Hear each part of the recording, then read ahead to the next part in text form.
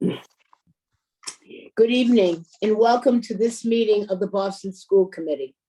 I'm School Committee Chair Jerry Robinson. We'll begin with the Pledge of Allegiance. I'll ask all of my colleagues to unmute and join me.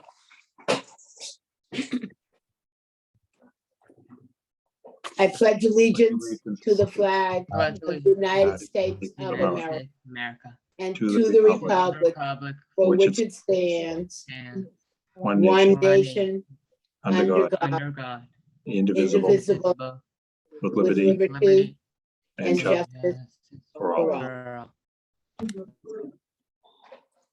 Because this is a remote meeting, I will ask Ms. Sullivan to please call the roll.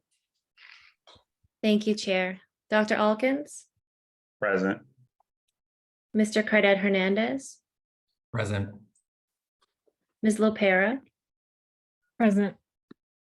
Mr. Mehta? Present. Ms. Polanco Garcia? Present. Mr. Tran? Present. Mr. O'Neill? Present. Ms. Robinson? Present. All members are present. Thank you. Tonight's session is being shared live on Zoom. It will be rebroadcast on Boston City TV and posted on the school committee's webpage and on YouTube. Tonight's meeting documents are posted on the committee's webpage, bostonpublicschools.org/school-committee, under the October 12th meeting link. The meeting documents have been translated into all of the major BPS languages. Any translations that are not ready prior to the start of the meeting will be posted as soon as they are finalized. The committee is pleased to be offering live simultaneous interpretation in Spanish, Haitian Creole, Cabo Verdeano, Cantonese, Mandarin, Vietnamese, and American Sign Language. We will now turn on the interpretation feature. Click the globe icon at the bottom of your screen to select your language preference. I'd like to remind everyone to speak at a slower pace to assist our interpreters. Thank you to everyone who signed up for public comment. Sign up for public comment closed today at 4:30 p.m. Please make sure that you are signed into Zoom under the same name you used to sign up for public comment. You can use the Zoom tools to rename yourself so that committee staff will be able to recognize you when it comes time to call on you. Again, thank you for your cooperation. So before we begin our regular business meeting tonight, I want to take a moment to extend our support to former school committee member and Boston civil rights pioneer, Jean McGuire, who was reportedly viciously attacked last evening while walking her dog in Franklin Park. Dr. McGuire was the first Black woman elected to the Boston School Committee. She served as executive director of MEDCO for more than 40 years. Dr. McGuire has dedicated her life to education and civil rights, inspiring generations of Bostonians to strive for equity in education. We send our prayers and best wishes to her and her family and wish her a full and speedy recovery. The attack on Dr. McGuire comes on the heels of the shooting death of a 14-year-old boy on Monday and the shooting of an 18-year-old student outside the Burke High School last week. We must come together to end this senseless violence.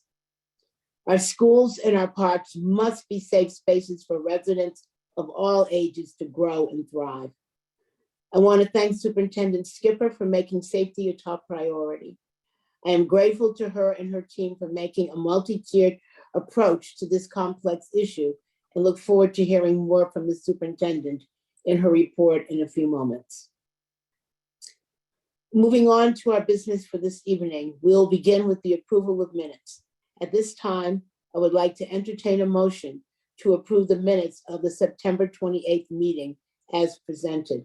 Is there a motion? So moved. Thank you. Is there a second? Second. Thank you. Is there any discussion or objection to the motion? Ms. Sullivan, will you please call the roll? Dr. Alkins? Yes. Mr. Cardet Hernandez? Yes. Ms. Lopera? Yes. Ms. Polanco Garcia, Yes. Mr. Tran, yes, Mr. O'Neill, Yes. Ms. Robinson. Yes. The minutes are approved unanimously. Thank you, Ms. Sullivan. We'll move on to the superintendent's report. I present to you our superintendent, Mary Skipper. Thank you, Madam Chair. I want to begin by acknowledging that the last few weeks have been very difficult for our community. I echo Chair Robinson's sentiments about former school committee member Jean McGuire. We're all thinking of her and wishing her a speedy recovery. I'm deeply saddened about the loss of one of our students who was a victim to a senseless act of gun violence over the weekend. We are not naming the student out of respect for the family, but I would ask that you please join me in a moment of silence for this student's loss.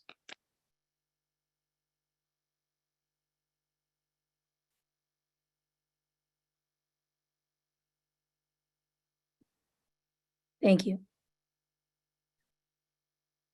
I'm very concerned by the increase in the acts of violence at and in the surrounding areas of some of our schools.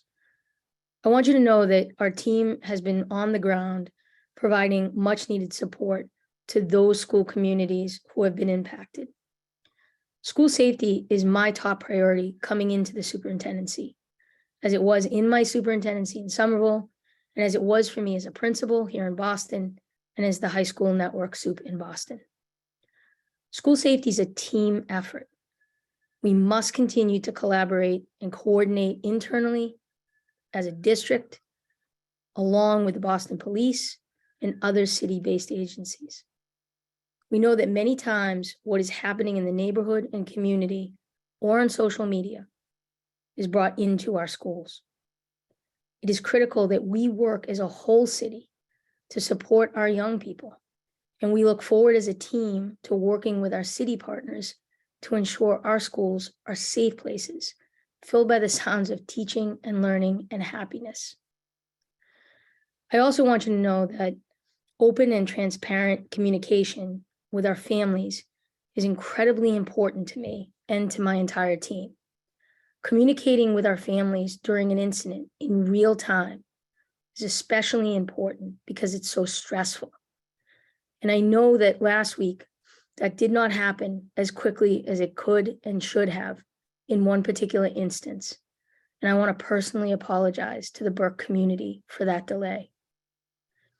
It's always our top priority to ensure our students are being supported and cared for on the ground during an emergency, and that we collect the facts about what has happened.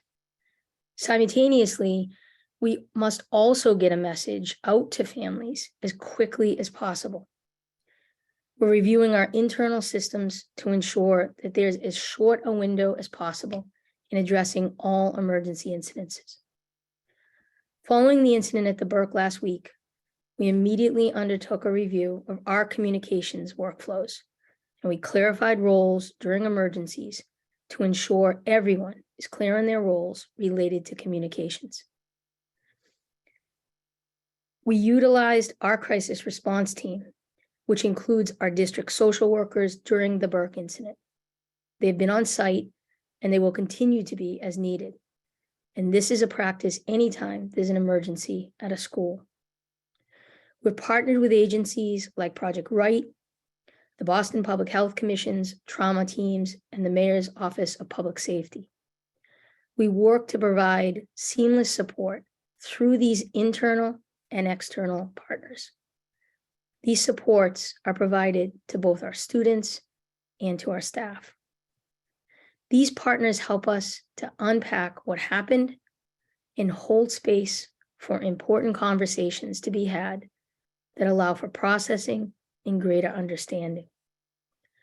Our new 9 district social worker positions have been immensely helpful in providing and implementing trauma response last year and this year. We also want to make sure that our families know that they have direct access to the bullying program available through Succeed Boston.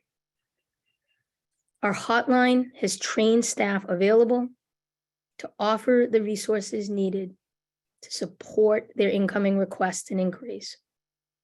Families and students can always report bullying to their schools, but they now also can contact our hotline at 617-635-8873.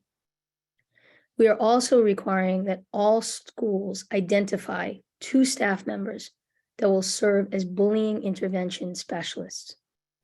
They will be trained to understand what bullying is, how to recognize it, as well as reporting protocols and investigations, and they will work closely with the school leader to ensure compliance to BPS policies. We are focusing on being intentional about our practices, our procedures, and our protocols in these key areas. Having these supports in place help the district and the community address the needs of the whole child. And you've heard me speak about the whole child, the important components: academic, social, emotional, and physical well-being. These make up the whole child. These are what we are committed to support. The mission of the whole child is something that will never go away.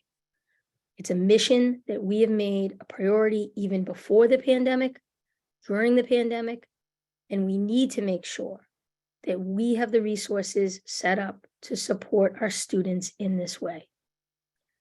Our continued work on the social emotional level will matter greatly.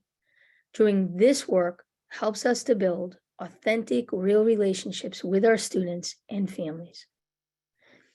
Lastly, again, we are committed to doing this work. I know none of this is normal, and it should never be normal to lose a young person to violence or have a young person injured. I look forward to working with you, school committee, our community, to respond to this as we continue to work through all of the trauma that we're seeing as a product of many years now of the pandemic. I'm going to shift gears a little bit to our academic work. STEM Week is taking place the week of October 17th.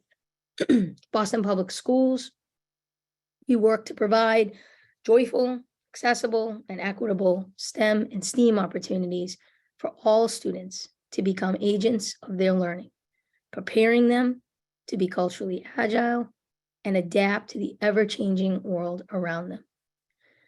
There are a host of activities and events that will happen to engage students, educators, and families in all the various regions of the district. There will be a college career access and STEM fair that will be taking place at Roxbury Community College on October 22nd. And we hope as many of the audience and school committee can make it. I'd like to update quickly on the Green New Deal in Boston Arts Academy. It was my honor and privilege. It was the highlight of the week to be on hand for the Boston Arts Academy ribbon cutting. Being there inspired so many people to hear the collective sounds from the ensemble, the band, to our very own Diego Meta, who was doing the ensemble ribbon, the assembly ribbon cutting. It was so clear how that learning space was enabling our students to show with pride their talents, their passions, and their love for music. And it was just a great honor to be at it and to be a part of it that day. I think it also was very hopeful to know that this building particularly kind of speaks to the city's investment, in providing all of our students and families with spaces that really cultivate learning and academic excellence. And so seeing the Green New Deal is an incredible opportunity for our community and for our schools to be able to have our students in spaces that are set up to maximize their passion, their love for learning, and their talents, that this was the beginning and that there'll be many, many more to celebrate. We'll be providing at one of the upcoming meetings, school committee meetings, a more substantive update on the Green New Deal. But I did want to share that with you because it really was, it was remarkable to be there and to be part of it. Transportation, I know this is always on our minds, in our community's minds. I wanted to provide an update on how we're faring with transportation. First, I always want to start by thanking Dell and our transportation team for all of their hard work in identifying and continuing to identify gaps in staffing and in working on the solutions with the various schools and families.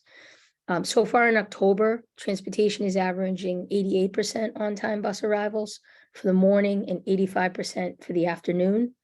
We're still seeing a little bit of that dip in the afternoon with the congestion toward the end of the day. The team continues to work to improve coverage 24/7. Since the start of October, more than 99.7% of the scheduled morning bus trips and more than 99.9% of the scheduled afternoon bus trips have been covered with a driver. And this is a stark improvement from earlier in September. However, we also recognize that any number of late or uncovered buses is never acceptable, and we will continue to work until we have none.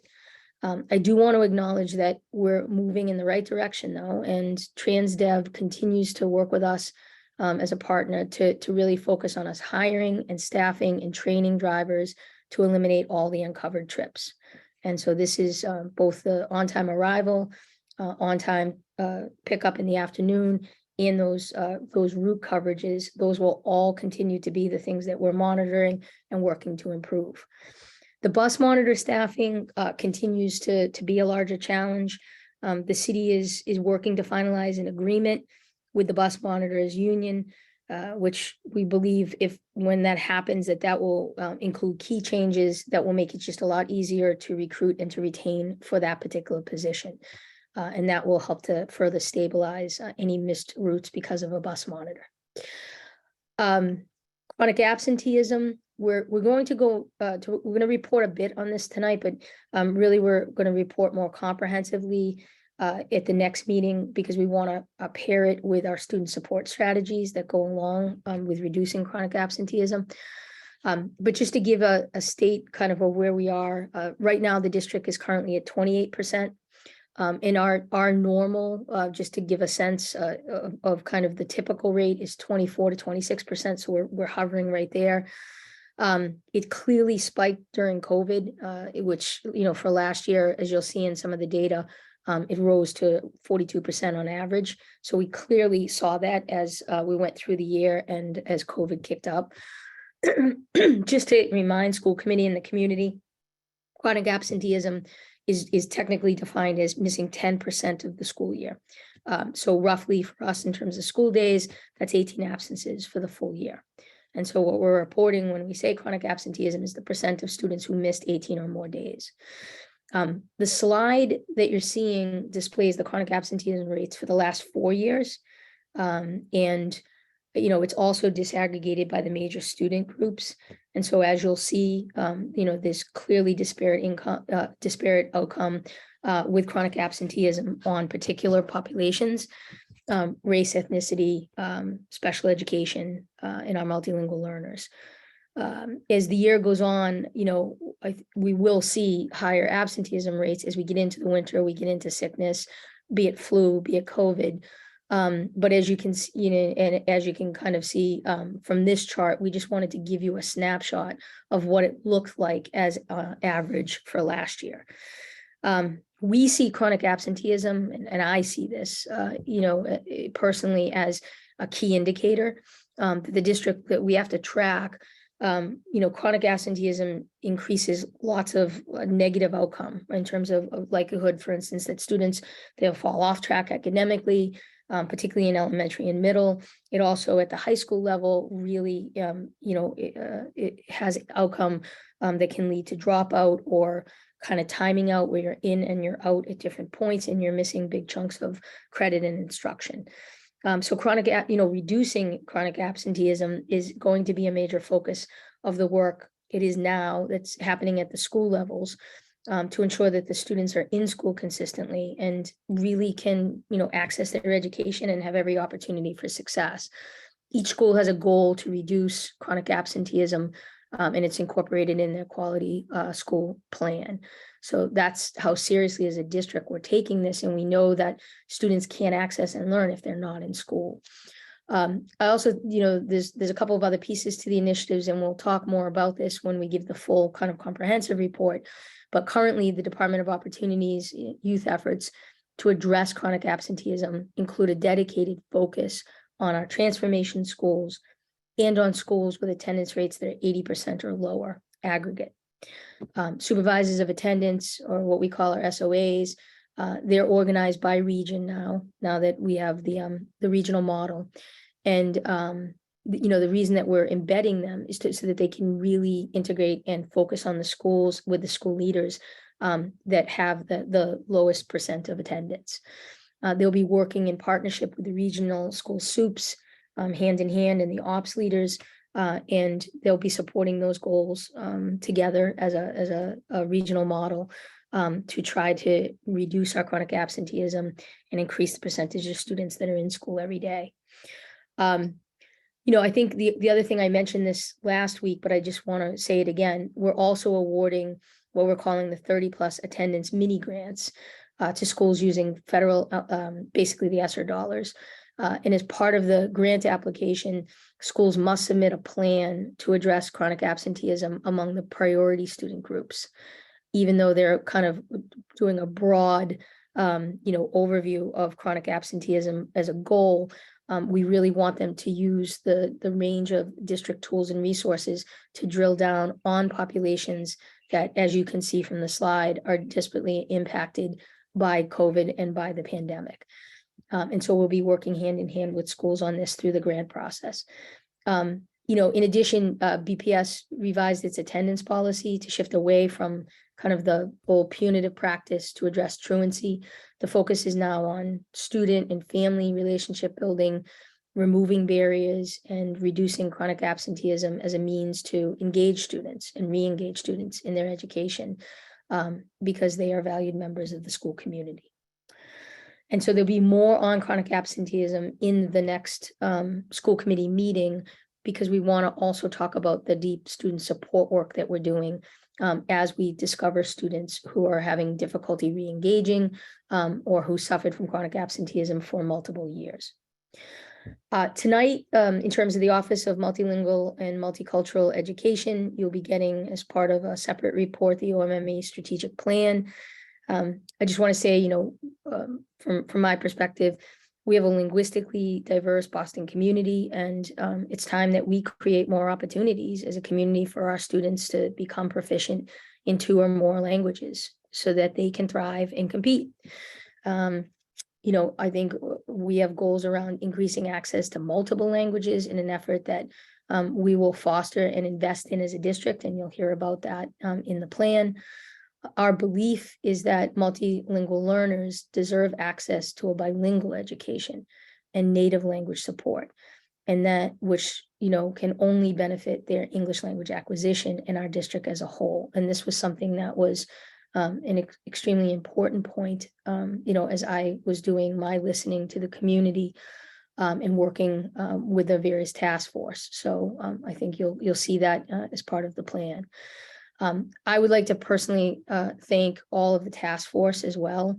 There's so many to name, and I hope I'm not leaving anyone out, but the District English Learner Advisory Council, the Special Education Parent Advisory Council, the Community Engagement Advisory Council, the English Learner Task Force of English Learners with Disabilities, and the School Language Assessment Team Facilitators and others who really worked hand in hand with OMME to develop and flush out the plan that you will see. We see this as a plan, as a new way forward for our district, and we see the work as a through line across our departments. We have many departments that are also responsible for ensuring that the vision of bilingual education is implemented so families and students have choices of programs and can connect directly to their language, heritage, and cultures. We began this process, just as a reminder, last year, and strategically focused on restructuring the former Office of English Language Learners and building the office capacity and infrastructure on the shift towards increased bilingual education as a primary focus. I think, as you know, the English Language Learners Task Force is a subset of the Boston School Committee. We've received their feedback and collectively acknowledged the need to make, really significant systemic shifts towards fully realizing and implementing this strategic plan. For our multilingual learners with disabilities, the strategic priority number 2, which is outlined in the plan, is a joint responsibility. The Office of Special Education and the Office of Multilingual and Multicultural Education working in partnership together. As superintendent, I will prioritize this critical work, and we will be sharing more updates about this as the plan is implemented, but you will hear a great deal about this in the separate report tonight from our team, from our OMME team. Quick update on the school tiering. As we look forward to school choice season, I'd like to provide just an update on the district school quality framework. The school quality framework, or what we call SQF, tiers they're typically updated in late October.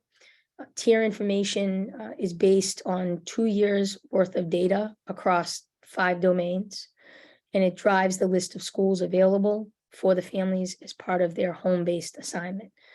Once the tiers are established and set, families view their list, and they can go to www.discoverbps.org before exploring schools via the school preview time and the citywide showcase of schools. So that gives them some glimpse and some initial information.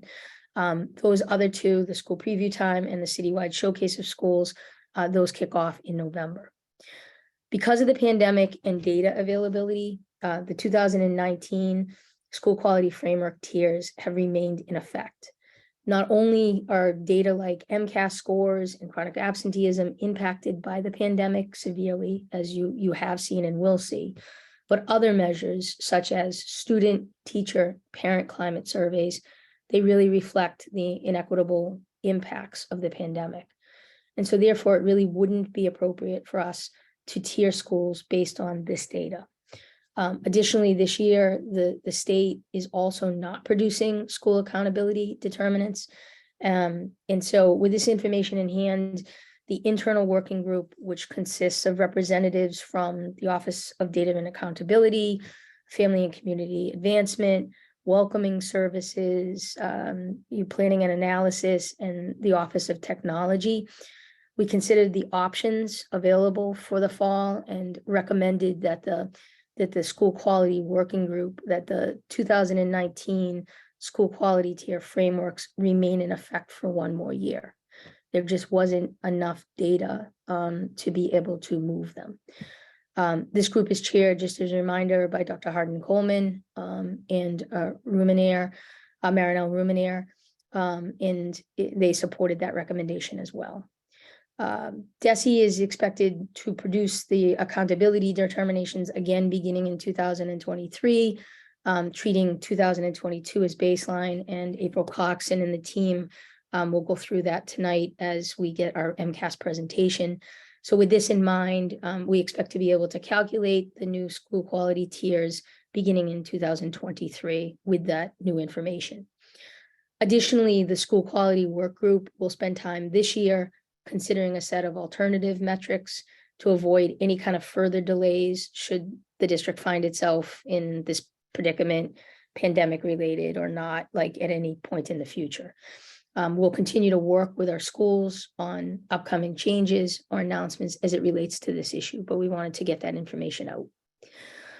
In terms of the systemic improvement plan, we submitted our 3rd set of deliverables to DESE on October 3rd. This included the district's preventative maintenance plan for the school buildings, the quality school plans for the transformation schools, and the launch of the data working group. Later tonight, you'll hear a presentation from the Office of Multilingual Learner and Multicultural Education of the strategic plan for multilingual learners that we've submitted. This plan, again, just as I said before, reflects feedback heard from multiple stakeholders and groups since we had put in the initial draft back in August. And we'll continue to update the community at large, the BPS community at large, on our website at www.bostonpublicschools.org/strategic progress. Finally, in closing, I look forward to sharing. I like that. I like the superintendent's report to be robust. I like it to have a lot of good information, both for the community and also for school committee. Our team is here and our team will be, our full team is always going to be at school committee, both to be able to further the conversation, to share their expertise, and so that you get to know them as our team collectively, and also to be able to hear any questions that you have, which helps deeply inform our practice. So in close, I just look forward to sharing more updates, and specifically in the upcoming school committee meetings around staffing at the next one, enrollment, the Green New Deal, as I indicated earlier, and student support with chronic absenteeism. And so with that, Chair, that concludes my report.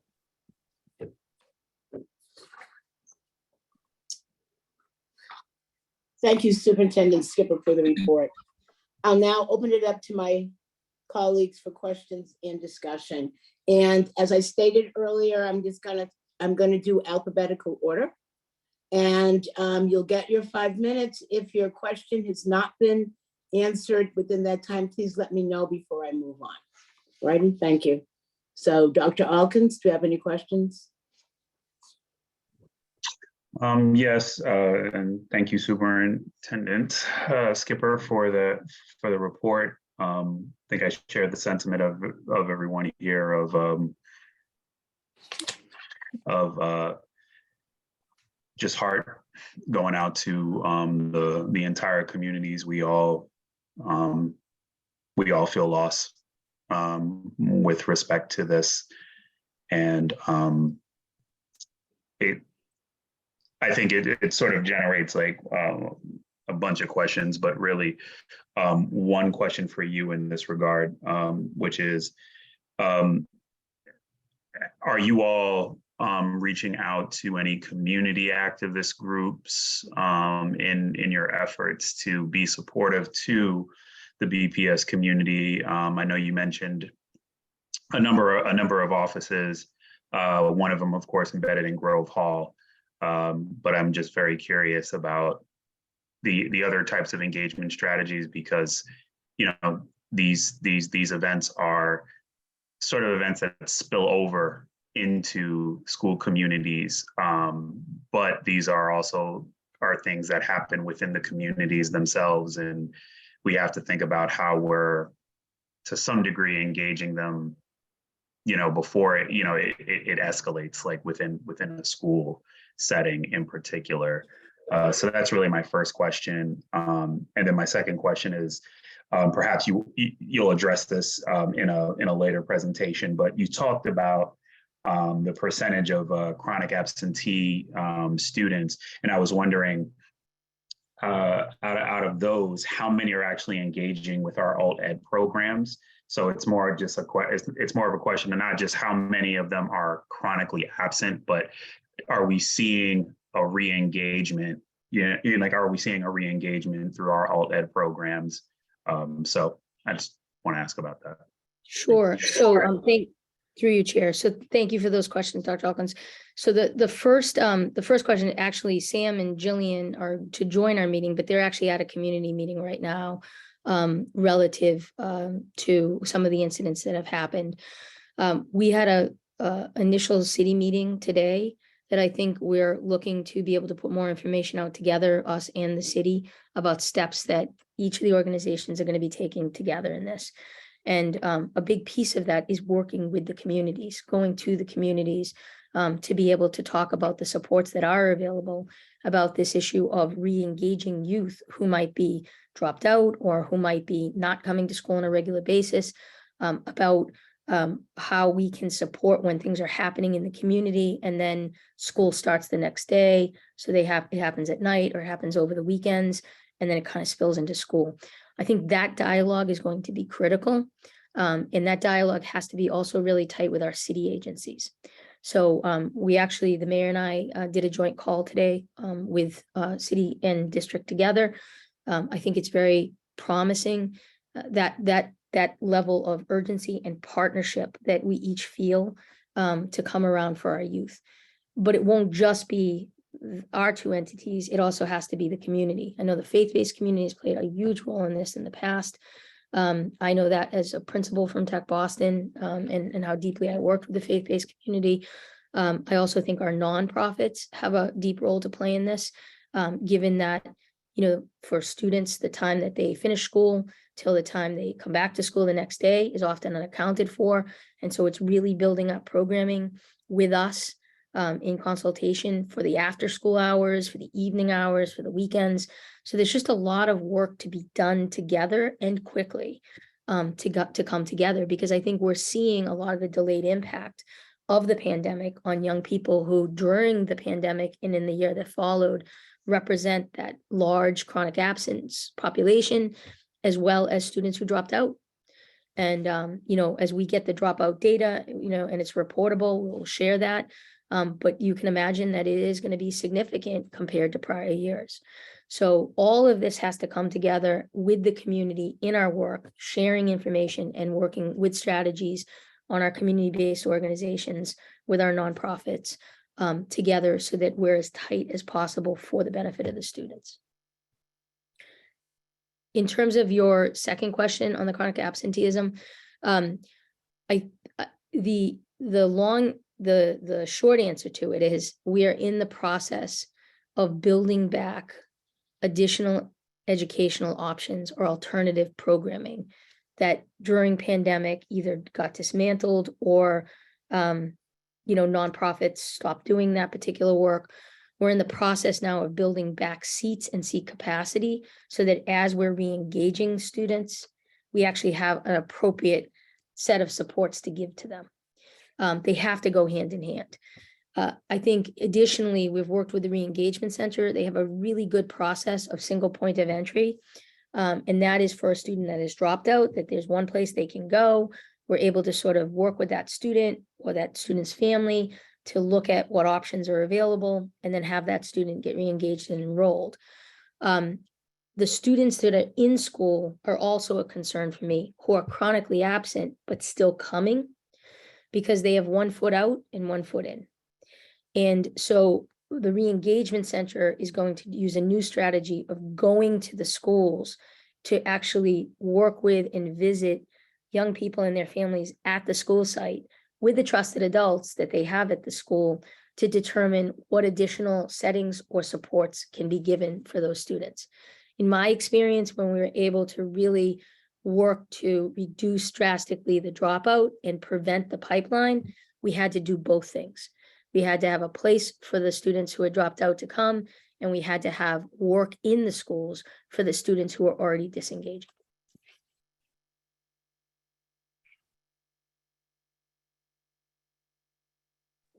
Okay.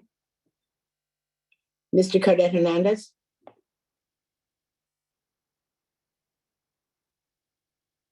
Thank you so much, Superintendent, for the report. And I echo your sentiments, but also that of Dr. Elkins.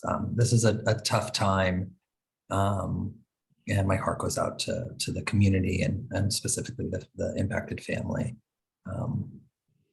And I think aligned with that, and it's hard to go sort of business as usual, like in such a moment of crisis. But I think it would be fair to say, and some of this might be coming off the heels of the DESE agreement or the state report, right, where it was named that our procedures around addressing and the sort of reporting of bullying and other safety issues are a real concern, and that those systems seemed broken at best. And then at the same time, we've seen this uptick in incidents from, I think I saw something, it was like a 80% increase in bullying since 1819 and almost 70% in sexual harassment since 1819. And some of that, I think, it's also important to note, like, you want people to feel safe to report. And so sometimes you see an increase because you've created the conditions for disclosure. And at the same time, we have heard over and over and over again here that it just feels like the system is not addressing fast enough, nor keeping families in the loop around what's happening. And so I I think it's all connected because this is a broader sort of umbrella culture issue. Like, how do we create the conditions for safety? Physical safety, psychological safety, sort of all of it. And so I'm just sort of curious, as you're coming in, what are the sort of levers that you're pulling to tighten what seems like a system that takes too long to close the loop? And then the sort of second question, what are the accountability measures we're seeing on a school level, particularly coming off the heels of our conversations around Mission Hill, to create accountability there too? And I know this might be in the beginning stages, but I think it's important right now to hear from you how you're seeing this all interplay. Sure. So thank you for the question. So first of all, one of the things I'm really looking forward to is the report from the Council of Great City Schools in each of the areas, but most importantly in the school safety area. We recently had the visit. We had experts from several large districts who were in town, who visited our schools, did a lot of interviews, looked at our bullying procedures and protocols, tracking systems, etc. And I do think that we will get some really good substantial recommendations for us to be able to improve and follow up on. There were some areas of commendation so far that they really thought, and I think in general, many of the bullying protocols that we have actually they saw as really well done. I think the issue is oftentimes how that gets implemented at the school level. So you can have a system, but in terms of the training and then the implementation, it can fall apart in that process. And so clearly retraining, an emphasis, I think having two specialists in each of the schools who know the protocols, who know the law, who know what to do is going to be really helpful to the school leader as a way to is closing some of that gap. I think we have to eliminate single points of failure where a system relies on one person or one entity and instead create safety nets so that for families, if this doesn't work, they have this safety net and they have this safety net. And that's what I think we're attempting to do with our problem resolution, which they were in full support of, with our bullying hotline and in increasing staff in these areas as well. So Succeed Boston, we've added 4 positions from a pure capacity standpoint to be able to handle volume.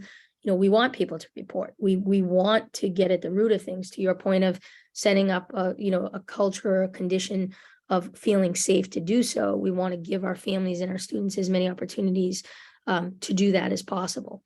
I worry more about the school that says it has no bullying than I do about a school that actually acknowledges that they have a bullying issue. One I can do something about, the other one might be hidden. So I think having, a good tracking system, which we've now implemented through the problem resolution desk, being able to look at that data and have that data inform us is going to be critical. These are all changes just within the last few months that we are now implementing. Since we started working heavily on the SIP, and I see these as areas of strengthening the system. But the real component of this is in the implementation. So making sure that our 119 schools, that the leaders, the bullying specialists, the school counselors and administrators who would be the ones to take reports, that they're in a shared understanding, having been trained well, they know the tools and the resources, and they can act on them when they're getting those reports.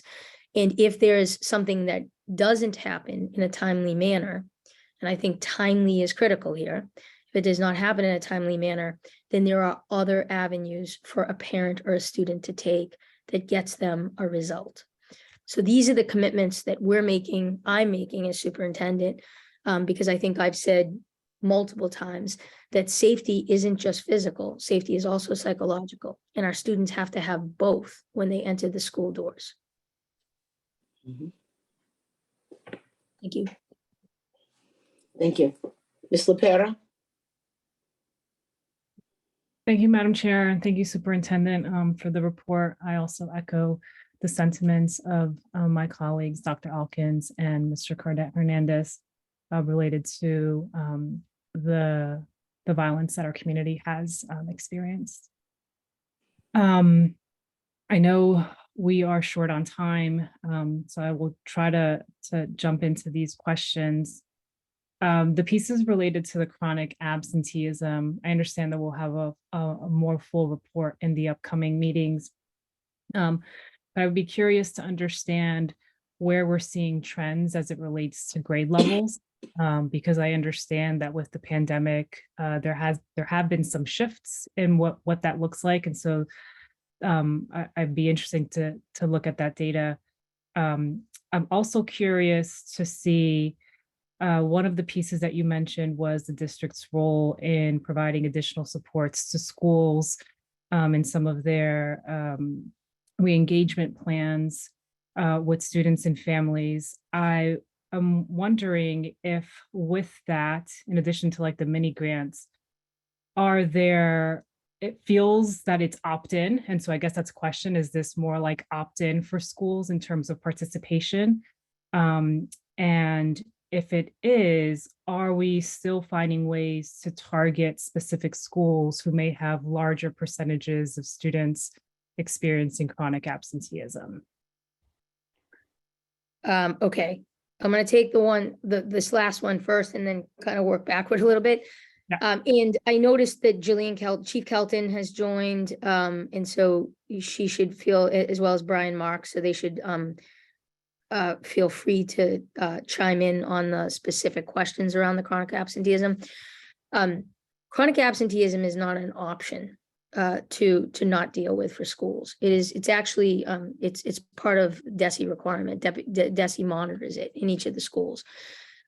So it is I think everybody was impacted after the pandemic, but we're seeing disparate outcome in the schools, particularly high school level and middle school, right? Like those are kind of, I would say, like the 6 to 12 band or the 7 to 12 band is where we're going to see the chronic absenteeism bump up.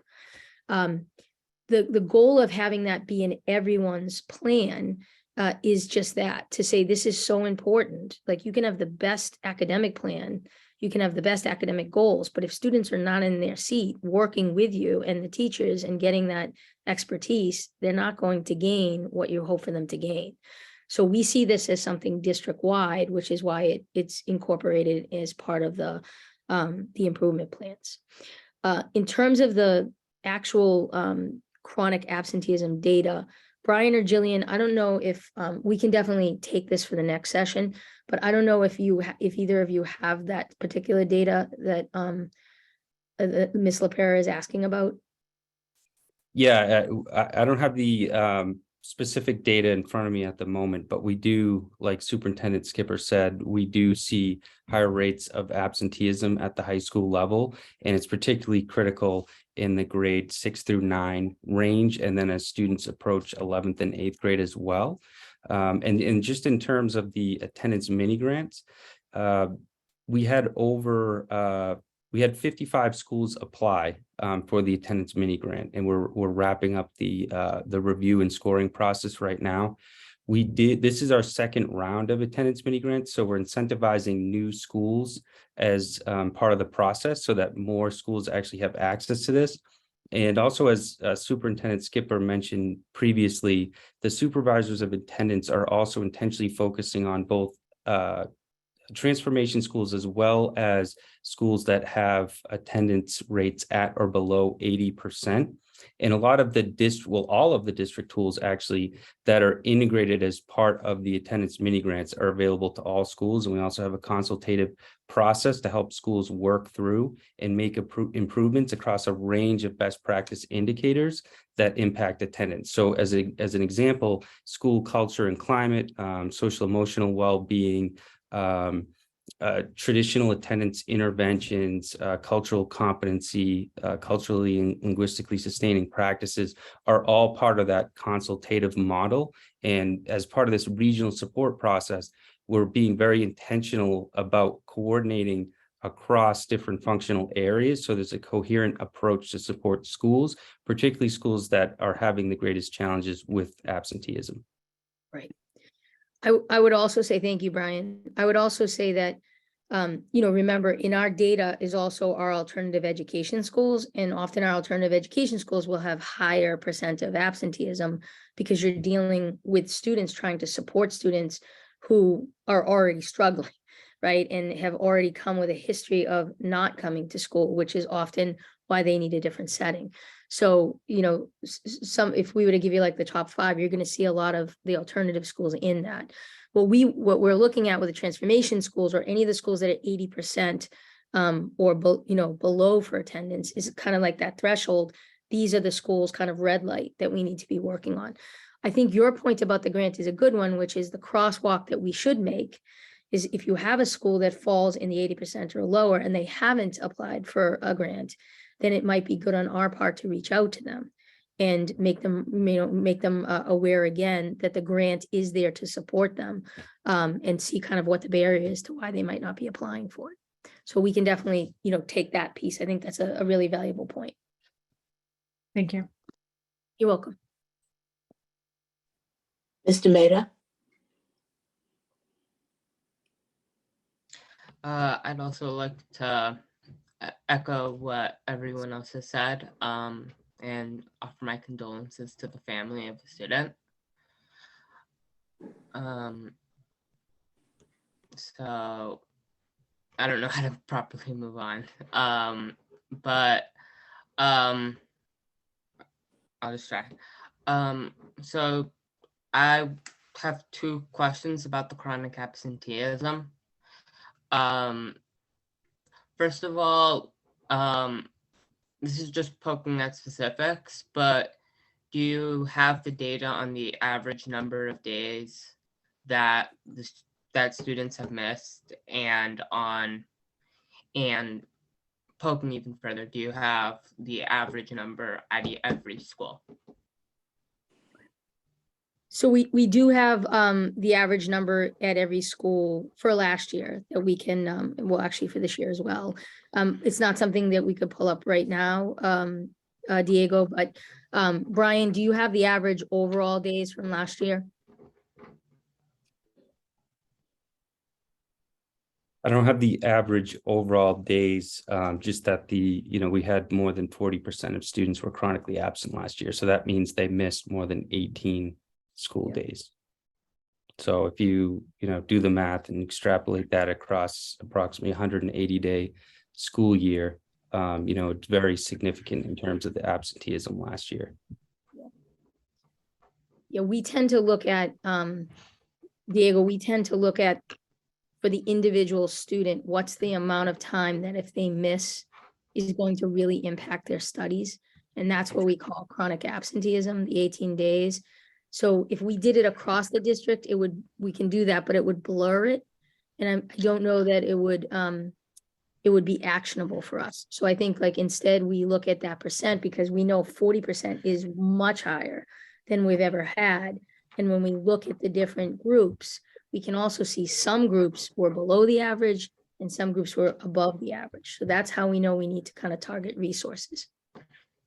For sure. And then another question I have, is this, how do I ask this? There are certain absences which are, there are certain periods of time where people are absent, which are excused for medical reasons or whatever, where they may be out an extended period of time, right? And so, that is something that is unfortunately beyond our control to an extent, and I have to say to an extent because mental health is definitely a big portion there. And I'm gonna say straight up, schools, there's definitely something we need to work on there. But what I'm trying to really ask is what exactly is the portion, and I'm not saying that either of these are good or whatever, but we need, what exactly is the portion of excused like portions where people are out for an extended period of time that ends up doing that, making that occur for whatever reason. And then what is the thing where it's unexcused absences, which is also an issue because people end up having to miss school and there's a variety of other reasons.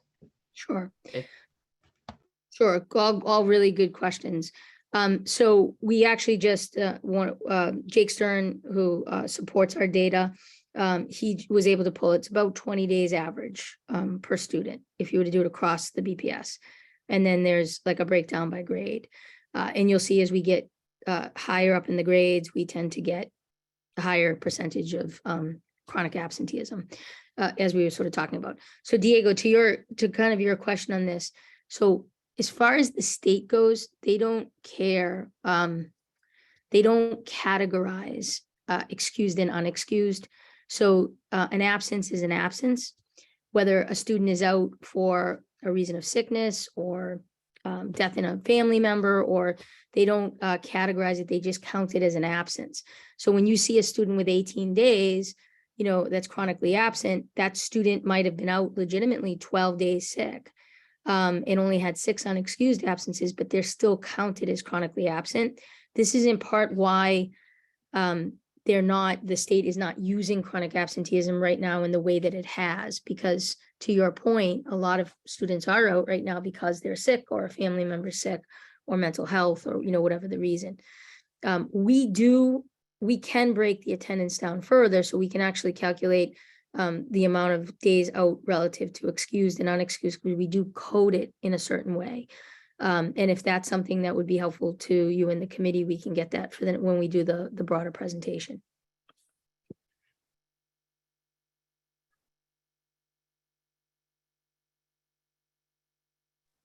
Thank you.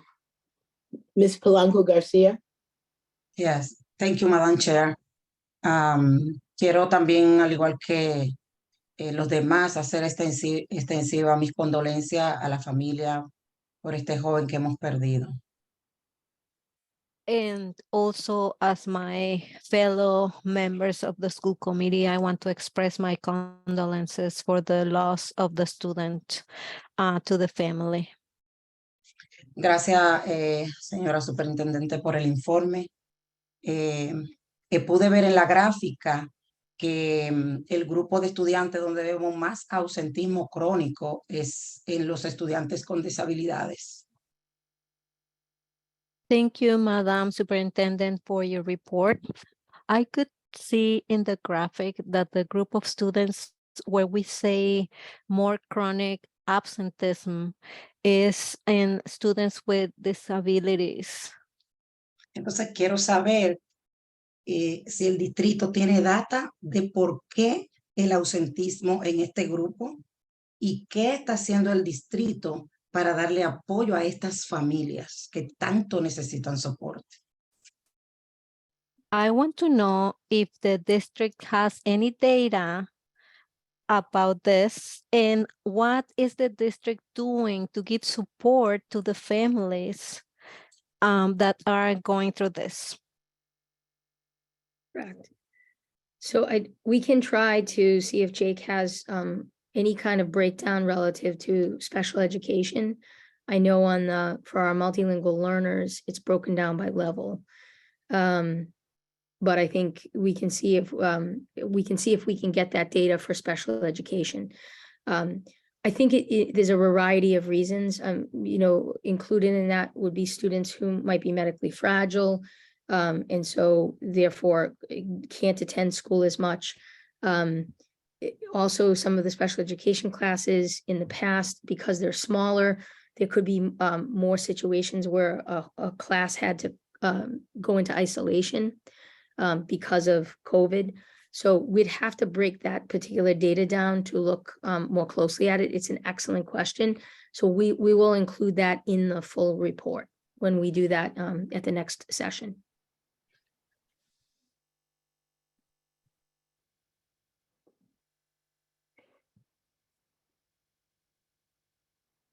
Do you have another question, Ms. Polanco Garcia? You okay? ¿Tienes otra pregunta, Rafaela, o estás bien? Lo que me gustaría, sé que ella dijo que podíamos verlo en la otra gráfica, pero me gustaría sobremanera, esta es una, de la población estudiantil, de nuestros estudiantes, esta es una población que necesita alta atención de parte del distrito. Entonces me gustaría sobremanera ver planes para estas familias que tienen este ausentismo crónico. Yes, I know that you mentioned that we can see it in the next graph, but among our students, this group of students need a lot of attention from the district. And I want to know if there's a plan for that.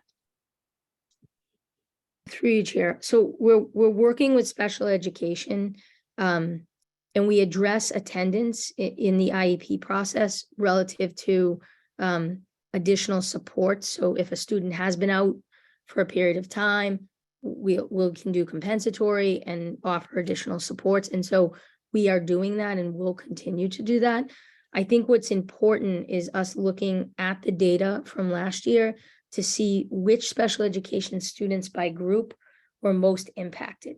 That will help us as we're looking through it to be able to determine what kind of support is most appropriate for the groups of students.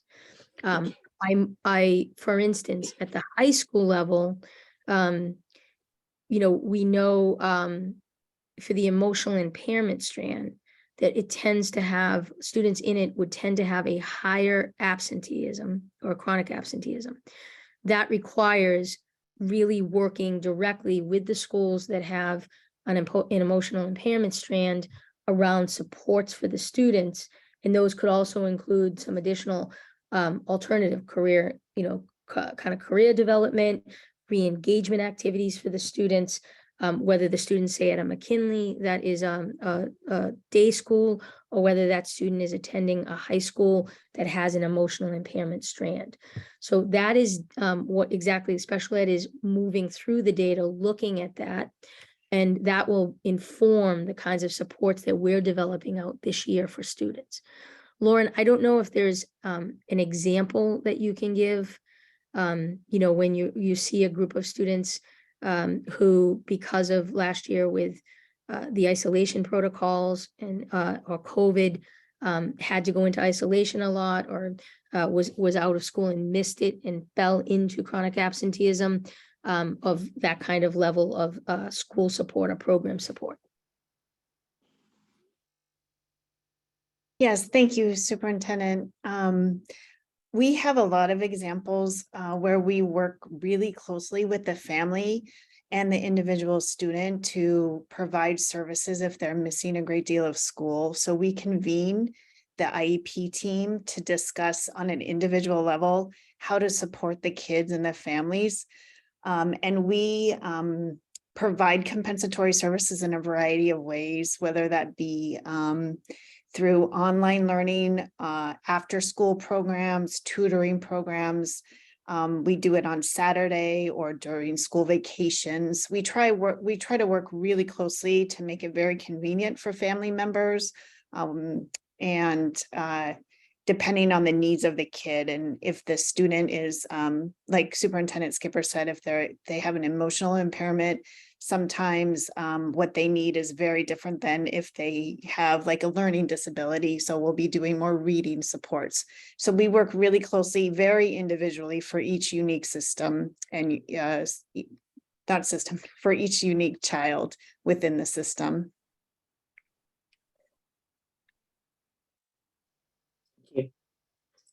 Mr. Tran?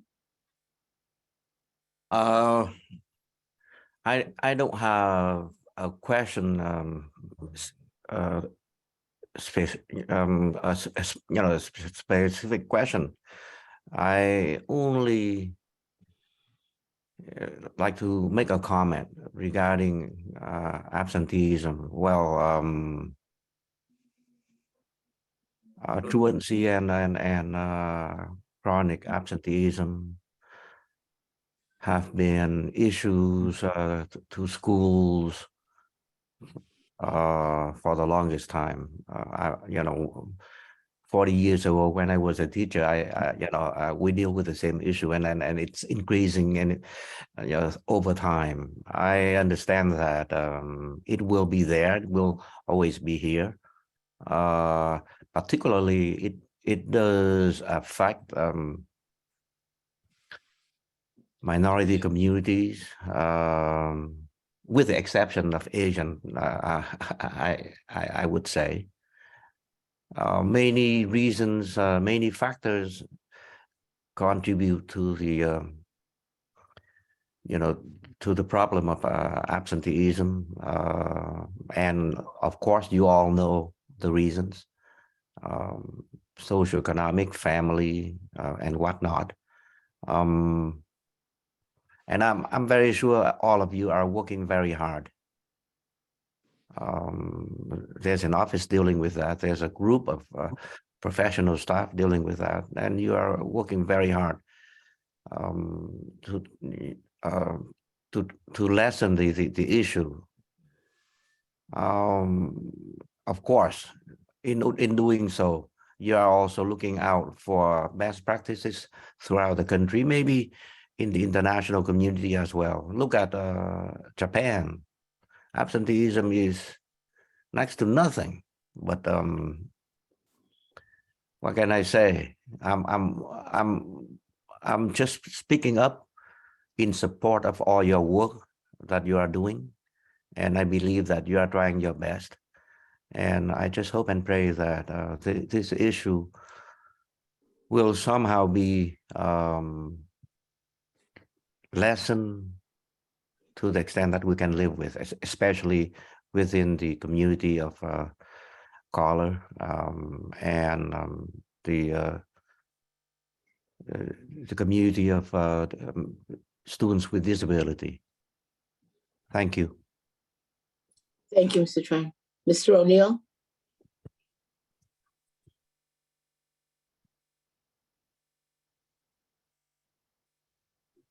Thank you, Madam Chair. I'll make it real quick. I want to echo the comments of my fellow members in thinking about our student that we lost this week and what his family is going through.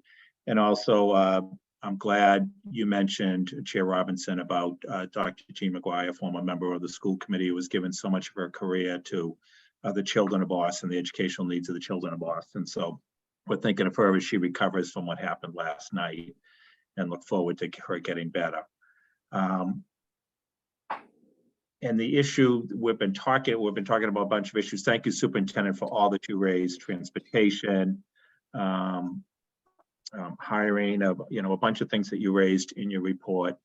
And this issue of chronic absenteeism, I had the opportunity with a small group yesterday to talk with District Attorney Hayden, and he is also thinking quite a bit about this issue of what is happening with young people in our city and the safety. And Superintendent, you and the chair are dead on. Schools should be a safe place for our students and know that it's safe space. I know the chair said schools and parks as well, and students need to know that. District Attorney Hayden yesterday was talking about the importance of students being in school, because it allows them to level set and build friendships and have that safe place.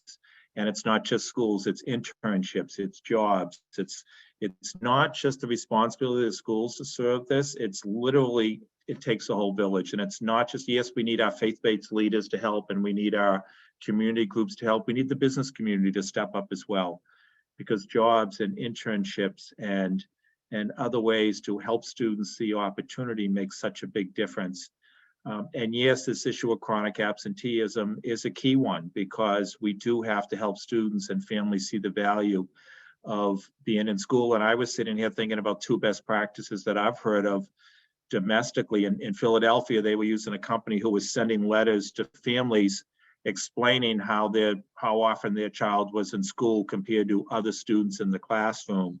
Like the letters many of us get at home saying your energy use compared to your neighbors. And it's, all of a sudden it turns into a competition. Well, what do you mean I'm using more energy than my neighbors?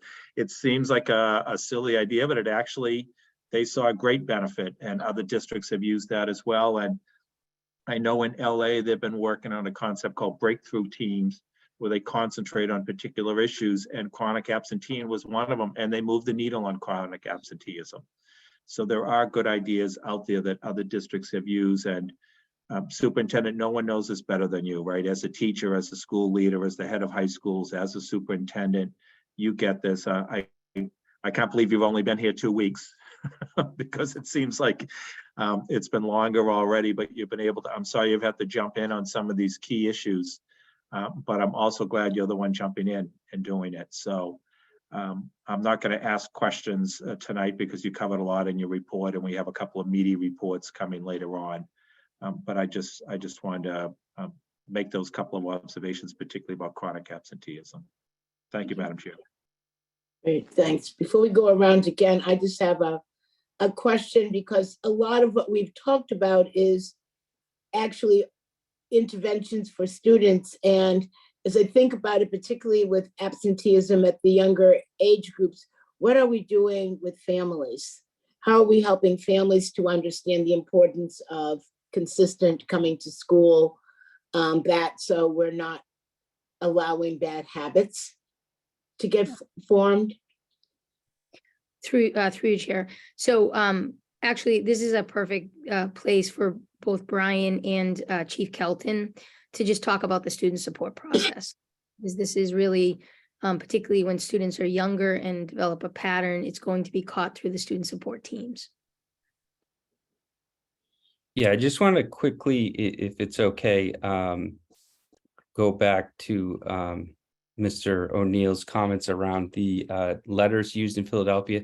We actually have implemented those, the nudge letters in BPS.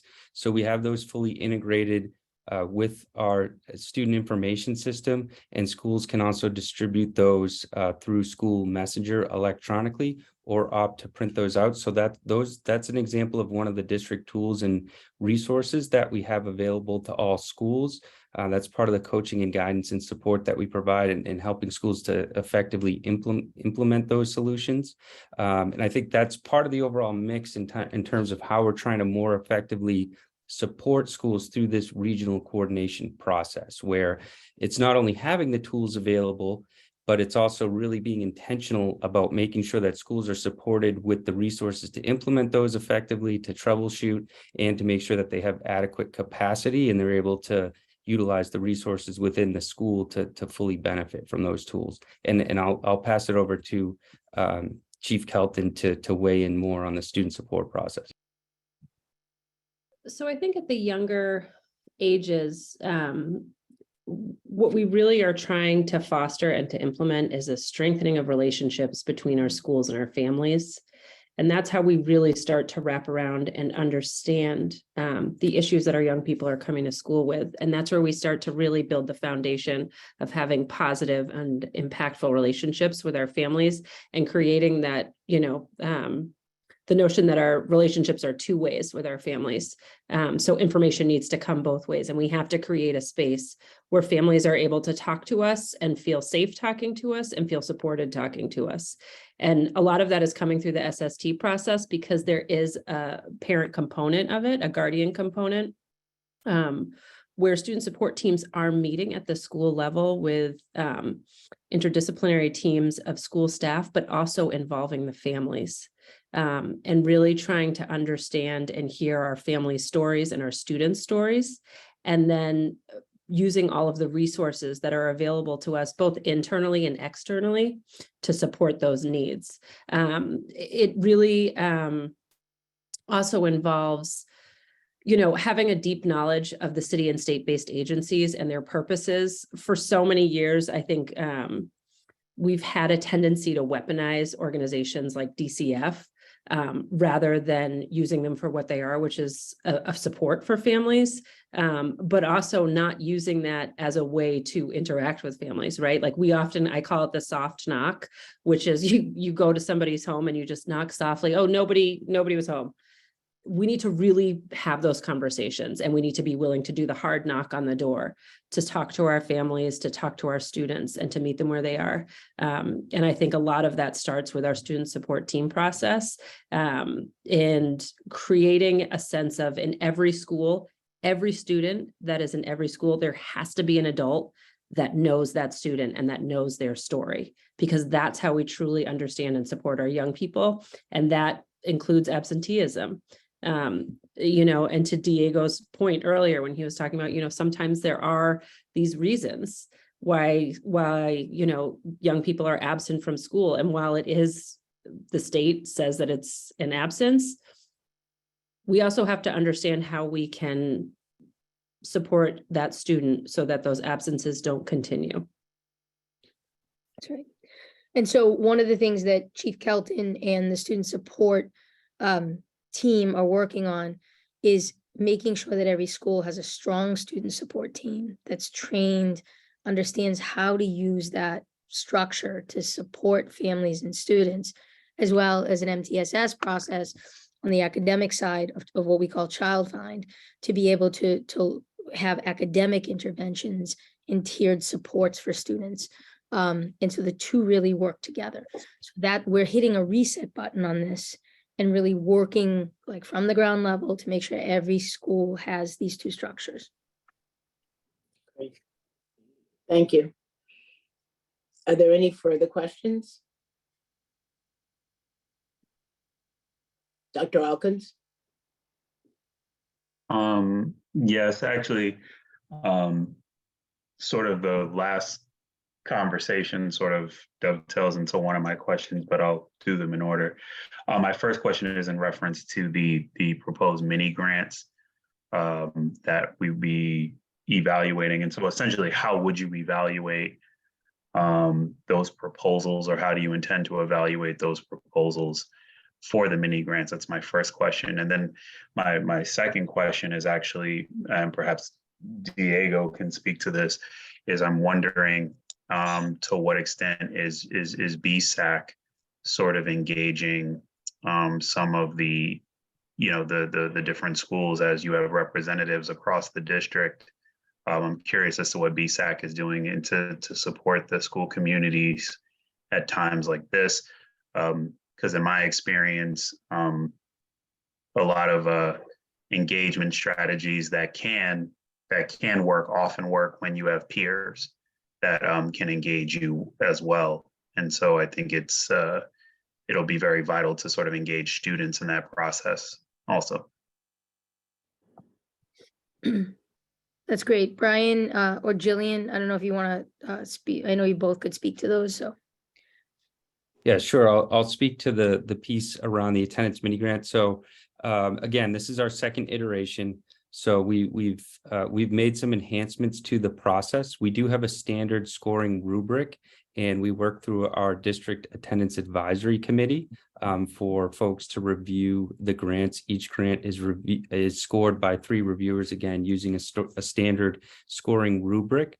Some of the enhancements we implemented this year was extended information and training session. So we started with the basic information session about what the requirements of the grant are, and then we continued on with an actual grant writing workshop where we went through each section of the grant, explained what would be required to submit a quality proposal. We also provided examples of quality submissions for each section from schools from the previous year. We also provided expert grant writers who offered office hours for technical assistance to help schools prepare their grant. The supervisors of attendance were also available to help with strategies.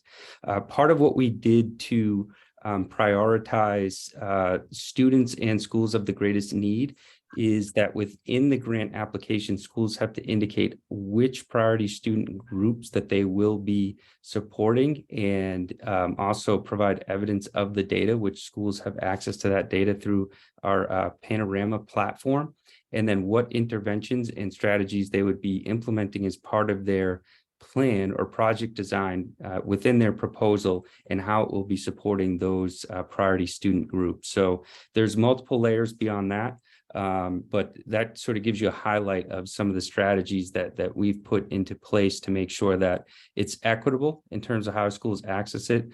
And also in general, as I mentioned before, the way the the application process is positioned, which it was due last week. So we're in the process of wrapping up the reviews.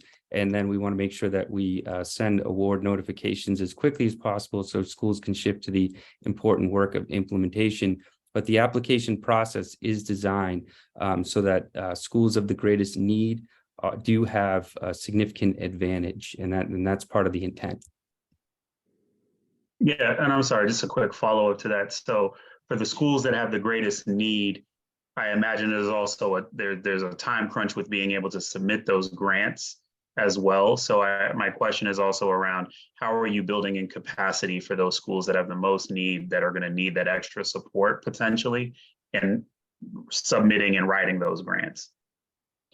Yeah, and just to be clear, the deadline has already passed. So we had the process open for a month, and as I mentioned before, we had those technical assistance sessions, the training workshop, which was also recorded.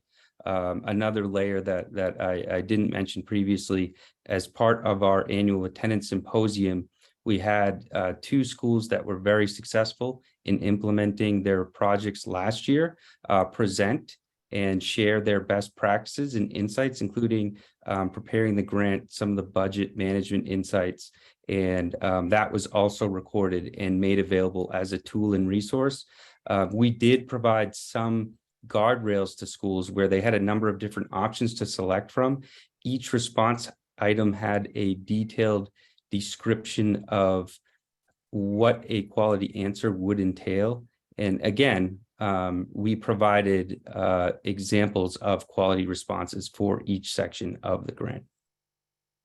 And I'll just add that supervisors of attendance also are intentional about prompting higher needs schools to submit proposals and provide recommendations and guidance on how they can prepare a quality proposal.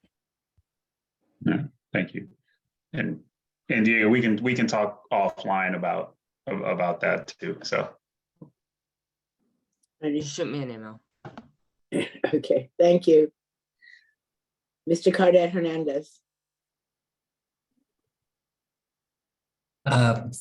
Thank you so much for the conversation so far. And I recognize that you want to have a much deeper conversation next week around chronic absenteeism, and we are not letting. So the only thing I will say as I'm like hearing responses to this conversation, it sort of connects to the sort of first piece of our evening, right? It's also about safety, and even more so, it's about belonging. And we talk so much about different interventions to get kids in school, but like, just like all of us, we want to go somewhere that makes us feel good. And, you know, I said this last time about our special education reform work. It's not just about compliance. It is about making spaces that are culturally, linguistically representative, and places where people feel good. And I don't think it is a surprise when you see the most vulnerable young people also missing the most schools, because I think they are the least likely to feel like they are part of that organization. And then the last thing I'll say, which I know you know matters, and former high school principal here, it's also about on-time buses.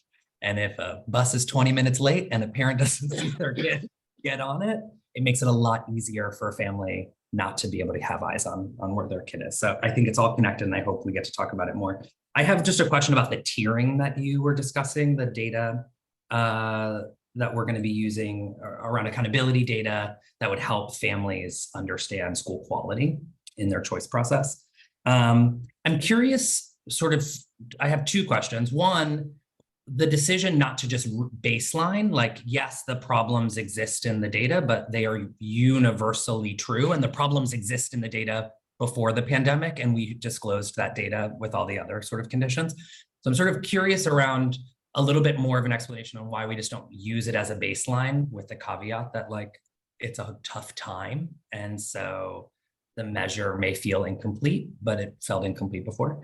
And then the second piece, as a parent, if I'm looking at 2019 data, I think it only holds true for me, or even useful, if I understand turnover at the school level.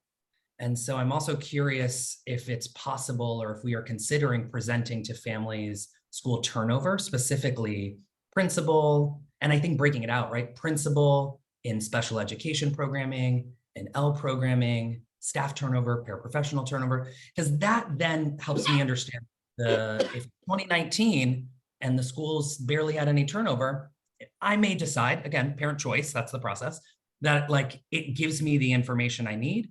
But if I see the principal's left, 30% of the staff is left, that's a quality measure as a parent that I can say, this doesn't feel as useful.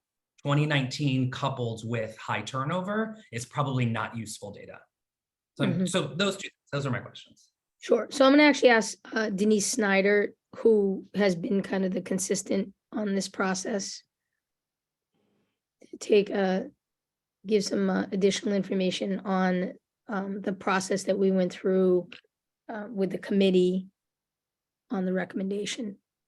Sure. Good evening, school committee. Thanks for the opportunity. I think there are a couple of things that the internal working group looked at hard and then brought to the formal work group led by Marianelle and Hardin Coleman. And the first thing is the policy, and the policy requires 2 years worth of data, which we simply don't have. So we'd already have to make an exception to the policy, which would require probably coming here and asking for that. The second, though, was that it was coupled with the idea of the data truly being skewed. And I know that imperfection probably exists across. But the idea that we wouldn't just have skewed data around test scores, we'd have skewed data around climate and culture. Schools were closed to students, then they were closed to parents and other visitors. The way that might have felt in different schools may have shown up very differently. And I think we want to acknowledge that the group who devised the tier quality structure spent a lot of time thinking about this not being just about MCAS scores, that it really was so much more about student growth and culture and climate. And so we tried to honor that and did not want to cause further harm to schools who may have gotten dinged pretty hard on a parent survey around culture and climate, or may not have had families take it, based on the fact that there really wasn't anything to respond to there. So all of this was debated at our meeting in late September. The group did, through hard conversation, and I will say reluctantly, approve to move forward with the recommendation, but really stressed that we can't ever find ourselves in this position again. Like 2019 just gets old. We know it's old. It sounds bad. And it is bad. But of the situation we're faced, it's the most honest information. And the reality that we'd spend this year coming up with metrics that we could bring to this group for a plan B. So the idea is to come to school committee later with a plan B, whether it's pandemic related or who knows what, that forces our hand, if ever it happens again, that we've got something that we can fall back on that would be more reliable.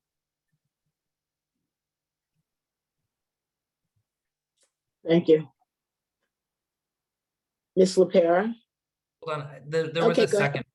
No, there was just a second part of the question. Oh, sorry. And I'm curious around, at this point, it is about more information and transparency, though I find that to be often a watered down word in education, but like more data for parents to make informed choices during the choice process.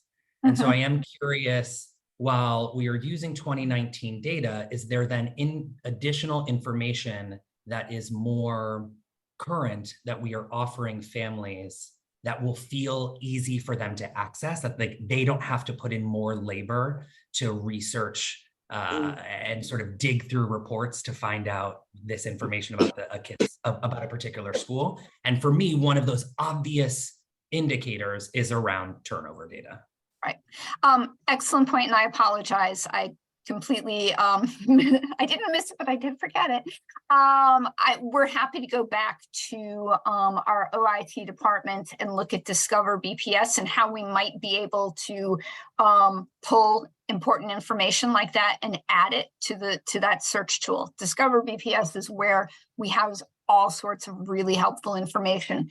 And if there's a way that we can pull how often a school leader turnover has happened or staff turnover in a way that is accessible to families and makes sense, I think we'd be really happy to do that.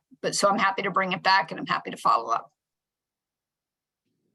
Yeah, that would, I think, be really helpful. And even if it's impossible to link it, I think there may even be a threshold that the system is deciding means that the turnover makes the data less accurate.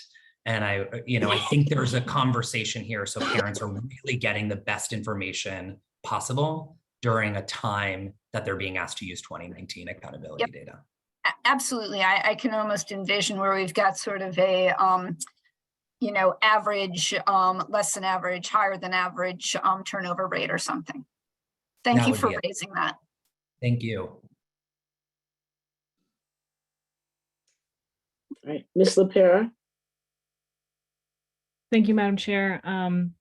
Superintendent Skipper, I think this should be a fairly straightforward question, and it shifts away from a lot of the pieces that we've already discussed. You mentioned the problem resolution desk, but as a parent, I have no idea what that is. And so can you share a little bit about what that tool is and how families can be engaging with that should they need to? Sure. So we're constructing a communication specifically around bullying, and it'll have information about the problem resolution process. But this came as a recommendation.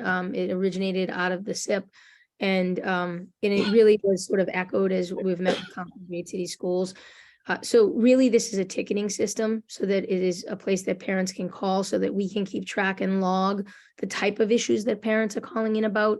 They might range from a special education issue, a transportation issue, a bullying issue. And really that problem resolution desk will work quickly across the organization to be able to get that parent in touch with the department or the person that can kind of move the work and get them information to solve the problem. In the process, we're capturing that. So the idea of the problem resolution is to actually capture the information so we can continuously improve our systems. So if we're seeing a lot around transportation, it'll be important for Dell to look at. It might be a pattern that she's not aware of that she can look at. Same with special education for Lauren, or OMME for Farah.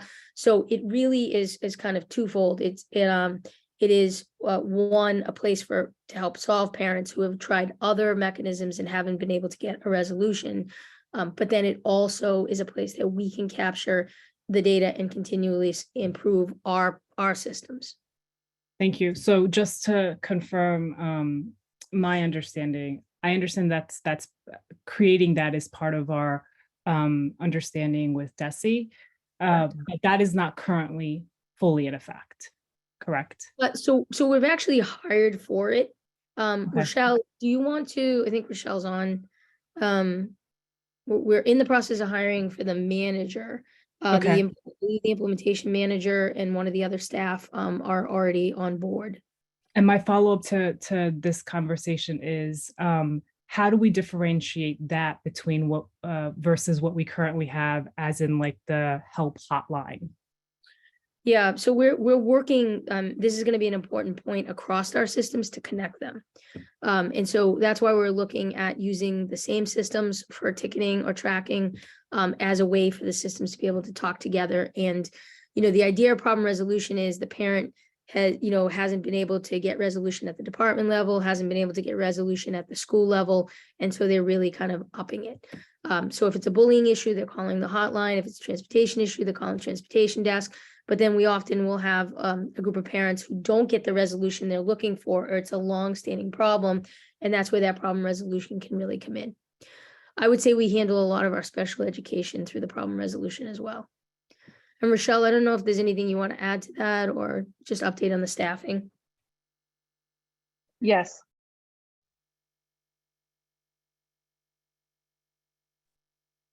Yes, so I wanted to highlight that PRS is also the system that we use with the Department of Education. So it is the reports that go to the to DESE, and then they make their way over to us. So it's also used for that. Right now, we do have a PRS coordinator hired, which was part of the work that we did with the systemic improvement plan.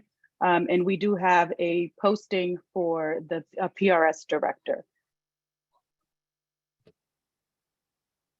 Thank you.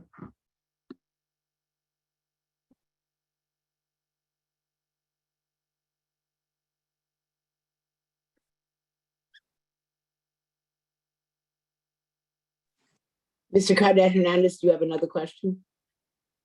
Two final questions, and I think then I'm done this evening. But the first question is, actually, I think I have three, sorry. The first question is, do we have enrollment data at this point to share? Through you, Chair, that's scheduled for the next school committee to update. Copy. So we don't have any number for folks now? Or it doesn't become public until a No, different time? no, Through the process? October 1st is our reporting. I'm looking to see if Mark is on here. Mark can probably pull the initial where we're at with enrollment. Copy. And just so I understand, in here, it's October 1st, you report to the state the data, is that how it works, or? Yeah, it's the Sims report. So that's when students are, it's a bad term, but claimed, like, in other words, we make sure that there's ownership for a student. Great. If that, I mean, it seems accessible. So if we can get that, that would be great. And I'll use my 4 minutes while we're looking. The second question is around the work that's been submitted to the state at this point for the SIP. Is there, I think it's important to note, like, we don't see that before it goes. But is it possible for us to see it after it goes? I don't see why not. Monica, do you have a comment on that one?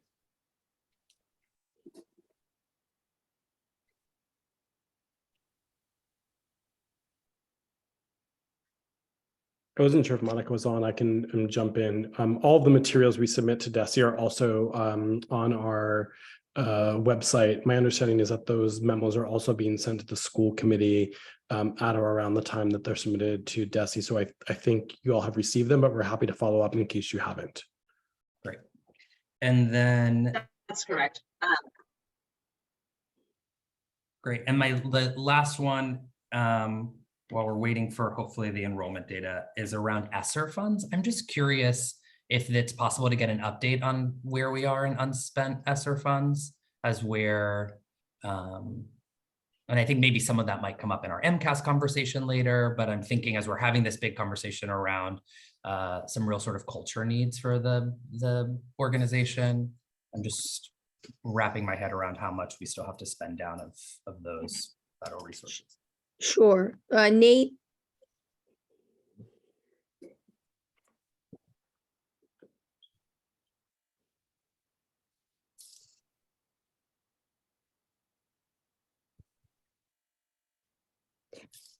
We may have to get back. Nate Cooter will be the one to update on the exact amounts. It's also something that we could put onto next school committee meeting if you wanted something more detailed.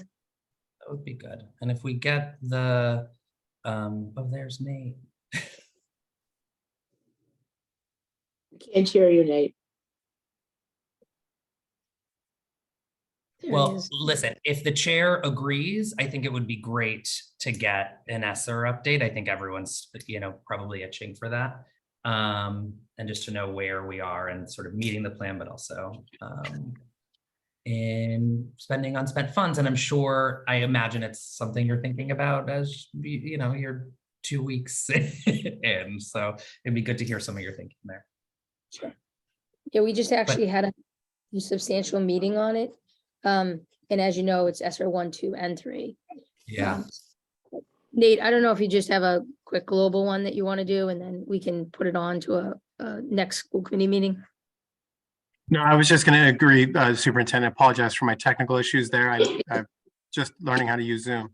Our plan is to present a more thorough community update later this year, but happy to provide a sort of high-level snapshot to the school committee. We can probably do that in written form and also post on our website as well. So it makes it easier for you. That'd be great.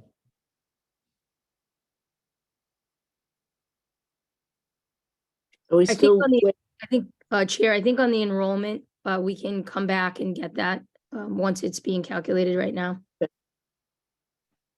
okay, that's great. Thank you. Are there any more questions? Mind if I say something? Yes, go ahead.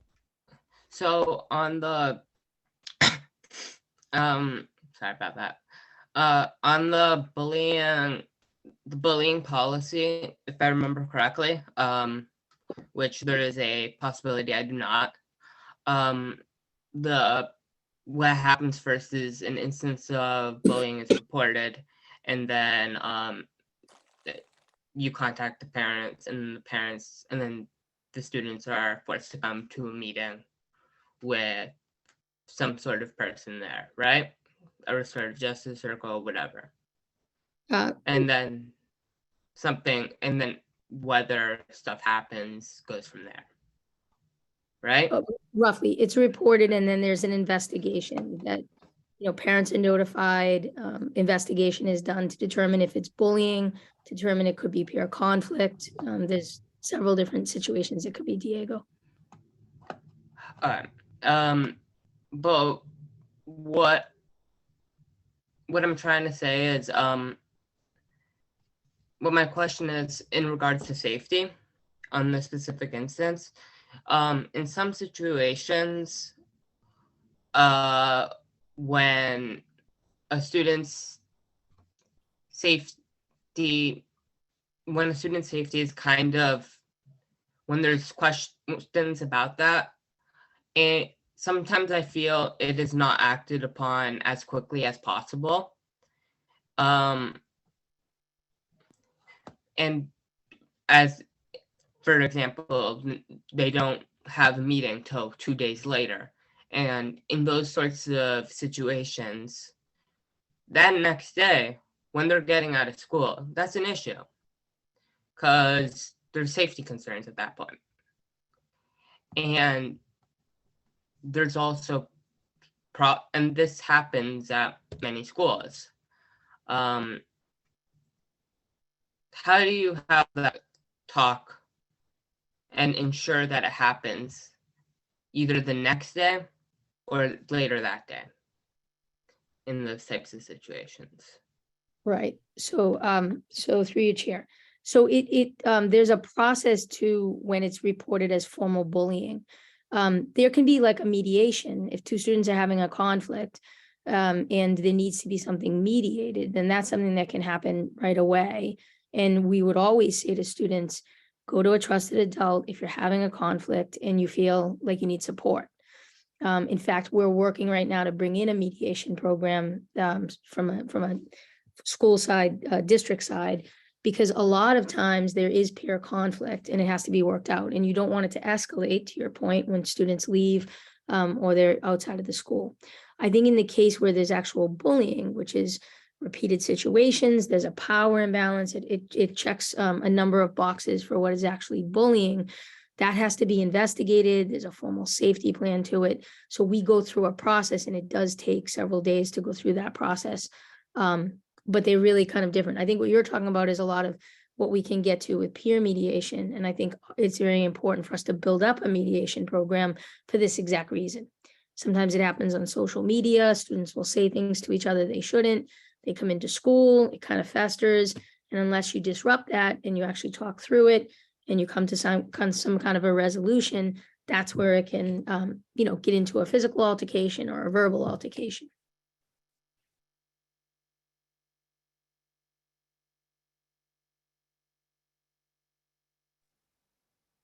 Thank you. Okay, thank you. Are you finished? Yeah. I Still think haven't been so. at Diego. You're okay? I think so.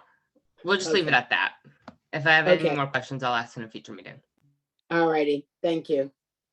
So is there no further discussion? I'll now entertain a motion to receive the superintendent's report. Is there a motion? So moved. Thank you. Is there a second? Second. Thank you. Ms. Sullivan, will you please call the roll? Dr. Alkins, Yes. Mr. Cadet Hernandez, Yes. Ms. Lopera, Yes. Ms. Polanco Garcia, Yes. Mr. Tran, Yes. Mr. O'Neill, Yes. Ms. Robinson. Yes, It's unanimous. Thank you. thank you. We'll now move on to general public comment. Ms. Sullivan? Thank you, Chair. The public comment period is an opportunity for parents, caregivers, students, and other concerned parties to make brief presentations to the school committee on pertinent school issues. Questions on specific school matters are not answered at this time, but are referred to the superintendent for later response. Questions on specific policy matters are not answered at this time, but may be the subject of later discussion by the committee. We have 20 speakers this evening. Each person will have 2 minutes to speak, and I'll remind you when you have 30 seconds remaining. Those who require interpretation services will receive an additional 2 minutes. Speakers may not reassign their time to others. Large groups addressing the same topic are encouraged to consolidate their remarks or choose a spokesperson to provide testimony. Written testimony is appreciated and encouraged. Please state your name, affiliation, and what neighborhood you are from before you begin. Please direct your comments to the chair and refrain from addressing individual school committee members or district staff. When I call your name, please raise your hand virtually in Zoom. Also, please make sure that you're signed into Zoom with the same name you used to sign up for public comment. That will allow us to identify you when it's your turn to testify. I will now invite our Spanish interpreter to offer support for our first speaker. Our first speaker this evening is Maria Vargas.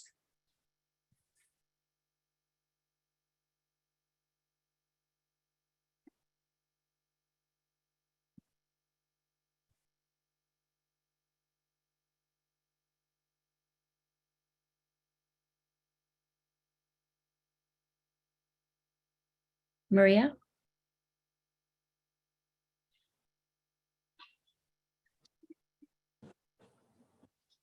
Hello.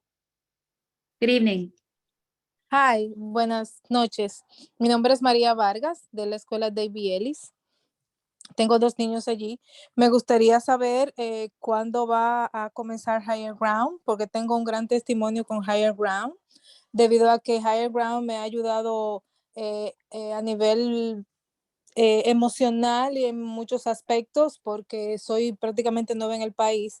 Higher Ground me ayudó a conseguir un hogar, me ayuda con los niños después de la escuela, que gracias a ellos puedo trabajar porque tengo tiempo de llevarlo a los niños a la escuela y luego cuando salgo de recogerlo, gracias a Higher Ground. Y me gustaría saber cuándo va a comenzar Higher Ground otra vez y vamos a contar con ellos.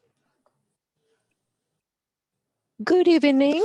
My name is Maria Vargas, and I want to know when you're going to start working again with Higher Ground, since they have provided me with a lot of support. Thanks to them, I'm able to work because they help me with an after-school program for my 2 children who are at the David Ellis.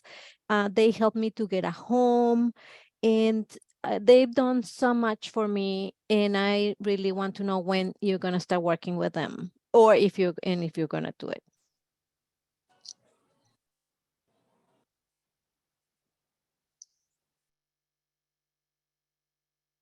Thank you, Ms. Vargas.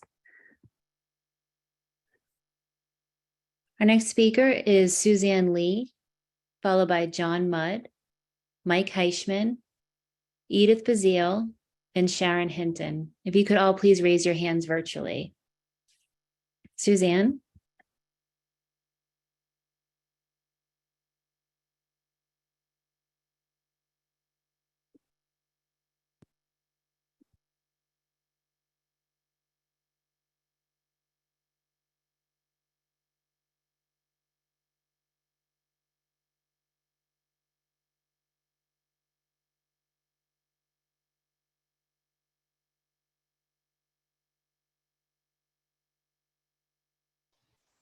Okay, I'm not seeing Suzanne in the meeting, so let's try. Oh, there she is. Welcome.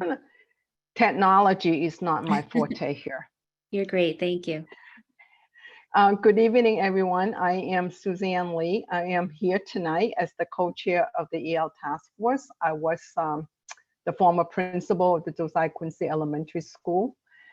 And I want to make this a short presentation. I'm here for two purposes today. One is to share with you the thoughts of the EL Task Force on the strategic plan that's going to be presented later this evening, but I wanted to speak earlier and really appreciate Superintendent Skipper and really show her knowledge about our district's needs. And right away, she's recognizing that our EL student, multilingual learners needs. And I can tell from her earlier comments that, you know, we are in good hands.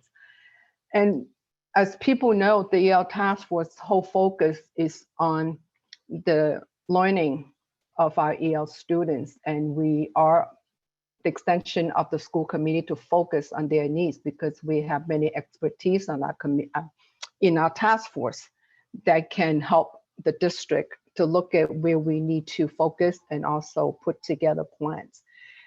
And I am happy to say that this is the first time since the Look Act, which was passed in 2017, that we continue to raise year after years about the district is not moving in that direction to take the advantage of the Look Act for us to provide needed support for our multilingual learners. And I'm really happy to say that this time around, the task force will endorse the strategic plan that's going to be presented later tonight. And I think all of you have seen our earlier feedback on the first draft. So when we look at this new draft, this new plan, we can see that it's attempt to shift the district's focus from English only to one of providing bilingual education and so that we can help students become bilingual, to get the bilingual seal that is so important, not only just for their future, but for the future of our city. As much as we think that this is a great step, and no plan is perfect, and we do have some deep concerns that the plan is not, I don't feel like it have gone far enough. That so there are three areas. One is that the district right now does not have, yes, I'm does afraid not have the infrastructure. Yes, I'm afraid you're past your time, but I understand that Mr. Mudd is going to continue your comments. Is that correct? He's going to focus on this student with disability. Just 3 points. One is that we don't have the infrastructure right now, particularly on staffing and the district leadership.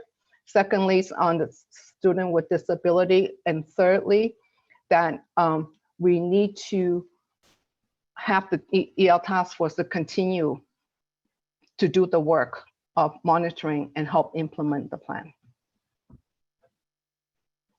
Thank you. John Mudd will continue.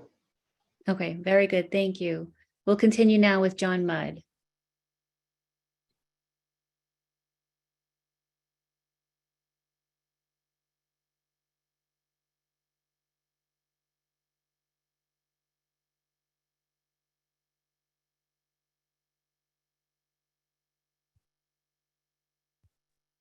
Did I make it? I'm another technologically challenged person.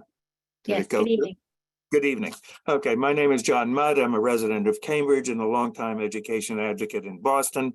I'd like to reinforce some of the comments made by Suzanne Lee and the superintendent earlier. The vision in the OMME plan that you will be considering tonight marks a significant and important commitment by BPS to focus on access to native language and bilingual programming rather than English immersion in the education of ELL students. It also continues to identify English learners with disabilities as a group that requires unique targeted support. Both of these commitments have the strong support of the English Learners Task Force. But while this is the best plan that English learners that we have seen, there are still important gaps and issues which the task force has raised and you need to be aware of. First, on single language SEI classes, which were group students of the same language together, have been one of the most progressive steps BPS has taken over past years. Although BPS now says that access to native language is the #1 priority, over the past 3 years, there has been a decline of about 1,000 students in single language SEI classes, or about 1/3 of the total enrollment in these programs. This needs to stop. These single language SEI programs themselves need to be strengthened. In only about 1/3 of the classes can BPS show that there's a match between the language of the teacher and the language of the students. This needs to be changed. BPS should develop a strategy to increase the match between the language of students and teachers.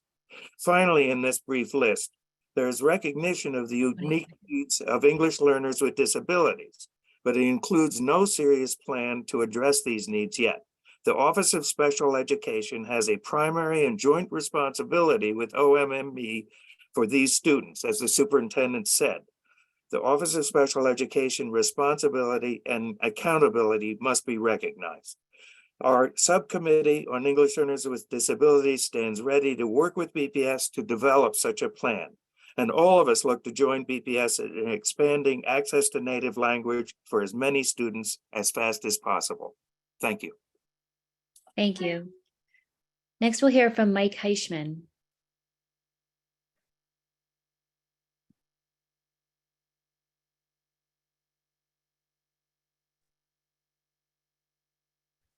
I think I did it.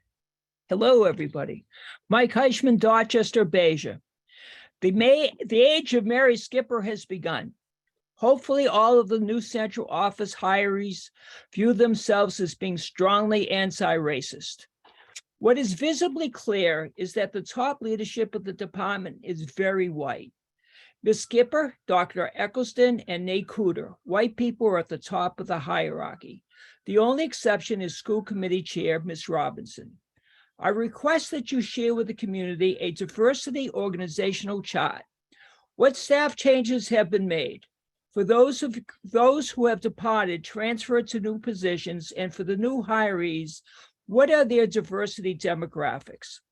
The BPS needs courageous anti-racist leaders. It especially needs Black, Brown, Asian, and Indigenous educators to be at the top of the leadership.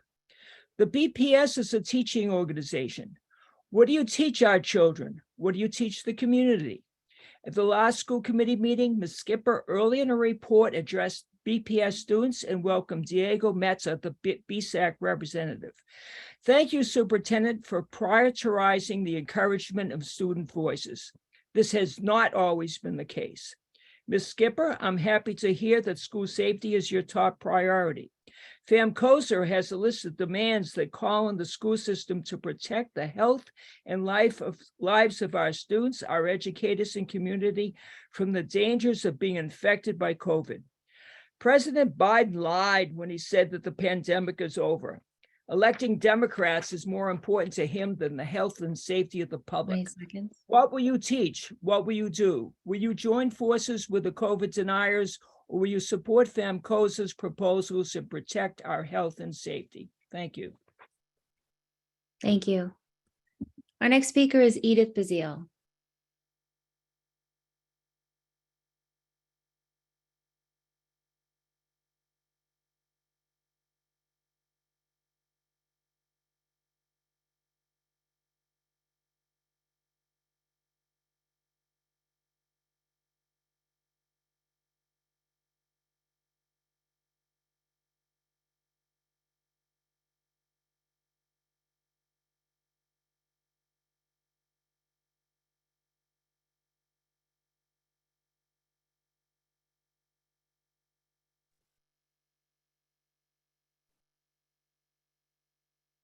Is Ms. Bazile still with us?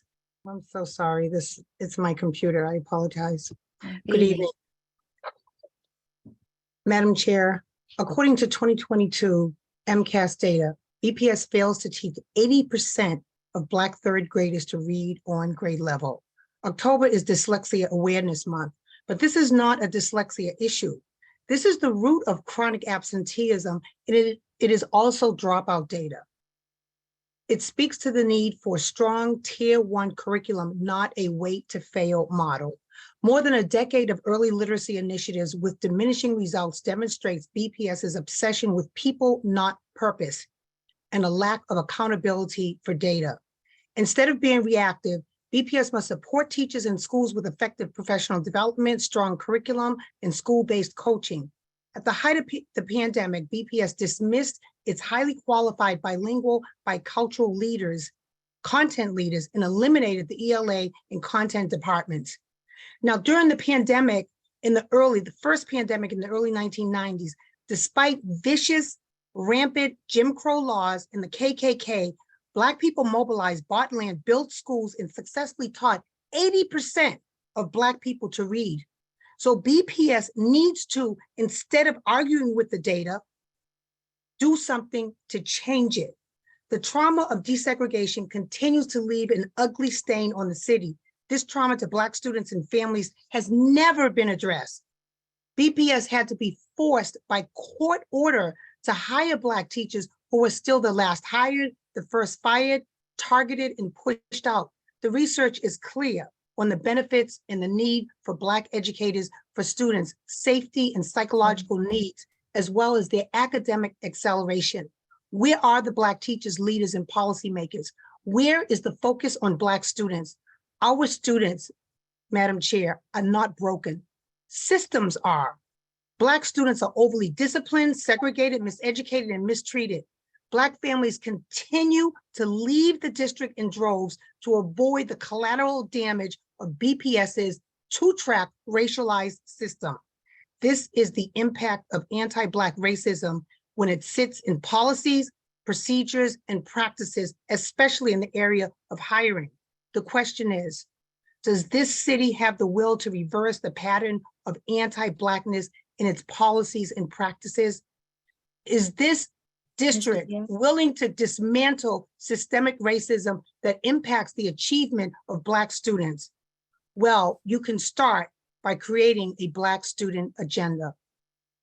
We have to focus on Black students. Black students.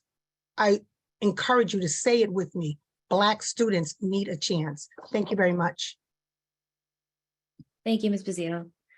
Our next speaker is Sharon Henson, followed by Brandy Brooks, Ted Loska, Nancy Lesson, Cheryl Buckman, and Rachel Young. If you could all please raise your hands virtually in Zoom. Sharon Henson. Good evening. I'm Sharon Henson, Executive Director of Black Teachers Matter, former BPS student, educator, Hyde Park homeowner, and parent of a BPS graduate. I changed some of my remarks tonight to include prayers for healing for the first Black woman to be in the Boston School Committee, Ms. Jean McGuire, as she recovers at Beth Israel Hospital from stab wounds she received last night in Franklin Park while she was walking her dog a few blocks from her home. Ms. McGuire has known me all my life, and she, Ruth Batson, my father, Carnell Eaton, were the architects of Operation Exodus, which became Metco. Prayers are also for the families who have lost children, as well as those parents who continue to send their children to BPS in light of recent shootings and assaults and hoping their children come home safely. Prayers and support to all the teachers as well who wonder what they really signed up for. I want to thank Superintendent Skipper and her team for meeting with us last week around the SIP, special education, the McKinley schools, COVID protocols, transportation, and committing to meeting and collaborating with this coalition on a regular basis. That being said, I have to ask again, where do we still need teachers? What are the demographics of the teachers being hired? Representation matters. What schools and subjects are needed and what is being done about it? What is happening with the teacher training pipeline program that was successfully recruiting, training, and licensing teachers of color and multilingual teachers? In addition, in light of the superintendent's report on absenteeism, do we have real measures and numbers on learning loss and remedial measures and programming? There's plenty of research that supports recruiting and retaining teachers and school leaders who reflect the demographics of the students, families, and communities of the schools they attend. And BPS taking that approach is critical in developing connections that will counteract 20 seconds. absenteeism and support academic success. And finally, a word of caution that in this current state of shootings, stabbings, and assaults and bullying, that we do not revert to a law and order stance of increased police presence and law and order surveillance of Black and brown people in BPS in order to reinstitute a false sense of security that is proven to fuel and support the school to prison pipeline and disproportionately affect Black and brown students and bodies. Please revisit the restorative justice initiatives that were being implemented before the pandemic and supported by students and community. Thank you. Thank you. Our next speaker is Brandy Brooks.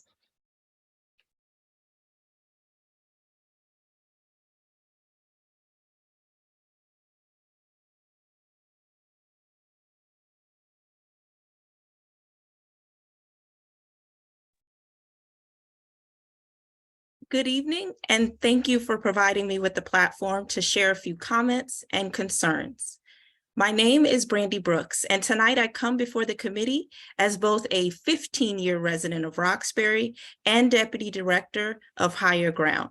Before I begin my remarks, first let me say my heart is with my community and the families that have been impacted by violence over the last couple of weeks. Second, welcome back to Boston, Superintendent Skipper. We look forward to meeting with you and working with you and finalizing a resolution that will strengthen our partnership and create more opportunities to support children and families in Roxbury, Dorchester, and Mattapan. For my testimony tonight, I will ask you to keep in mind 4 numbers: 12, 1,401.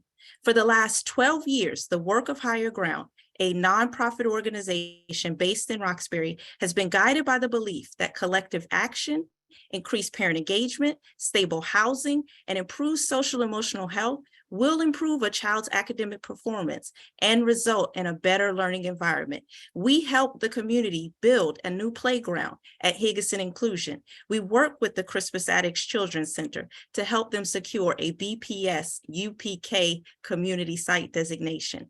We've partnered with nonprofits and enrichment providers to support 1,000 Roxbury and Dorchester students and families with after-school programming, summer learning academies, network nights, power of parenting workshops, entrepreneur workshops, behavioral health support and interventions, and many other services. We've partnered with 3 other nonprofits and 3 city agencies to house more than 400 homeless students and families. Again, I remind you, 12 years, 1,000 students and families, more than 400 homeless students and families housed, and now 1. In closing, I ask this one body of school committee members and the superintendent to deepen your work with community-based partners. So let us get back to serving our community, serving our young people, and serving our families. Superintendent Skipper, we look forward to working with you, and we are encouraged by your words and actions thus far, and we are hopeful that we will have a positive resolution shortly. Thank you so much, and have a great evening. Thank you. Our next speaker is Ted Laska.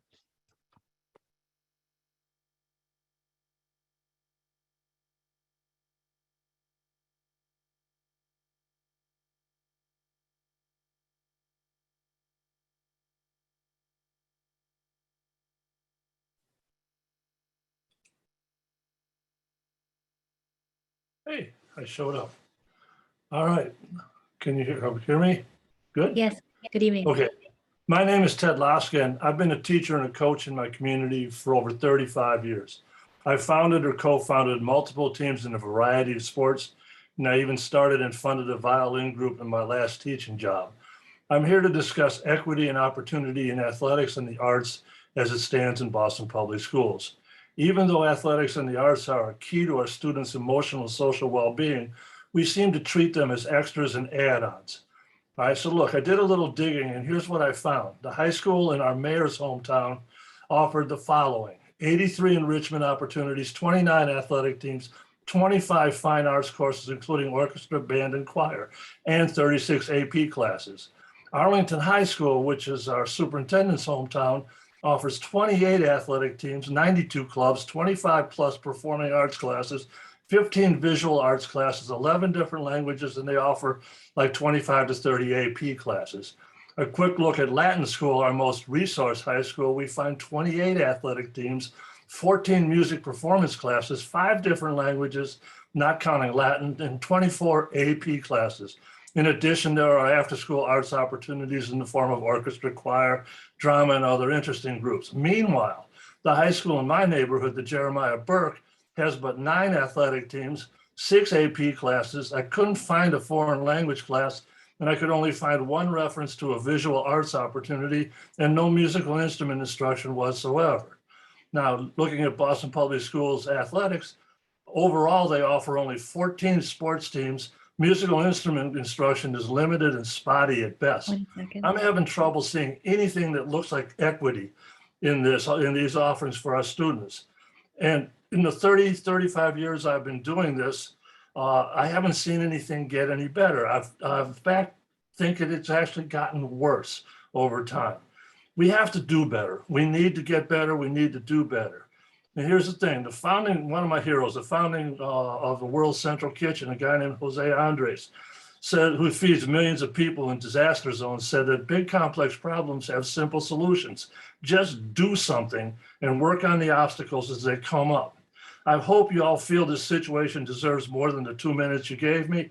And if you do, by any chance, I'm easy to find and I'm a halfway decent resource. Thanks for listening. Thank you. Our next speaker is Nancy Lesson.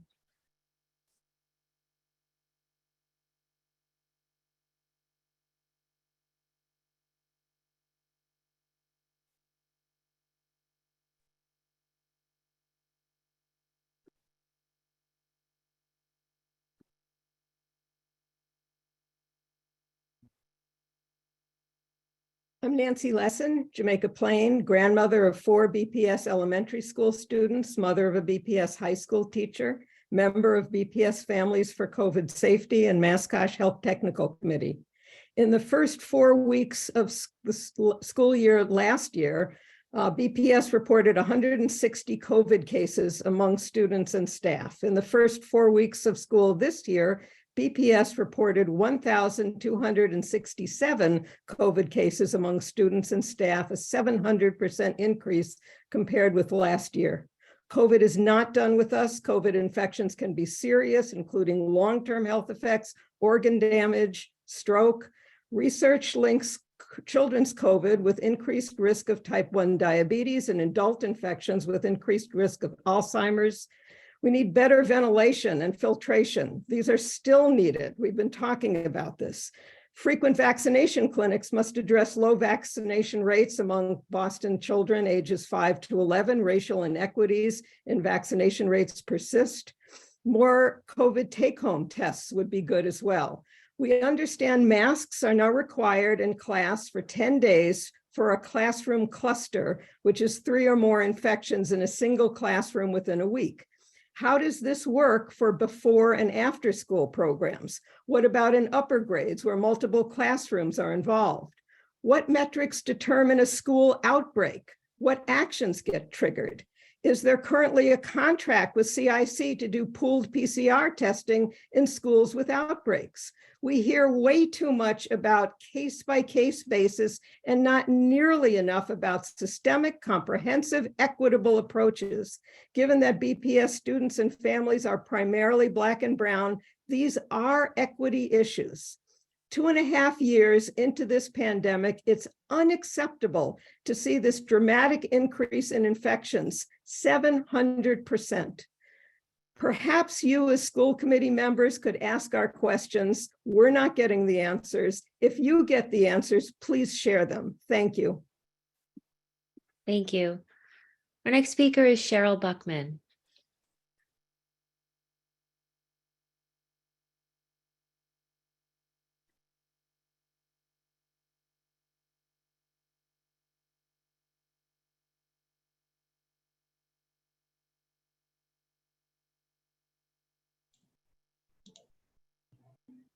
Good evening. My name is Cheryl Buckman. I'm a member of FAMCOSA, parent to a fourth grade student at the Denver Elementary, and I live in South Boston. My son suffers from physical and emotional impairments.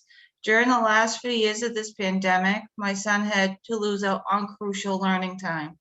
Once in late September of 2021 for being a close contact and then developing mild symptoms. He had the work during this time, but it was very difficult for him to complete. And he got lost quickly in the shuffle. As a parent, I can only help him with so much. Then for a second time in late June, just when the masking mandate was dropped, my son was initially infected with COVID. Missing the last week of school, this virus yet tore through my whole household, causing a lot of damage and causing me to have surgery delayed for several weeks. It's not fair that a child or a parent should have to choose between risking education and or health during this pandemic, or for any matter. This pandemic is far from over. We have fall and winter season fastly approaching. We are nearly a month into the school year and case numbers in BPS are higher to compare to what they were last year. COVID wastewater still remain very high. Boston is in the medium risk level for infection, with other potential variants coming down the line. Isn't it now time to act to protect our students, teachers, and staff from infection? In your COVID guidelines, it says in medium transmission that masking is strongly recommended in indoors. My major concern is that masking prevention should be done now. The masking mandate should be for a short time so we can get a hold of this vicious virus. What we need is better flexible plans to design for how COVID is affecting us now, and it could be used later in the future. Students and teachers need better protections instead of being penalized for missing days. BPS needs better protections in school buildings, such as weekly PCR testing, masks, proper support, and such outbreaks or clusters happen in clear communication with the school community. I know BPS is committed to the safety of our children, teachers, and staff. If we continue on this path we are on with no strong mitigation measures, we could likely see this surge get worse in school. I close with this, seeing this through the lens of my son. School should be a place of learning and having fun, not having to worry bringing home a virus that could severely put a family at risk. Thank you. Thank you. Our next speaker is Rachel Young, followed by Marissa Lerman, Shondell Davis, LaShonda Watson, Lauren Peter, Allison Friedman, Siobhan Harrington, Ashley Etienne, and Mariana Bautier. If you could please raise your hands virtually in Zoom. Rachel Young. Hi, good evening. You can hear me okay? Yes, good evening. Hi, my name is Rachel Young. I'm a Sumner mom and I live in Rosendale. I'm here tonight to welcome Superintendent Skipper and to thank you for the initial conversations, or emails, I should say, that you've had with our community concerning the proposed merger with the Philbrick. That is very much appreciated by our community. Thank you. We have additional questions. That email was the last time we heard from anyone in BPS about the merger. There have been no additional meetings proposed or follow-ups with our working group. In addition, we had to file a public records request to get any information from BPS, and BPS has ignored that records request. We appealed to the state and are waiting for a response. We would like BPS to be more transparent, especially in light of the memorandum with DESE. That was a point of contention, an area for BPS to work on. And in order to restore faith and build relationships with families, we need to be transparent with information, especially information that parents need to make informed decisions, especially working groups that are asked to do the work of BPS. In addition, you're going to hear from two Sumner parents that are going to talk on various topics about the merger. And I'd just like to stress that we are a group of families that are very pro-BPS, very in favor of having a new renewed working relationship with BPS in the central office. And we look forward to that outreach from you, Superintendent Skipper, and the rest of your team. Lastly, I would just like to invite you, if you're interested, our school is having a reading week in November, and part of that is a masked reader competition. And if you want to pre-record a story, we would love to have you participate in that. Thank you very much. Thank you. Our next speaker is Marissa Lerman.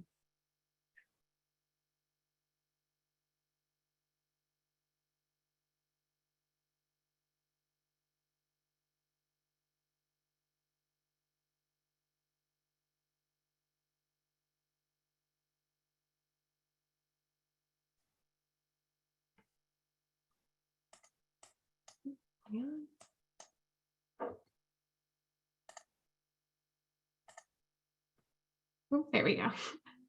All right. Good evening, everyone. My name is Marissa Lerman, and I am the Regional Manager of Greater Boston for Families First.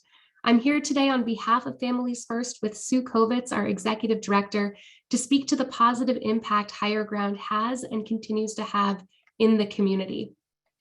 Families First has been working alongside parents of young children here in the Greater Boston area for over 30 years, and we've partnered with Higher Ground for over 10. Their partnership with us led to the development of our signature Power of Parenting program, which gives parents an opportunity to build parenting skills and develop strong networks of support. As a backbone connector in the community, Higher Ground demonstrates how collaborative partnerships can leverage multiple resources and funding and work across silos so that families benefit from all of the programs offered in a community. Higher Ground has always understood the significance of its collaborative model and has been a key connector in our community to leverage multiple stakeholders for the benefit of children and families.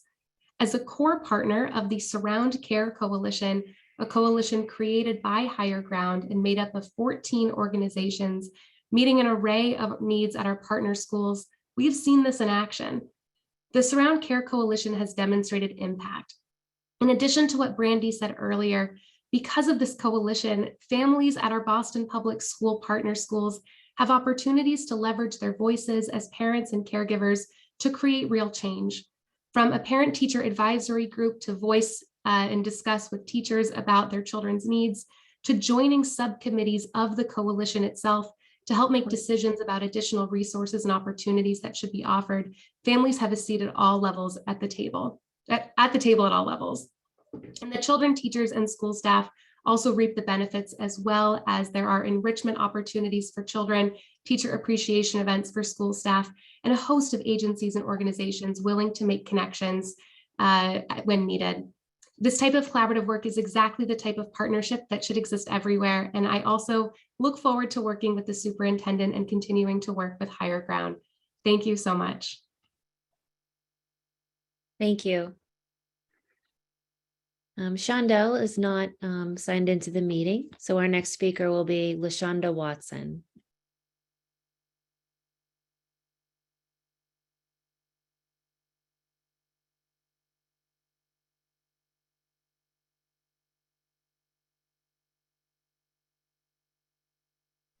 Thank you. Can everybody hear me okay? Yes, we can hear you. Perfect. Thank you for having me this evening and hearing me out. I'm here in support of Higher Ground. I serve on the parent-teacher advisory group. I am a part of the Surround Care Coalition that's in partnership with Union Capital Boston, and just a member of the Roxbury community. And I can tell you that Higher Ground is amazing at creating a sense of community. Personally, I found them in the pandemic, and that's at a time where isolation is encouraged. But honestly speaking, even before the pandemic, my isolation began a long time ago. It's sad to say that because of this wall of distrust in my neighborhood, I've lived in the same place for 6 years. And I cannot tell you the name of the person above me or below me in my 3-family apartment. But Higher Ground changed that. When I became involved with them on all of these different kind of committees and coalitions, I became more in tune in a pandemic than I ever had been. At a parent-teacher appreciation event, it took for me to take a ferry to Thompson Island to meet the neighbor that lives 3 doors down the way from me, which she was actually slated to testify tonight, Shondell. And I learned about another parent who has kids that attend the same school that my child attends. And I found out that because her child was bullied, she shows up every single day, rain, sleet, snow, without fail, to be present in that schoolyard, so that by virtue of her being there, my child is safer. And when we talk about some of the tragedies that have kind of struck our community, it's so important to have that sense of connection, to have that sense of a village, so that everybody's accountable for everybody's child, not just my own. But the work that I do with Higher Ground is meaningful. I get a stipend being a single mother that works full time. That is so important, so that I can be present, and I can continue to do the work of community building. I really do hope that we are able to continue to do this important work by reinstating sort of the partnership that you have with Higher Ground Boston. Thank you so much for hearing me out. Thank you. Our next speaker is Lauren Peter.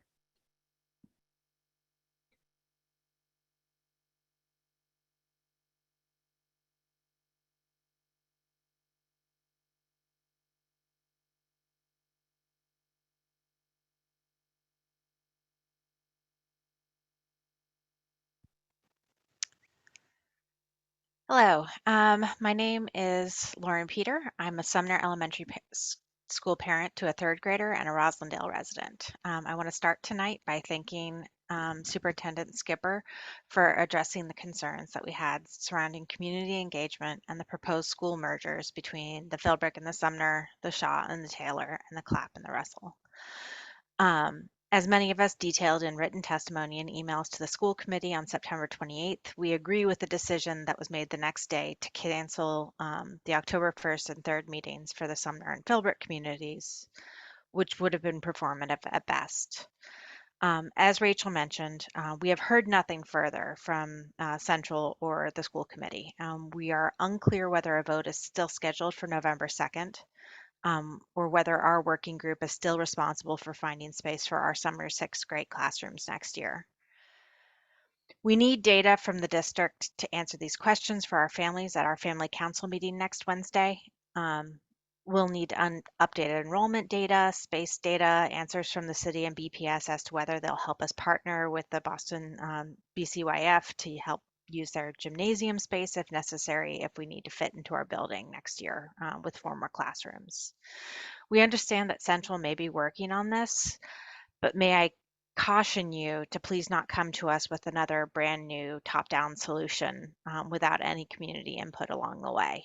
That was the inadequate way that this was dealt with before, and we would really like that not to happen again. We would love for community input to be part of this from the very beginning, and that to work with you and have you talk to our community. And we have many, many ways for you to talk to our whole community and the outreach that we do to make sure that many voices are heard. And we appreciate your time and hope you have a good evening. Thank you. Thank you. Our next speaker is Allison Friedman.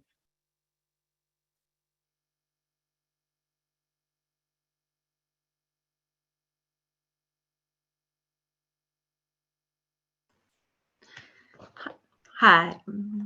Video. Hi, I'm Allison Friedman, a Roslindale resident and a Charles Sumner mom. When we got the email from Superintendent Skipper's office saying that BPS needs to do a better job engaging parents around mergers, we were thrilled. Thank you so much for hearing us. We look forward to engaging with you around the future of the Sumner and other schools around us.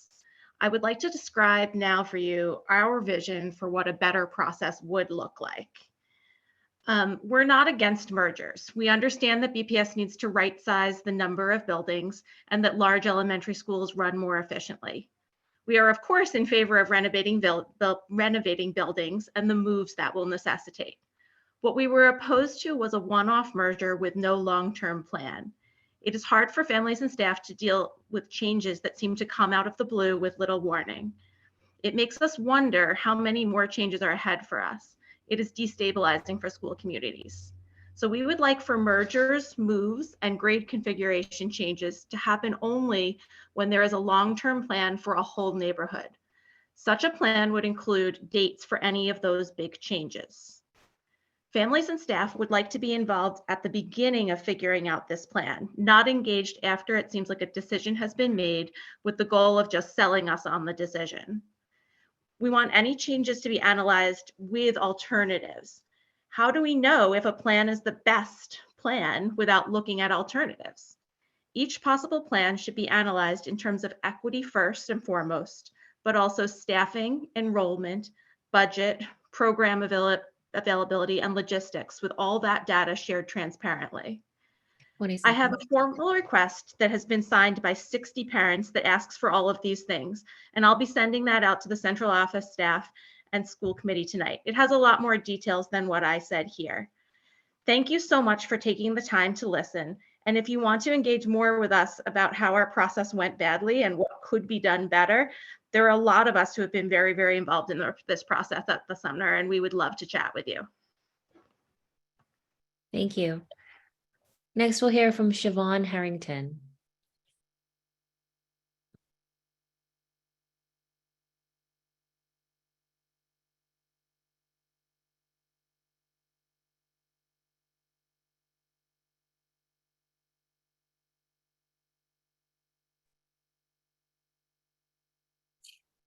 Oh, excuse me. Good afternoon. My name is Siobhan Harrington, and I'm a BPS parent, and I live in Mattapan. I come to you today. Thank you for holding this meeting to let families share their experience and hopes. I'm an employee of Union Capital Boston, which is a partner of Higher Ground Surround Care Coalition, and I'm speaking on behalf of their programs and initiatives have positively directly impacted families and communities in which we live, work, and serve. I facilitate community Zoom meetings for Higher Ground Surround Care Coalition.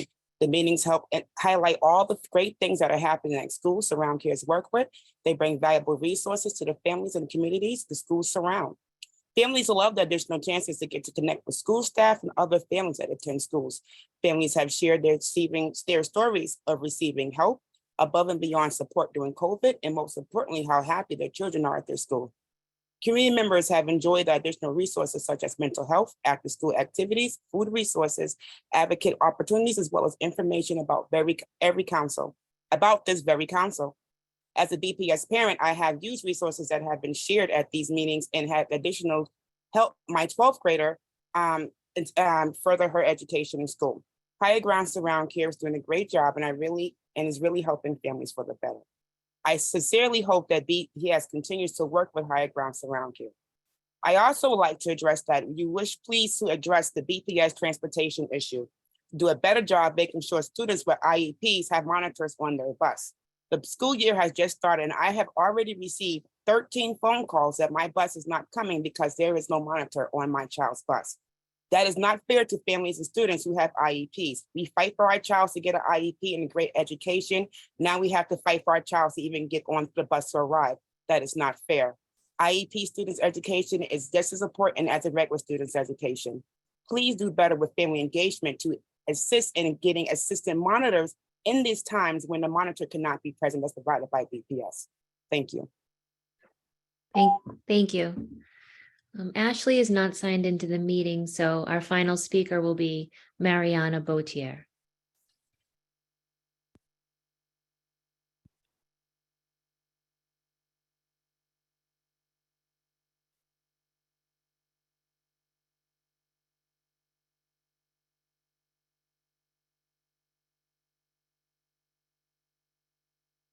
Mariana, can you please accept the prompt if you wish to speak?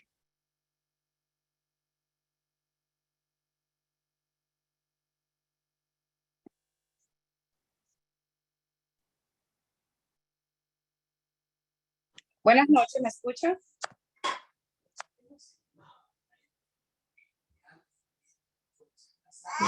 Is our Spanish interpreter available to support? Buenas noches. Good evening. Ok. Mi nombre es Mariana Botier. Soy My madre. name is Mariana Gutierrez. Botier. Soy madre de Maya Matías. Ella pertenece a la escuela de Ellis Elementary School, de Boston Public School. Vivo en Austin. Gracias por realizar esta reunión para permitir que las familias compartan sus experiencias y esperanzas. Thank you for letting me be in this meeting. I live in Alston and I have a daughter and I apologize, I didn't get the name. ¿Cómo se llama su hija? Perdón. Maya Matías. Maya Matías. ¿Y en qué escuela está? Ellis Elementary School. And she attends the Ellis Elementary School. Ok, soy participante de la iniciativa de programas después de escuela con la organización Higher Ground en la escuela de mi hija. I'm a participant of the program Higher Ground at my daughter's school. Y hablo en nombre de cómo este programa nos ha impactado positivamente a mí y a mi familia. And I'm here to mention how positively this program has impacted me and my family. Le voy a dar este breve testimonio. Yo me encontraba desamparada con mi niña. Sufrí violencia doméstica estando embarazada. I'm gonna share with you my brief testimony. I suffered a lot with my daughter because I was a victim of domestic violence when I was pregnant. Y ellos como institución me dieron un apoyo enorme cuando yo más lo necesitaba. And as institution gave me such a big support when I needed it the most. Aún estando en el refugio, en el shelter, no recibía el apoyo emocionalmente ni con los recursos, pero ellos como institución me acogieron, me ayudaron a mí y a mi niña en mi embarazo, me dieron instrucciones de recursos donde me ayudaron a la crianza de mi hija como madre soltera, que es Families First, y recursos a mi niña, consejería, mucha atención. Y me da mucha pena ahora que esté el programa cerrado cuando yo, como pasé por eso, sé que muchas otras familias están pasando lo mismo y entiendo de que esos programas como Higher Ground necesitan ser activos, estar activo dentro de la institución como escuelas públicas de Boston. Okay, I apologize that I didn't interrupt her. I didn't see the chance as before. I want to tell you that even when I was in the shelter, I was not getting the emotional support that I needed or the resources that I needed. And this institution helped me so much and gave me instructions on how to get to the resources that I needed so my daughter could get counseling and that we could get all the support that we were supposed to get from the shelter. So it's so bad that right now this institution is closed because I know that the same way they were helping me, a lot of families are suffering right now because they're not open. And it's very important that this kind of institutions remain active for everybody's sake. Gracias por la oportunidad y por el tiempo que se nos ha dado a nosotros como familia. Y realmente estamos sumamente agradecidos por escuchar nuestra voz. Gracias. Thank you very much for the time and the opportunity that you're giving us to raise our voices. Gracias. Chair Robinson, that concludes our speakers for general public comment. Thank you, Ms. Sullivan, and thank you to those of you who spoke this evening and shared your perspectives. Your testimony is very important to us. Our first action item this evening is grants for approval totaling $4,436,092. I'll now open it up to the committee for questions and comments. Are there any questions with regard to the grants? Mr. Cardet Hernandez.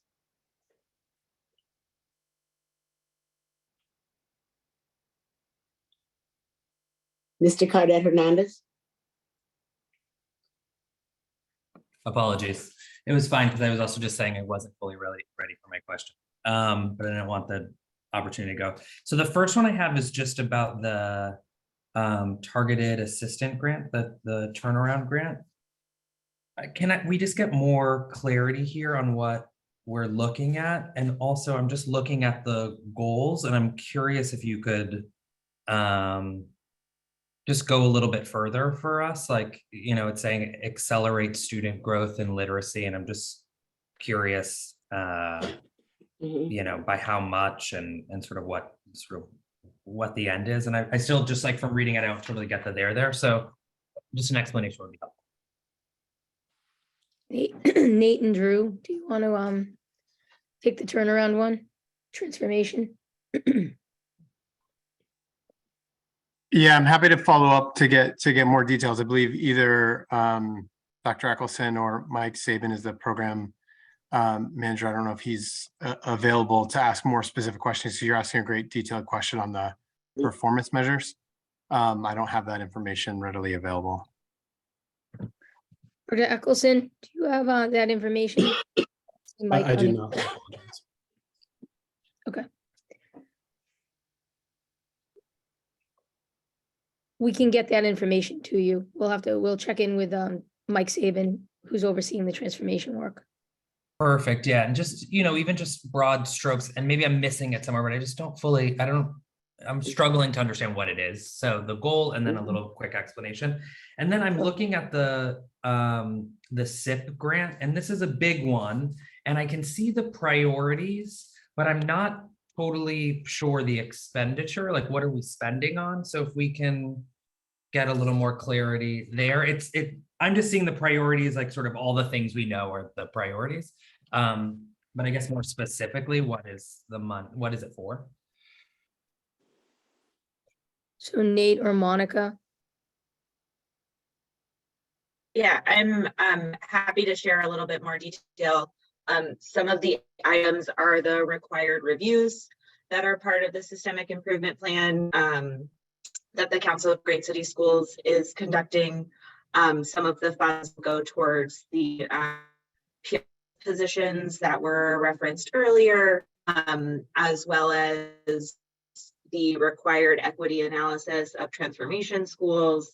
And so I'm happy to provide in more detail what the expenditures are, but all of those are approved by DESE in our meetings with them. Copy. And then I just following up on the question I guess I asked last time around the bid for the Council of Great City Schools. I got a response today, but I just haven't had it. Sorry, like ran from my meeting to this. So I'm just curious how that fits in to this grant. And I'm assuming you're saying this is the $35,000 or $30,000, whatever it was that we said last time that we're spending on these audits. But I think more specifically, I guess I still don't fully understand like how that bid works, how the Council for Great City Schools got that bid through. Sure, and feel free to chime in from a procurement perspective, but contracts less than $50,000 require solicitation of 3 quotes. And so that is the process that we followed in securing these contracts. And the other vendors that we contacted were either not able to provide the services or didn't provide a quote back to us. Copy. So just to confirm, this one didn't go for an open bid. This allows us to go to 3 vendors and see if they're interested. Correct. Any procurement under $50,000 goes through the written quote process. Copy. All right, I could tell you my thoughts on that process for such a serious sort of next step in the DESI agreement, but I think you probably know where I'm at based on my questioning. It seems like a really big part of our DESI, sort of the next steps in the DESI process for us to just go to one, go out to bid with one person and not open this up to see if we can engage in a more sort of meaningful process. But it's just my take.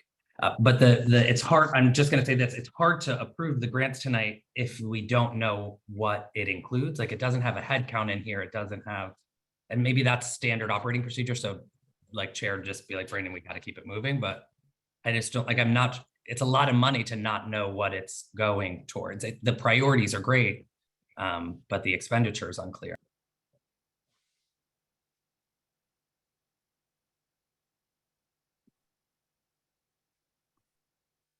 Does anybody want to provide any more detail?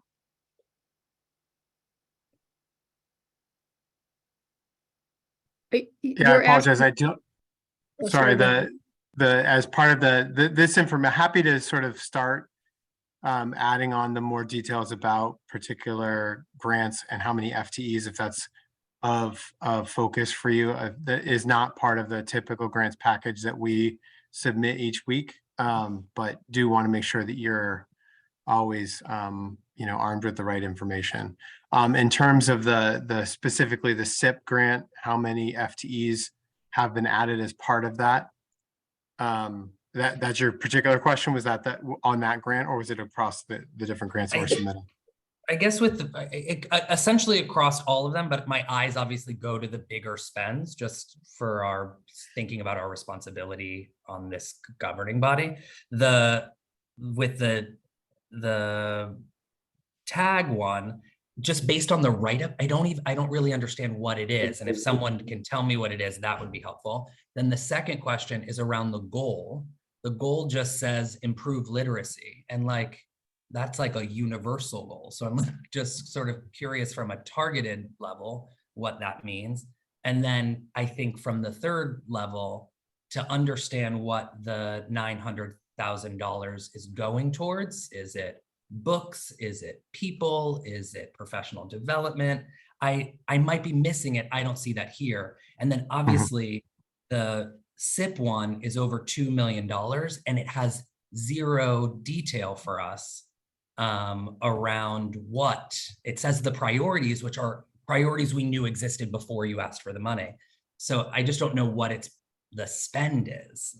And it's just like, I think that's my confusion, and that maybe that we can do that verbally just to get it, if we're at a crunch, we need to get it through tonight. But,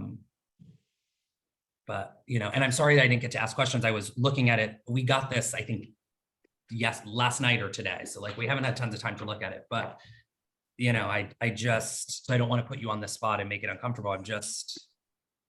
I'm looking at it before the vote and I'm like, I don't know what I'm even voting on. Yeah, I can say, so in terms of your questions about the grants overall, certainly can start to add it to the grants package, the budget detail as sort of our current, where we're at in the current grant and planning process. For the targeted assistance grant, it's for 30 schools that have been identified as the transformation schools. And so the accelerating student growth targets and the implementation of the district equitable literacy goals, because those are target grants, would be individual measures across those 30 sites. And I don't have that level of detail here, but certainly can follow up on it. So those are 30 those are grants that go to 30 different sites, 30 different schools that were identified based on their transformation status within the district. And then, yeah, so the request for information about the FTEs, where it breaks down by non-personnel, we can start to provide you with the standard sort of chart field information with each grant when we submit it, based on the information we have at the time that they're being submitted. So in the case of the SIP, I know that this is something that is work in close partnership with DESE, and that all of the spending on that grant is sort of joint approval process from DESE and the district. That's right. I would also say, Chair, that maybe it makes sense for the level of detail for members to be comfortable. We can categorize that, and then we can work with finance to make sure that that's provided in advance going forward. Thank you. I would agree with that. And like Mr. Cardet Hernandez, I also had a hard time with this group of proposals in grants. I felt it lacked a lot of specificity. It had a lot of, sort of educational leads in there that was very general, but again, did not give a level of specificity.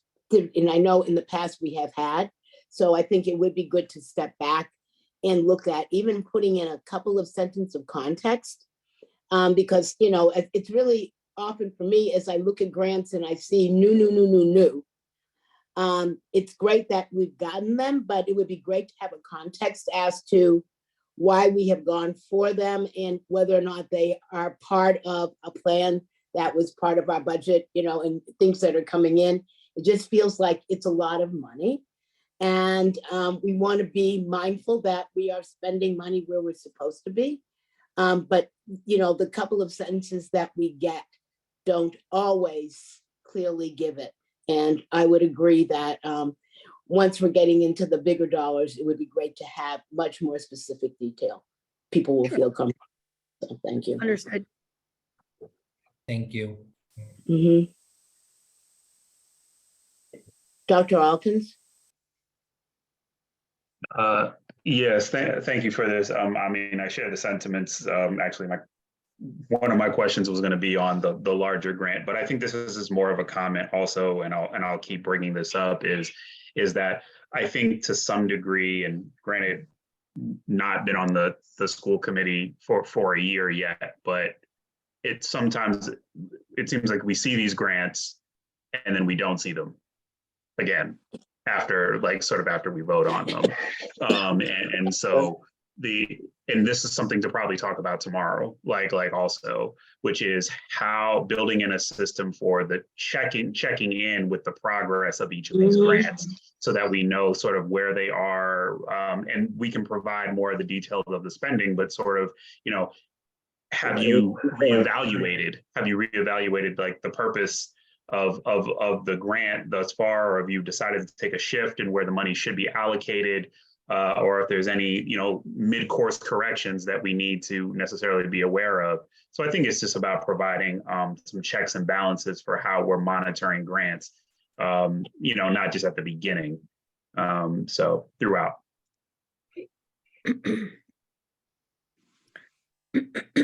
Thank you for the feedback. We'll take all of that back and we'll redo the format for you. Thank you.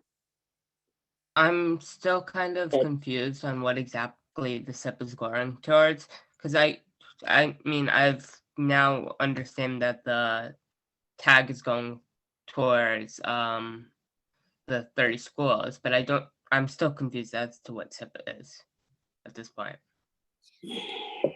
So SIP is our systemic improvement plan with the Department of Ed, Diego. No, so there's different buckets of work that we're using the dollars for. I meant, what exactly are you doing? Because right now it just says student safety, special ed, transportation, facilities, English learners, transformation schools, data. And that's just okay, we know we need to do this. What exactly are you doing about this? Right. I think that's what we're talking about, is breaking it out in more detail for the next time, so that you have the discrete information under each of the buckets. So let me clarify. What I'm asking is, in this specific vote, is the plan to delay this vote till next school committee? Or is this, because at this point, we still don't have context as to what this is. Usually when votes come to us, they're coming to us because they are time bound. So it provides us with the opportunity to get the money into the district. I hear what we're asking is before or as that money is being spent, we're asking for the detail of how it's being spent. Sorry. So it's just not coming in and casting to the wind. So if these are the categories, I believe what you're asking, and I think we're all asking, is we would love to see more detail as to the specifics and the timeline by how these dollars will be used to accomplish the goals. And again, I think what we're missing, particularly from the SIP, is because this is money coming in from DESE to support the things that are in the MOU. You know, all of the minutia detail may not be known, but there are many budgets within that budget, and that perhaps could be clarified more versus the you know, we're buying X, Y, or Z, but X dollars are going towards our safety issues versus whatever. So is that correct, Superintendent? That is correct, Chair. Sorry about causing confusion. Yeah, no, that's fine. But I just said, I think we are looking for more specific detail. Ms. LaPera. Thank you, Madam Chair, and thank you, Mr. Mehta, for those questions, because I had similar ones. It's just as a follow-up, which of these are time-bound? Because given that there is still not clarity for all the pieces, it just feels, as a person who was about to vote, feels premature to take a vote on things we don't have complete information on. So which of these are time-bound? Yeah, in terms of the time-bound element, I would say all of these grants are requests for FY23 dollars that need to be spent within this time period. We don't have the ability to load and begin spending until we get permission from the school committee to sort of accept and expend the grant. Part of that, I think, is you know, traditionally been to make sure that the funds that we're receiving are in line with our stated mission is to make sure that we're not accepting funding from sources that you would not deem appropriate. And then also to, I think, raise some of the bigger questions that you're asking about FTE growth and just what kind of liability we have overall as a district. And so for each of these, the implication of not voting on them this evening is that the grant managers would all be delayed 2 more weeks in the ability to spend this grant and get the programs sort of moving along. And so, you know, I do understand and respect the committee's request for more information. This is traditionally the information that we have presented, and certainly happy to revise the process going forward, but just ask from an operational standpoint, if you would consider voting with the existing information, knowing that these targeted assistant grants, as an example, is not a new program. It's a continuation of something that we've been working with DESE on for quite some time. Okay.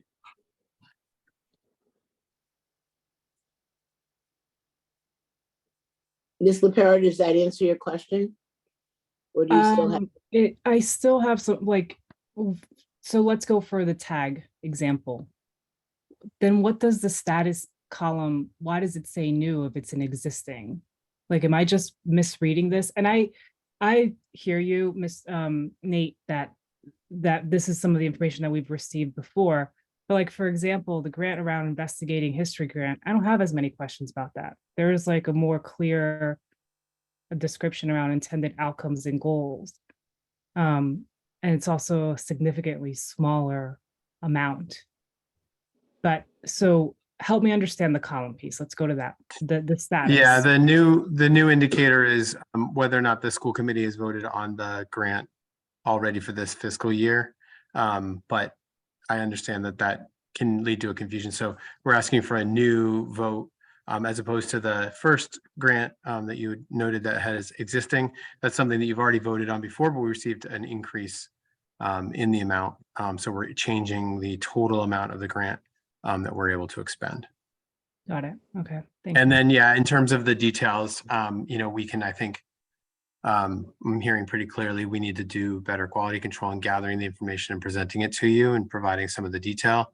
Then also, being prepared for each individual program to make sure that they can come and answer detailed questions. Yeah. Thank you. I have a logistic question with regard to this. At what point do you get the information that you are going to be providing to us? So do you have another stack of grants that you are planning to present at our next school committee meeting? Do you know what those grants are already? Do you have information? Because part of my question is, it would be great to receive information much sooner than a day or two. This group of members really wants more of the detail. So the sooner we can get this information a week out or two and be able to ask back the questions, because some of us have done that in the past, we'll read something and we'll ask back, then we don't do that conversation here. But if we are only getting information at the very last minute, there's no time for a dialogue. And then that may, potentially hold up the system that is needed. So since, if we have information, it would be great to say, this is when it needs to get started. We need to make this decision by this time, just so people have a context. That would be helpful. Yeah, I'll certainly go back to the team and review the process to make sure and identify ways that we can increase the amount of time you have with the appropriate information. The grants that we do on every 2-week basis, it's usually based on when we receive award letters. But let me confirm with the team, and maybe we just, start to, we move very quickly to get the money loaded for individual grant managers to be able to begin their program spending. But, I don't want to do so at the expense of transparency and accurate information to this body. So I'll go back to the team and work to create the reports earlier in the process for you. Great, thank you. Mr. So Chair, go ahead, so, Superintendent. Chair, I was just going to say that I think one is we just need to revisit the form that we submit with the grant, because it seems like the level of detail that we're speaking to in the past hasn't been provided, but we're certainly happy to do that. But I also think that having the lead of the grant on the committee meeting to be able to answer the type of questions that you're asking, because I'm not sure even with extra detail that that's going to suffice if somebody has a particular content question. So I think we'll plan to do both of those things moving forward. All righty, thank you. Mr. Cardet Hernandez. I just want to thank both of you, Superintendent and Mr. Cooter too, for your willingness to do that and to hear us. The only thing I do want to say, just a point of clarification. So it feels, and I think you're right, it's like some of this will get easier if we have the right person on. So it's not just a budget exercise, because it's really a program exercise with the sort of budget expertise that needs to be part of it. But I just like, I have to say some of this, and this precedes you, Superintendent, so you can even close your ears. But like some of these requests around more information during the grant process, I just don't want to, this is not new news. Some of the questions that have come up around like, what are we spending specifically? And I think like, as you're seeing grants that near $1 million or at 2, it's just like, I think we have a great school committee that we're like pushing to know what that spending really looks like. And then the only question I have, not to belabor the point, but I personally can't vote on this. I just feel like I wouldn't be doing good government or governance. But I mean, I could vote on investigating history and the Mass Step medical assistant. Those feel somewhat clear to me, but the other two, I couldn't tell you. The other thing, and this is where I'm confused, sometimes we are spending before you get grant approval. Like Council for Great City Schools is here and they're interviewing. So like we are spending the money before we vote. And so I just like, I know there's a sense of urgency, maybe for some of the hiring pieces, but like, it's not 100% accurate to say we don't spend before approval. This may allow accelerated spending, right? But that's all. That's what, so I feel comfortable waiting 2 weeks given that, but push back on me if I'm wrong.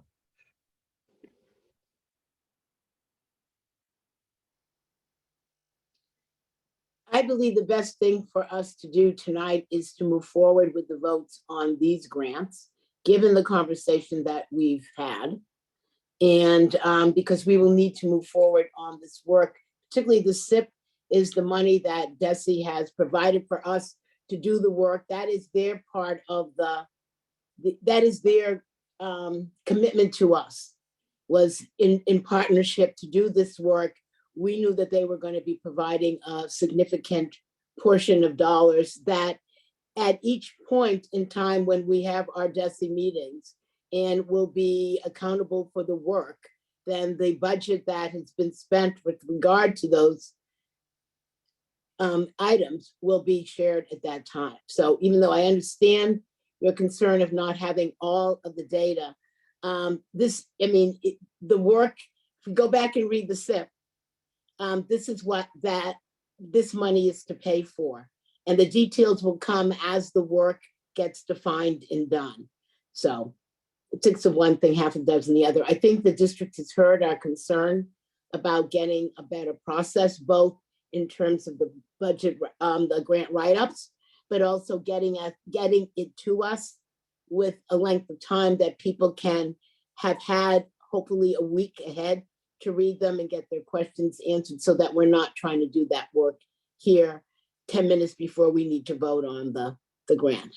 I mean, I hear you, Mr. Cardet Hernandez. You know, sometimes I look at these numbers too, and you cross your fingers and saying, I get why it's coming when it's coming, but I would feel better if I had significantly more focused data information to move forward. So our hope is that at our next meeting, we will receive our information sooner so that people can really do diligence on their questions. Mr. Tran. Yes, I agree. The work must move on. I am asking, I'm requesting that the vote be put on the table tonight. Yes, it will be tonight. Okay. Any other questions? Can I just make my piece heard? Yes, sir. We do all this talking about having a plan before we spend the money. And like, we have to have a plan and then send the dollars. But, and I understand that DESE is trying to already is formulating that. I just feel like at this point, like, I think we should delay till we have the details. And I understand that it is 2 weeks and that is a lengthy period of time for these things to take place and for things to get up and running. But I'm just saying, like, if we are always talking about this, why are we ignoring it at the last minute? I'm not quite sure if I completely understand your question. I think I'm not asking a question. I'm just saying my opinion. Okay, your opinion. Yeah. But I think I want you to understand why we received the grant from DESE and what the conditions are, how those dollars come forward, because it doesn't mean in another 2 weeks we will have the specific details for every single penny, because this work is going to be done over a period of time. But it's a placeholder. It's saying we're giving you the budget. So instead of them giving us $100,000 this month and another $100,000, whatever later, they are giving us in advance the entire budget of what they have promised to give us to spend towards these many, many projects. But as those projects are going to get up and running, individual budgets will be built. How we learn about those is a very different question. I mean, I'm hearing the committee really wants much more specific detail. And so I think we will need to work with the superintendent and Mr. Cooter to figure out an interim budget reporting process that could help us to more specifically understand the piece. But tonight, what we are voting for is to accept the dollars which will be banked so that the district knows it has the money when it's ready to do the work. It's not having to delay the work until they get the money. They can't spend the money until it's time. Nate, help me. I'm not sure if I'm. You got me. understanding the process, I but understand. Yeah, so that's why I'm saying it's not that we're gonna go running out and spending all this money. They need to be able to accept it so that, Ms. Hogan and others can begin to get the work done, hire the people, move forward on the enormous amount of work that this money represents. But we will get better clearly we want better monitoring. I feel that is the sense I have received tonight from the committee. And we have asked similar issues over the past years, but I feel at this point, we really want to make sure that we have information that people can, understand what our work is being done as we move forward. Okay, gotcha. I'm sorry, I'm still Okay. getting used to this whole thing. Okay, but thank you. Your questions are great. You're absolutely right. So it's more important that we explain things so that we all understand them. So do not stop asking your questions. You are right on. Okay. All righty. So if there are no further questions, I will entertain a motion to approve the grants as presented. Is there a motion? So moved. Thank you. Is there a second? Second. Thank you. Is there any discussion or objection to the motion? Ms. Sullivan, will you please call the roll?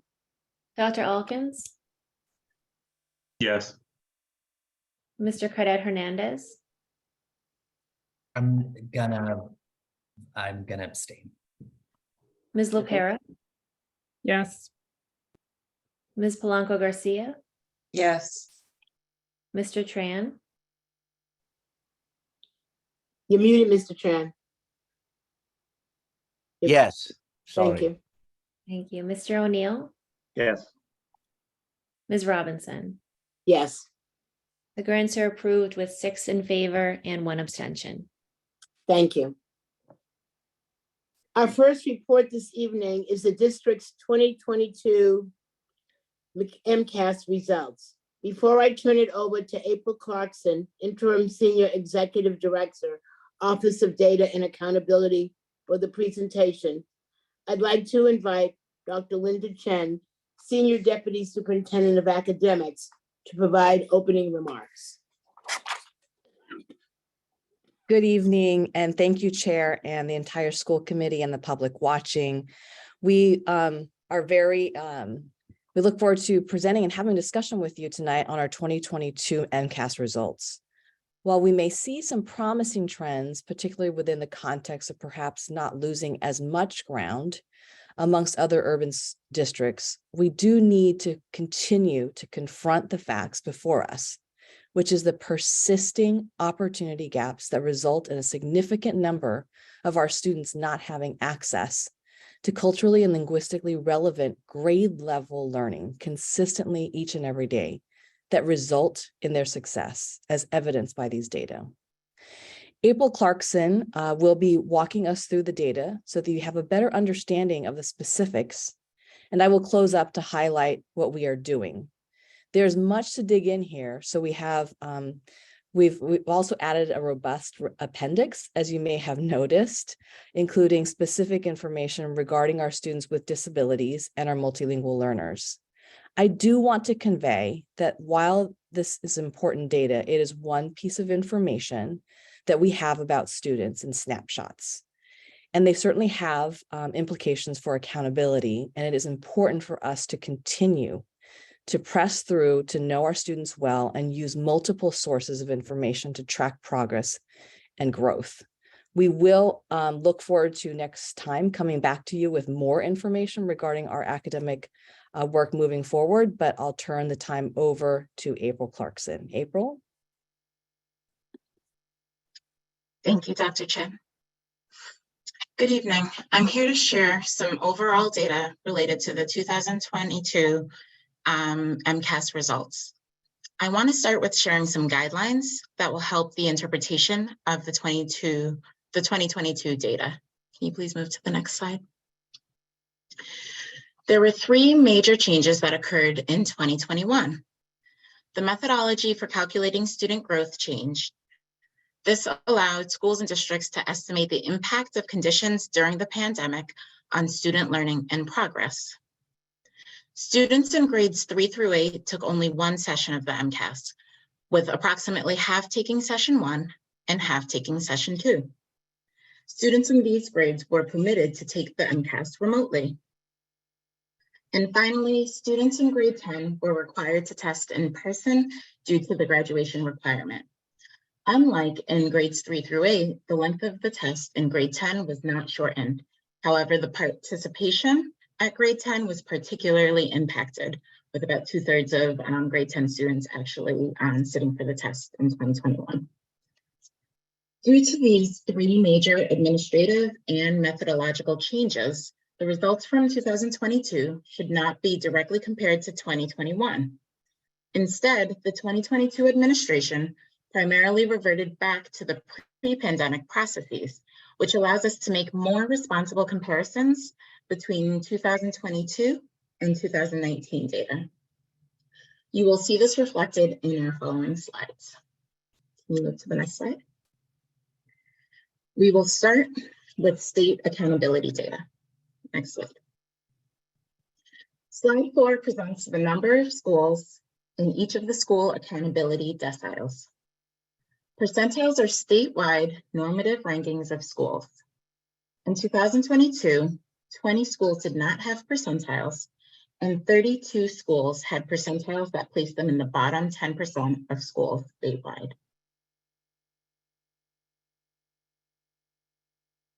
Next slide.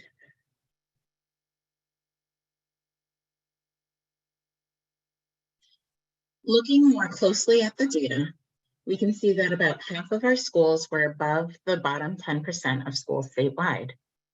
3 of our schools moved out of the bottom 10%, while 4 schools moved into the bottom 10%.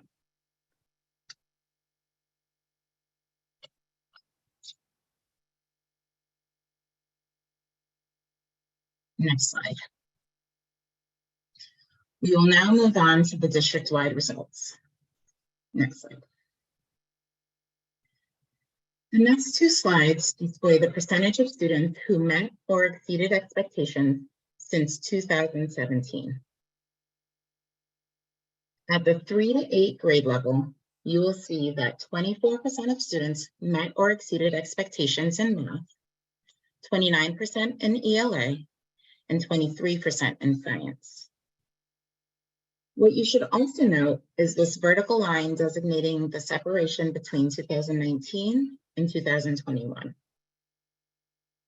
We see across the subjects that there was incremental improvement prior to the pandemic. In 2021, we see a drop in proficiency across the board, but in 2022, we see a bit of progress towards meeting and exceeding expectations in math and science. We can also see in this chart what student growth has looked like over the past several years. Those are the orange bars. What we would like to note is that growth has remained in the typical growth range of 40 to 60. However, we want to emphasize that to accelerate learning post-pandemic, we want these growth rates to be above 60, especially for our targeted student groups, if we are to close historical achievement gaps.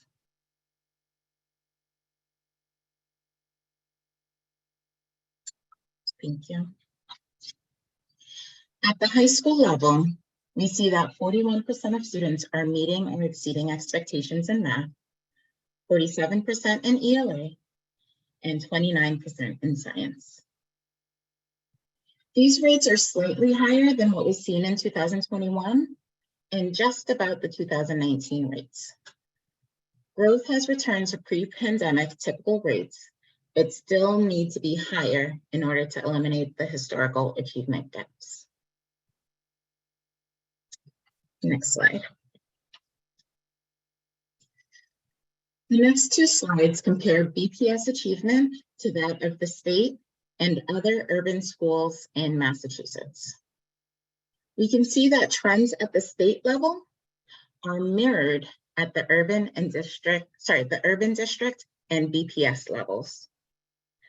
More specifically, in ELA in grades 3 through 8, while the rate of meeting and exceeding expectations in ELA continued to decrease across 2019, 2021, and 2022, from about 52% to 41% at the state level. That's an 11 percentage point decrease. We note that in Boston, the percent decrease was from 35% to 29%, which is a 6 percentage point decrease. In math, while the rate decreased between 2019 and 2021, it slightly rebounded in 2022 for all jurisdictions, which resulted in about a 10 percentage point decrease for each jurisdiction. Next slide, please. The high school level, trends seen for the state and other urban districts are not what was seen in Boston. In ELA, the state and other urbans saw a slight increase in 2021 and a decrease in 2022. On the other hand, Boston maintained similar rates in 2019 and 2021 and experienced a slight increase in 2022 above 2019 levels. In math, while the rate consistently dropped at the state and urban district levels, BPS experienced a drop between 2019 and 2021 and a slight increase in 2022. Although the 2022 rate is still below the 2019 percentage of students meeting and exceeding expectations. We will now delve into the more detailed results for the MCAS. The main headline is that our achievement rates are not what they were in 2019. However, we see some progress towards recovery in these numbers. In ELA, we are down almost 6 scaled score points in grades 3 through 8 as compared to 2019, and down almost 1 scaled score point in grade 10. In math, we see a similar story. We are down about 6 scaled score points in grades 3 through 8 as compared to 2019, and down 3 scaled score points in grade 10.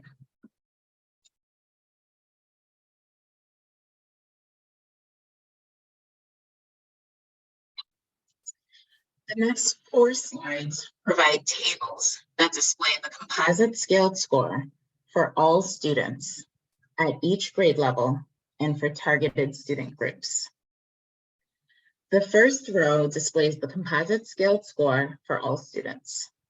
You can see that in grades 3 through 8, on average, students had an ELA scaled score of 486.2, which is a 1.2 scaled score point, which is 1.2 scaled score points lower than in 2021. And it is 5.7 scaled score points lower than in 2019. The average student growth percentile for 2022 was 49.7, which is in the typical growth percentile range. In this specific chart, we can see that while all grade levels and student groups experience lower scaled scores than in 2019, English learners and former English learners specifically have scaled score points almost 9 points lower than in 2019.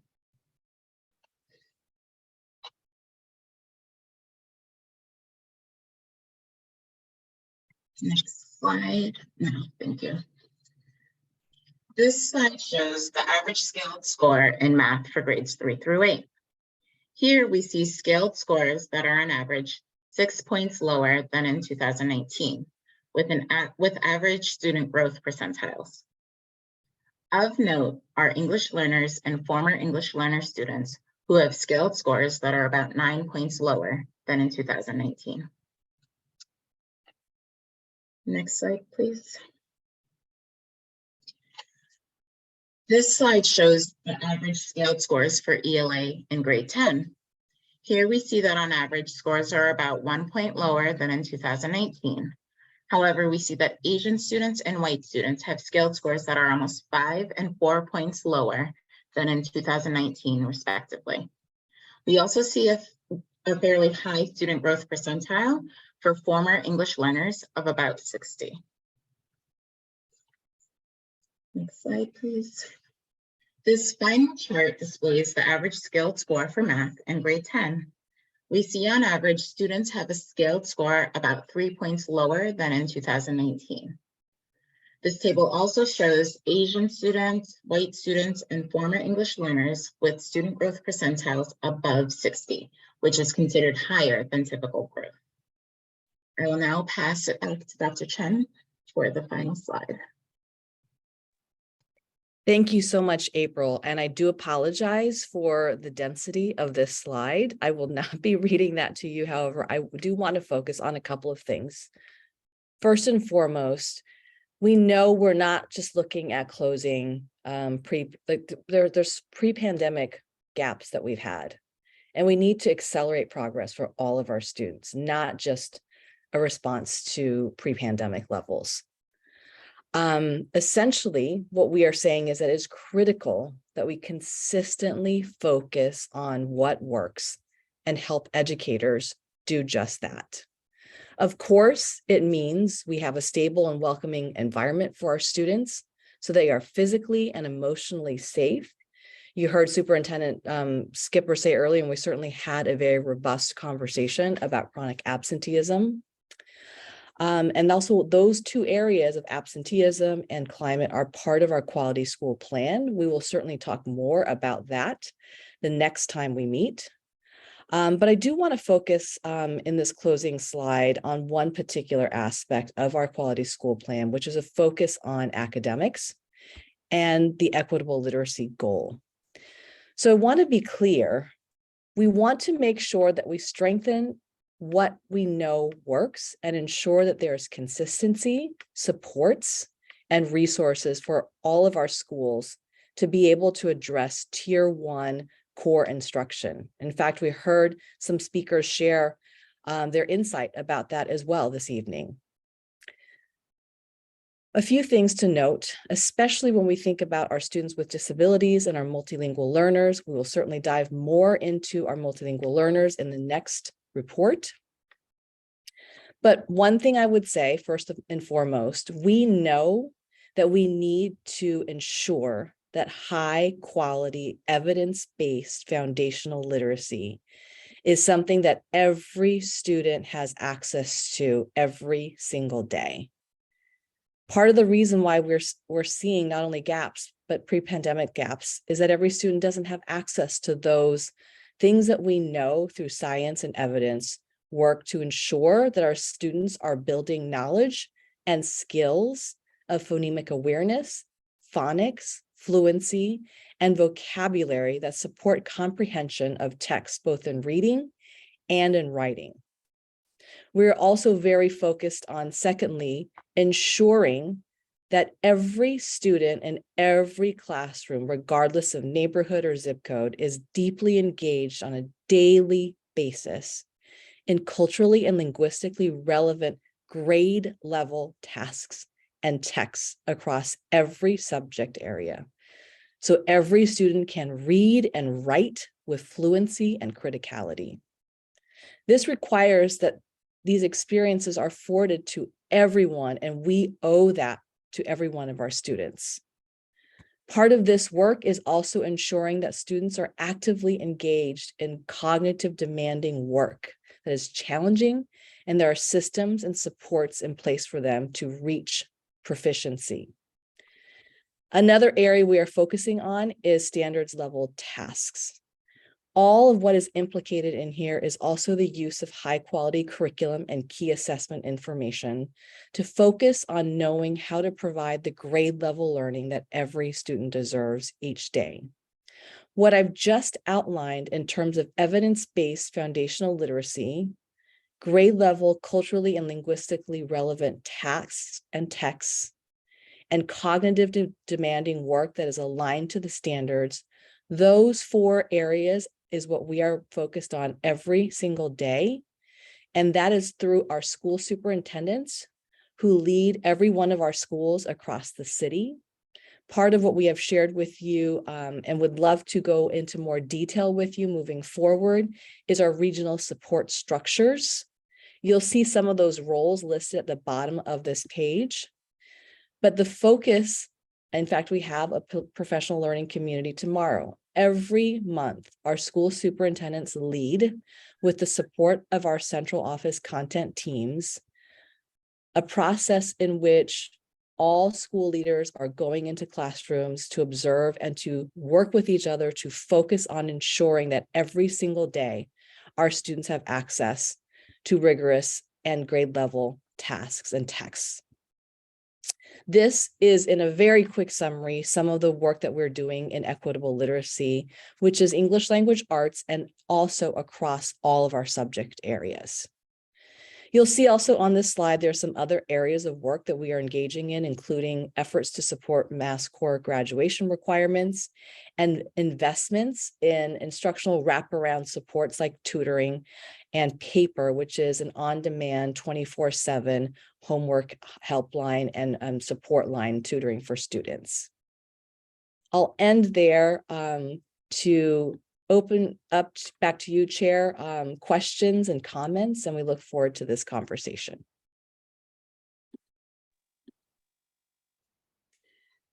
Thank you, Dr. Chen, and thank you, Ms. Clarkson.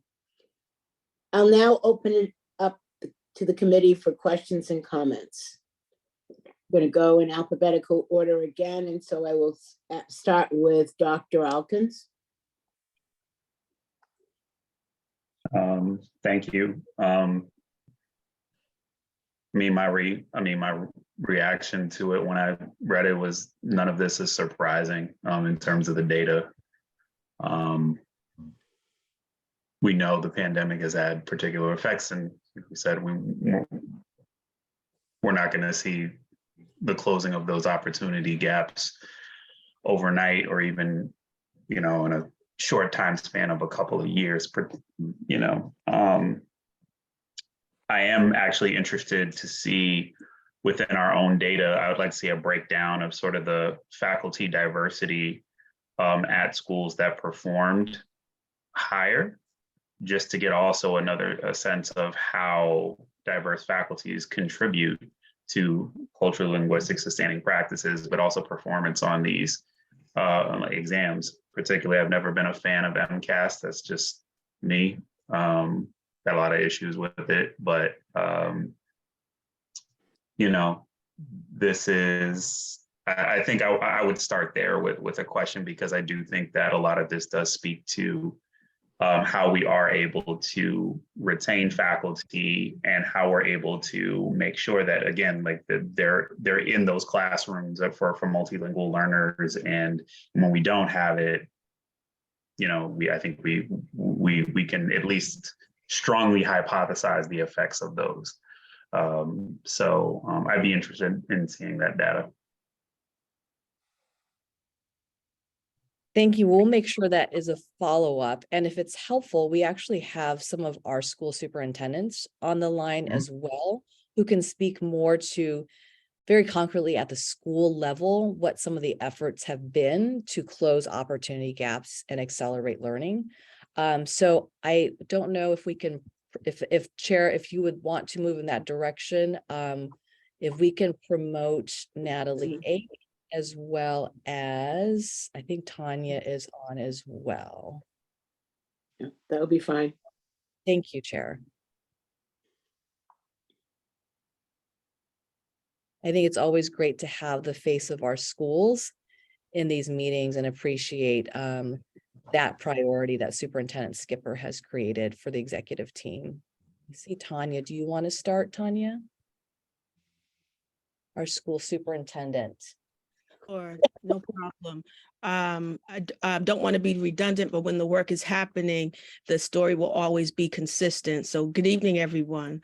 As Linda did highlight, we do have a regional model where each school superintendent supports 10 to 12 schools, and we've prioritized spending the majority of our time in schools, meeting with school leaders, attending some of their school-based meetings, and observing instruction. We're using our MAP assessment data, culture and climate survey data, and attendance data. We've used that data to craft school quality plans. And when we're in schools, we're using the equitable literacy look forwards to observe instruction and monitor progress towards school goals. In addition to our focus on climate and culture, our focus is on student access to culturally affirming grade level, standards-based, complex texts and tasks. Schools have identified instructional strategies. Some of them include turn-in talks, close readings. They're using these strategies to address the gaps from MCAS and other baseline assessment data. We're also engaging all of the school leaders in our district content program directors, data and literacy coaches, and instructional rounds. We're doing this, as it was stated, on a monthly basis. And in some schools, we're doing it more consistently. Our goal is to get into as many classrooms as possible to ensure that the schools are receiving continuous feedback on their goals related to equitable literacy, climate and culture, and attendance, all with the goal of making sure that our students receive high quality education on a daily basis, and making sure that they are college, career, and life ready. And that is the work that we're doing on a continuous basis. Thank you. Even as a follow-up to that, because now we're sort of layering this also with chronic absenteeism and probably the increase of student populations, particularly in alt ed programs, like how are we thinking about resourcing alt ed programs so that they're offering the breadth of the education, the academic offerings that they're going to need, particularly to get through on the MCAS, but even just to have the quality guarantee that we're talking about here. Many of our content coaches, content program directors are going to alt ed schools. We were in, I would say I was in 2 of those schools today, making sure that they have that access to those program directors. They're going in, doing professional development with the teachers to make sure that when we say all, we mean all, not just some, but that work is happening.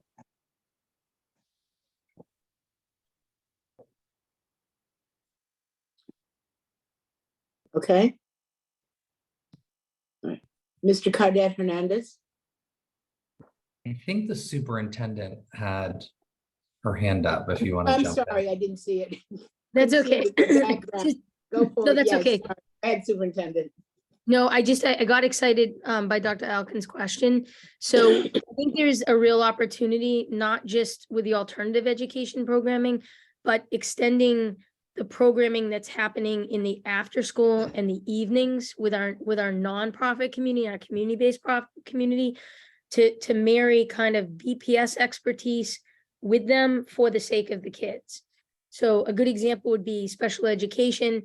If we know we're trying to structure a program in alternative education that may have embedded in its special education service, if the students are now going to kind of a community-based org to continue that learning, we need to make sure supports follow. So one of the conversations we started having, like, for example, with Boston and Beyond, was exactly this. How can we expand summer programming to be able to serve a much broader continuum of students who could benefit from that kind of deep enrichment in deep workforce development? But right now the nonprofits may not have that expertise and depth of capacity to serve that broad of a student population. So how can we kind of take our BPS and marry that to them to expand and create a menu that more students have opportunity for.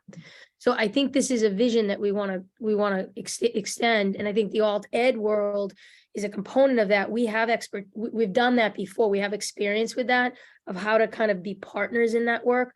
But I think given how much the students need acceleration, not just academically, but the social emotional development, we have to look to not the 20% of waking hours we have with them, you know, in school, and not just kind of the different setting of say at options or alternative ed, but look at the clock as after school, evening, summer, to really extend the opportunities for students to get that deep enrichment and social emotional supports from us through a variety of partners. Thank you. Mr. Cardet Hernandez. Yeah, I'll say probably what everyone's feeling, which is, you know, it's like so much of the progress, and this is not just a Boston problem, this is a broader urban education problem, but so much of the progress we've made over the last decade in narrowing achievement gaps just feels, you know, it feels like we went backwards, and that's really hard. And it means we have new work to do. But it's just like, it's really hard. I have two questions. So I just like, I'm acknowledging that. And then, you know, I think like all of us, we just want solutions, and to the superintendent's point, like make the most of the time we have, but also capture new opportunities for to use time differently, particularly time that we haven't been able to use before. This goes back to my earliest question just around ESSER funds. This is what it's for. And so, you know, we saw this coming.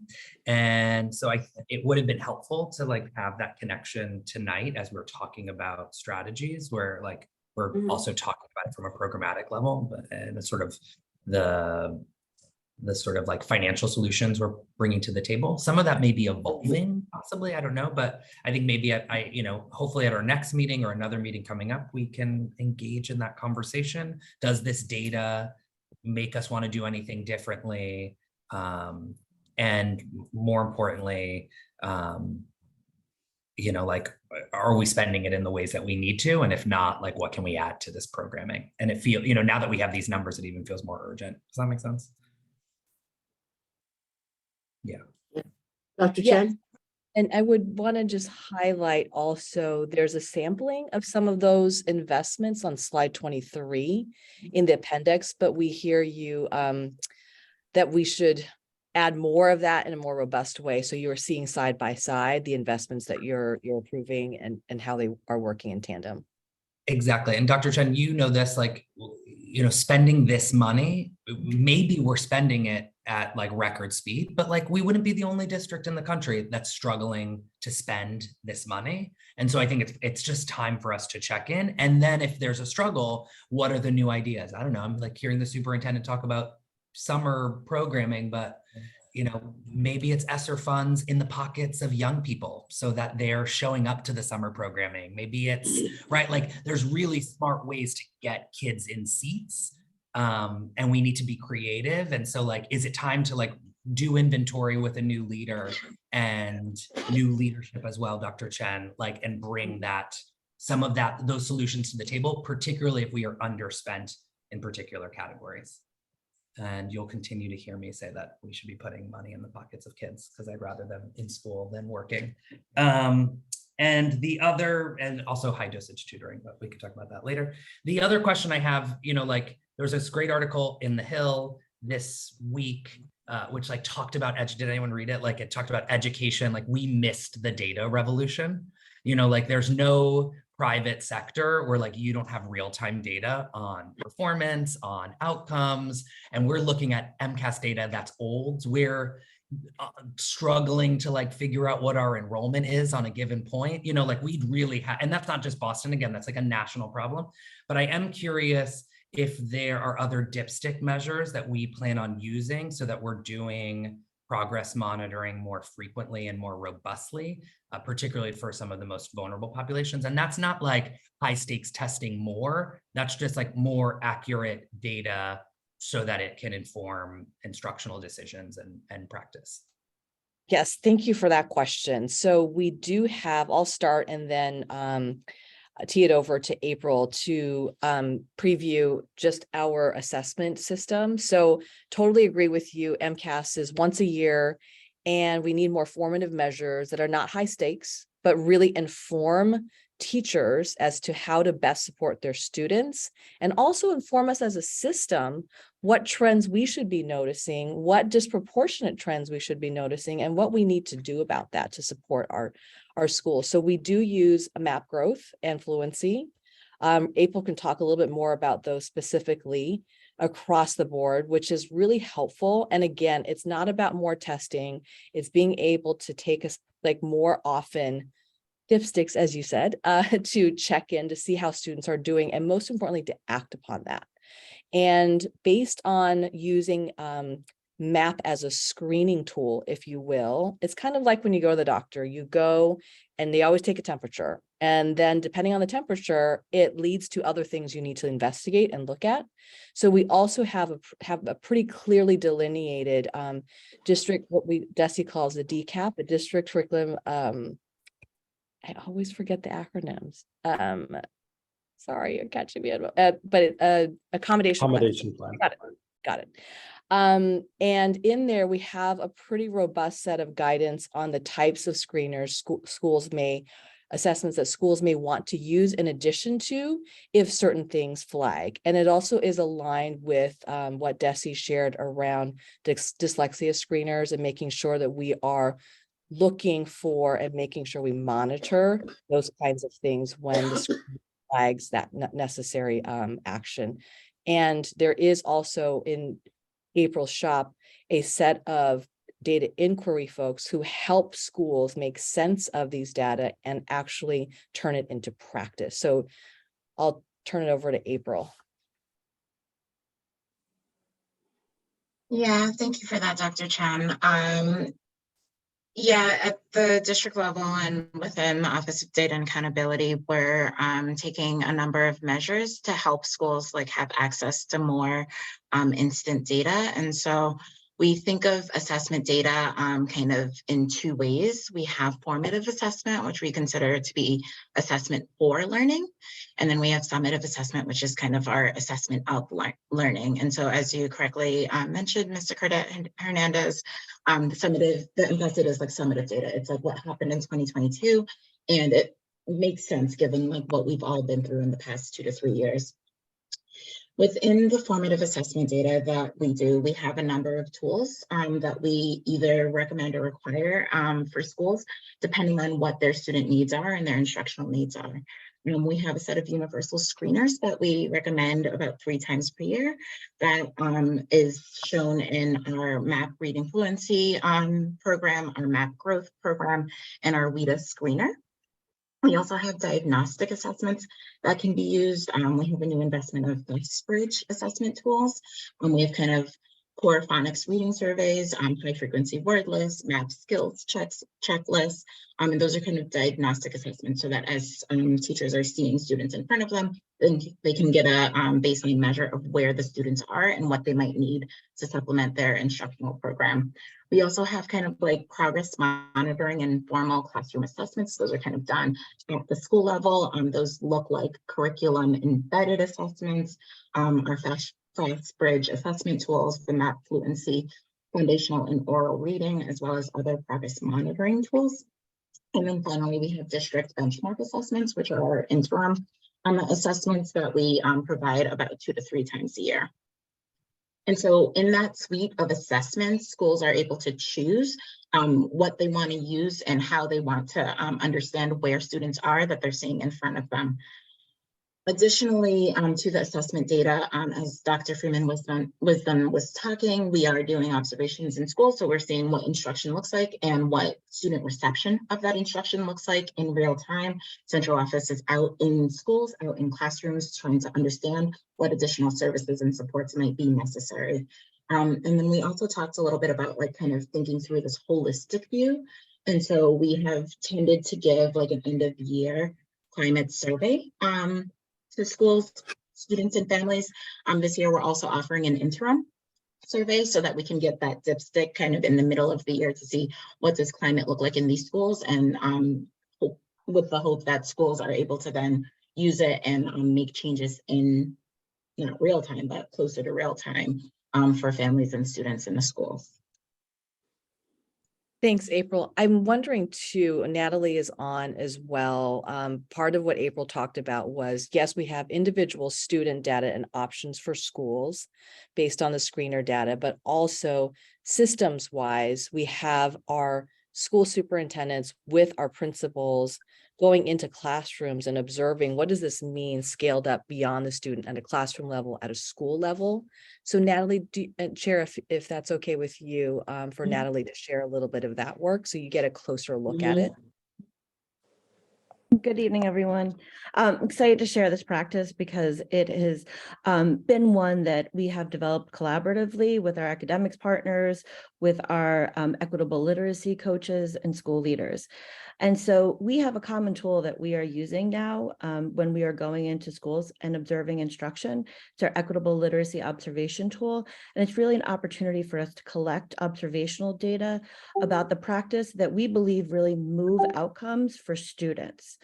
And so we are spending a great deal of time using this tool to understand the instruction that students are receiving and really focusing in on a few key practices. So we're looking at whether or not students are reading complex culturally affirming texts, whether they are writing in response to complex culturally affirming texts, engaged in quality discourse, and that the tasks that they have in front of them are high quality, and that they are the ones who are doing the heavy lift, that they have the cognitive demand is on students, with the teacher there as a facilitator and support. And so we're really trying to think about ensuring that the pieces that we are naming are going to move the practices for students are consistent across all of our schools with our leaders and with the support of our regional liaisons. So when we're going into classrooms to observe instruction, we're going in with our equitable literacy coaches. And at the elementary level, we have an early childhood equitable literacy coach and an equitable literacy coach that focuses on grades 3 through 8. In addition to that, we have a program director for ELA who's able to also come in and look at the quality of the resources in the text and provide support to school leaders and their leadership teams to ensure that we have the best materials and resources in front of all of our students.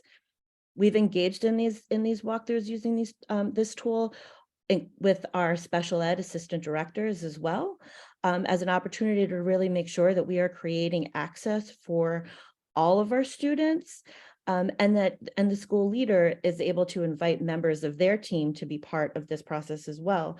So it's really a learning experience, not just for district folks and the school leader, but really the folks who are on the ground leading common planning team meetings, leading their instructional leadership team meetings, who are driving the work that is happening every day with our teachers. And so we're excited as a school soup team that this practice is consistent, that we're developing it, and we're going back to refine it after every visit we're doing with our PLCs with school leaders. Thanks, Natalie. I just want to add, I want to really credit Dr. Eckelson for, when we talk about the SIP, right, it's systems improvement, his vision around very much like, and I want him to speak to this too, like just this unwavering focus and a support of all these school superintendents to really be able to do this consistently and to have high expectations for every student. So I don't know if Dr. Eckelson, you want to jump in here. I was trying to avoid having to speak, but it's good to see you all. When Superintendent Skipper entered into the organization, I really talked to her about, what role I might want to play. And for me, the most important work is what happens in schools. That's what I care most about. And I know that if we can influence the practice that's happening in schools through high quality systemic, high quality professional learning, making sure that we have the right sort of tools and resources in our teachers' hands, and that they know how to implement those things well, and that we are really having and building the sort of problem-solving culture at schools, so they have good data, good information and they're nimble enough to respond to the individual needs of students, then we know that we can move outcomes. And so we've just been deeply focused over the last few months on our work around implementation of equitable literacy, and just can't say enough about the quality of the regional school superintendents who have been working with a level of collaboration and urgency and talent that I think is pretty extraordinary. So I know we're moving in the right direction. Doesn't mean that we don't have a lot of work to continue to do to move outcomes, particularly for groups of students we haven't served well, but that's the work that we're really passionate about doing together as a team.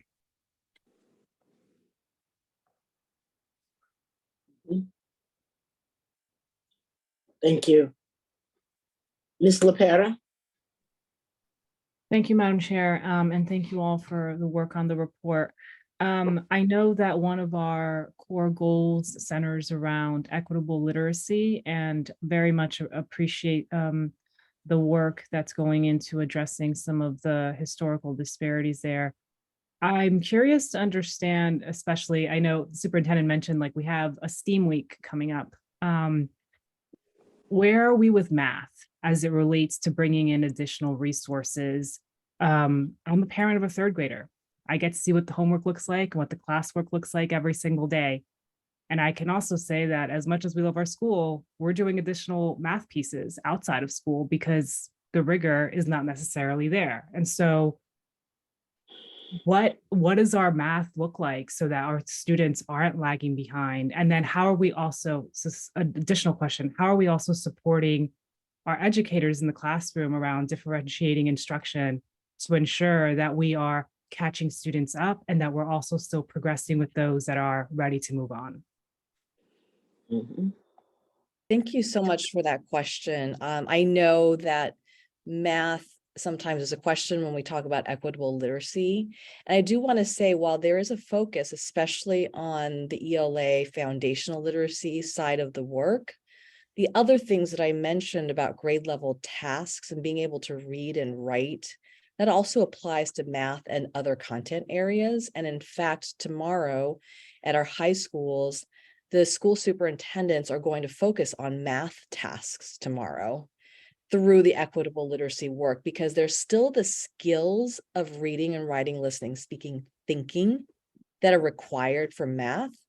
I would also want to say on the front of mathematics, the team has been doing quite a bit of work in recent years in ensuring that there are high quality core curriculum materials. That is also the other area. And I've seen and spoken to school leaders who over time have adopted some of these high quality curricula so that they can really focus on, I think, getting to your second question, which is around the differentiation that's needed, because we have such a range of needs across any given school, especially when we think about our multilingual. I think about a particular group that folks mentioned this evening, right? Our multilingual learners with disabilities. That's a lot of differentiation that must happen. So a couple of things on that front. We'll be able to talk a little bit more about transformation schools next meeting, but just to highlight a few things. One is we have a multi-tiered system of supports. I know it's kind of a MTSS, it's another sort of edu-speak a term, but that essentially means that we really make sure there's data that we've just talked about around monitoring student growth, and then also having core curriculum and strategies for teachers to differentiate core, and being really clear about when we need more information to be able to provide, sometimes we call them interventions or acceleration in a tier 2 space. But we want to be very careful. And I want to say this is where sometimes we have unintendedly taught to a lower level. We see sometimes a student isn't at grade level, we automatically take them out of core instruction and put them into an intervention. So what we're doing also with the supervision support of our school superintendents is to really have those hard conversations through being in classrooms with principals about when do we engage in the interventions so that the students are not missing core instruction. If we think about it, it's somewhat logical. You can't perform at grade level if you never have the opportunity to engage in grade level work. And that is something that has been a well-intended lowering of standards across the system. I say that well-intended, but it also says to us as a system, we need to make sure our teachers are equipped with the training and the resources to be able to meet the various needs. So in this system, we have tier 1, which is the core instruction, grade level work that every student should have. Within that, it doesn't mean everyone teaches it the same way. You differentiate for the students in front of you. And then there are interventions at the tier 2 level or tier 3 level. And part of the work we are doing with that is to make sure we know exactly when a student really needs to be referred for an IEP versus having the requisite instruction that they needed.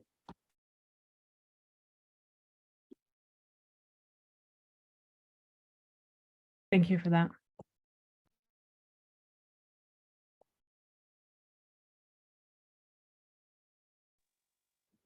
Mr. Mehta.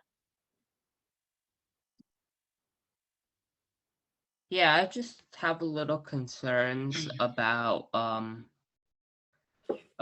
how English language learners are and multilingual learners are performing on the test. I understand that this is not indicative of exactly what we're, I don't know. Let me rephrase it. I understand this is part of the small problem with the test. This is part of the problem with a high stakes test. But also, like, the fact of the matter is, I'm kind of confused how even with math, there's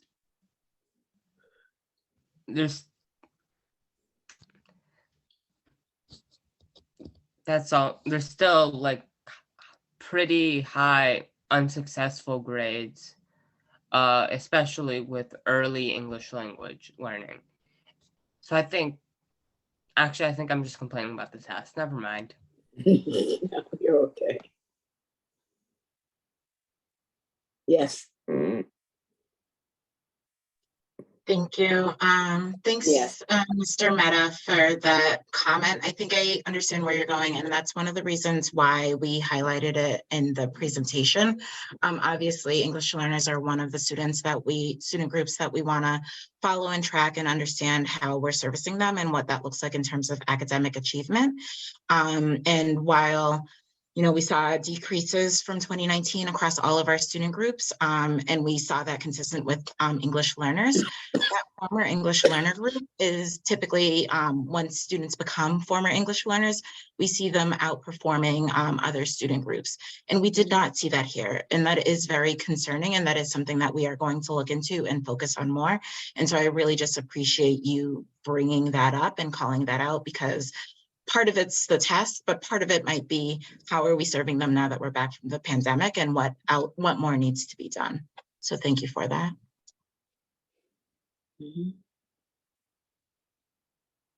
Okay. Ms. Polanco Garcia. Yeah, thank you, Madam Chair. Yo quiero decir que mi hijo estudia en la Joseph Quincy y el año pasado él tuvo tutorías de matemática en las tardes. I want to say that my son attends the Joseph Quincy, and last year he was getting a mathematics tutorial. Y esto hizo una diferencia en el aprendizaje de matemática de mi hijo. In the afternoons, and this made really a great difference in the performance of my son. Mirando los resultados, ¿verdad? Viendo estos resultados que estamos viendo de estos exámenes, no nos alientan y todos estamos de acuerdo con eso. Pero pienso que debemos pensar en cómo podemos ayudar a nuestros estudiantes con este bajo rendimiento. The results that we're seeing here are not encouraging, but we have to think in ways on how to help our students with that low performance. Entonces quise comenzar diciéndole la experiencia que tuve con mi hijo porque marcó una diferencia. Entonces pienso que los programas después de la escuela y la tutoría, reforzar la tutoría sería bien importante para nuestros estudiantes, para que tengan un mejor rendimiento académico. So I started telling you this story about my son because it really made a difference. And I think that having consistent tutorials and to have stronger programs after school, it could help a lot their performance overall. El distrito se había comprometido a contratar especialistas de lectura y personal académico adicional. Entonces ahí viene mi pregunta. Cuando el distrito se comprometió, yo quiero saber qué pasó, si contrataron los especialistas de lectura, si han contratado un personal académico adicional, porque en esto quedamos la última vez que hablamos de los exámenes. So my question is, the district said that they were going to hire additional reading specialists and other academic staff. And I want to know what happened to that. Thank you for the question. We have a few reading specialists that were hired, and they are working in excuse me, transformation schools. We wanted to make sure we prioritized where our greatest needs were with the few coaches that we do have. We also have transformation coaches in the schools, in the transformation schools. In addition, excuse me, in addition to that, you heard, I think, Tanya speak earlier to the equitable literacy coaches that we do have for each region, including for early childhood, so that, and some of our principals actually hire instructional coaches at the school as well. So we work with them in addition to their coaches. So there are a number of ways that we do that. And I also wanted to address the tutoring piece that you mentioned, especially in mathematics. Schools are using some of their ESSER funding for high dosage tutoring, but we're also continuing to look centrally at ways that we can do that, especially around mathematics. And I think we mentioned before, we have a resource that we are leveraging ESSER funds for, which is called PAPER. And that is 24/7 tutoring support and help with assignments that can be done very easily online with tutorings at any time and any grade level. And I hope folks are still awake and listening, because we hope that more families will take advantage of that.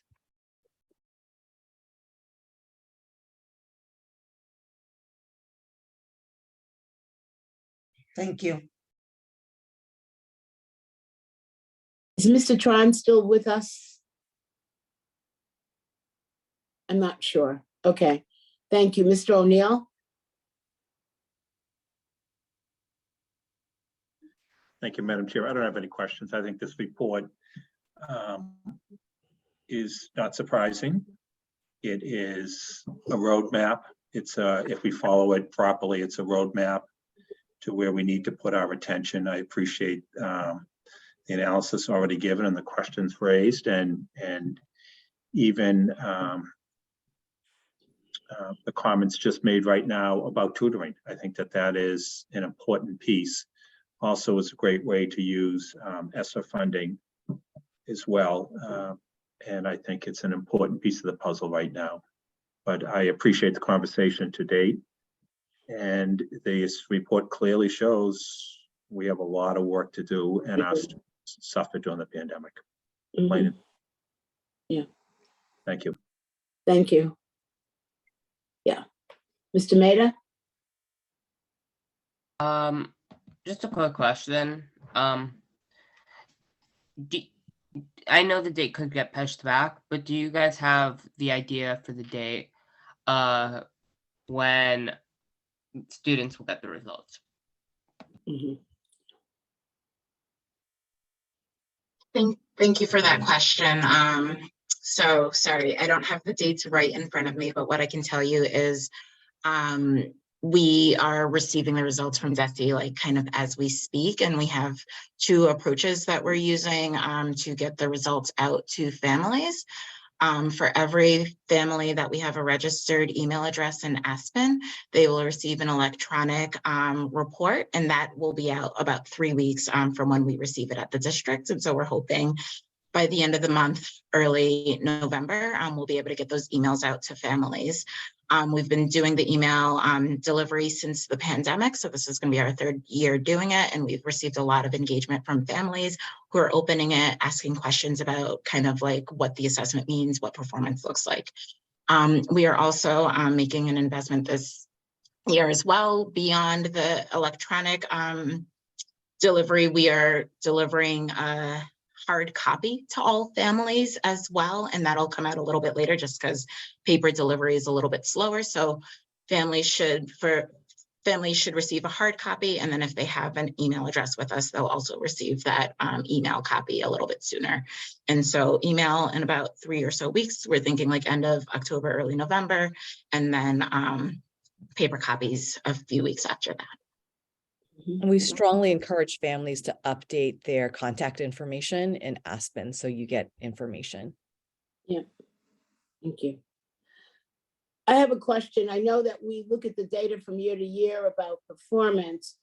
How do we begin to look at the curriculum? So for example, have we analyzed where our kids are struggling at the 3rd grade? What content, whether that's happening in specific schools or specific parts of the city, you know, and then once we identify those content issues, what are we doing in the 2nd grade to make sure that kids have the foundation, you know, to be ready for that work in the 3rd grade? Because the thing that has often frustrated me is when we've gotten these scores and people have compared grade 3 this year to grade 3 last year, and I'm saying there's no comparison because they're 2 different groups of kids. So I want to know what's happening with last year's 3rd graders in the 4th grade so that they're ready for the 4th grade test. How do we look at the curriculum around all of these things more specifically? And where have we improved over time? We've got all of this data. Are there areas of the curriculum that we've actually said, aha, we're not teaching that in a way that our kids are being successful, and have done something with our curriculum that shows that kind of growth and change? Thank you for the question, Chair. And I'll start and also have April talk a little bit about the MCAS data that schools have access to and how they are able to use that to inform their instruction from one year to the next. So we've been, and I have to give credit to Dr. Eccleston and the team doing this, you know, in the last year, which is really looking at high quality curriculum. And even there is not a perfect curriculum out there that I know of that meets the diverse needs of our students and also represents the identity of our diverse students. And so what the teams have been doing both, and I can say in ELA and math, is look at what are the best curricular materials out there and how do we make sure we have access for our schools. And then we actually do, so in the example of expeditionary learning, if you will, the teams also work with teacher leaders to make modifications based on what we know are weaker areas in the curriculum that are informed by our results. If we see a trend of students not being able to perform because of gaps in the curriculum, it helps us have an infrastructure to really rely on our best teachers. And I always find that as a teacher, I really appreciate what my fellow teachers do because they understand and they're in my shoes. I would also say one big critical piece that we've learned as a system in BPS, which is part of the equitable literacy strategy.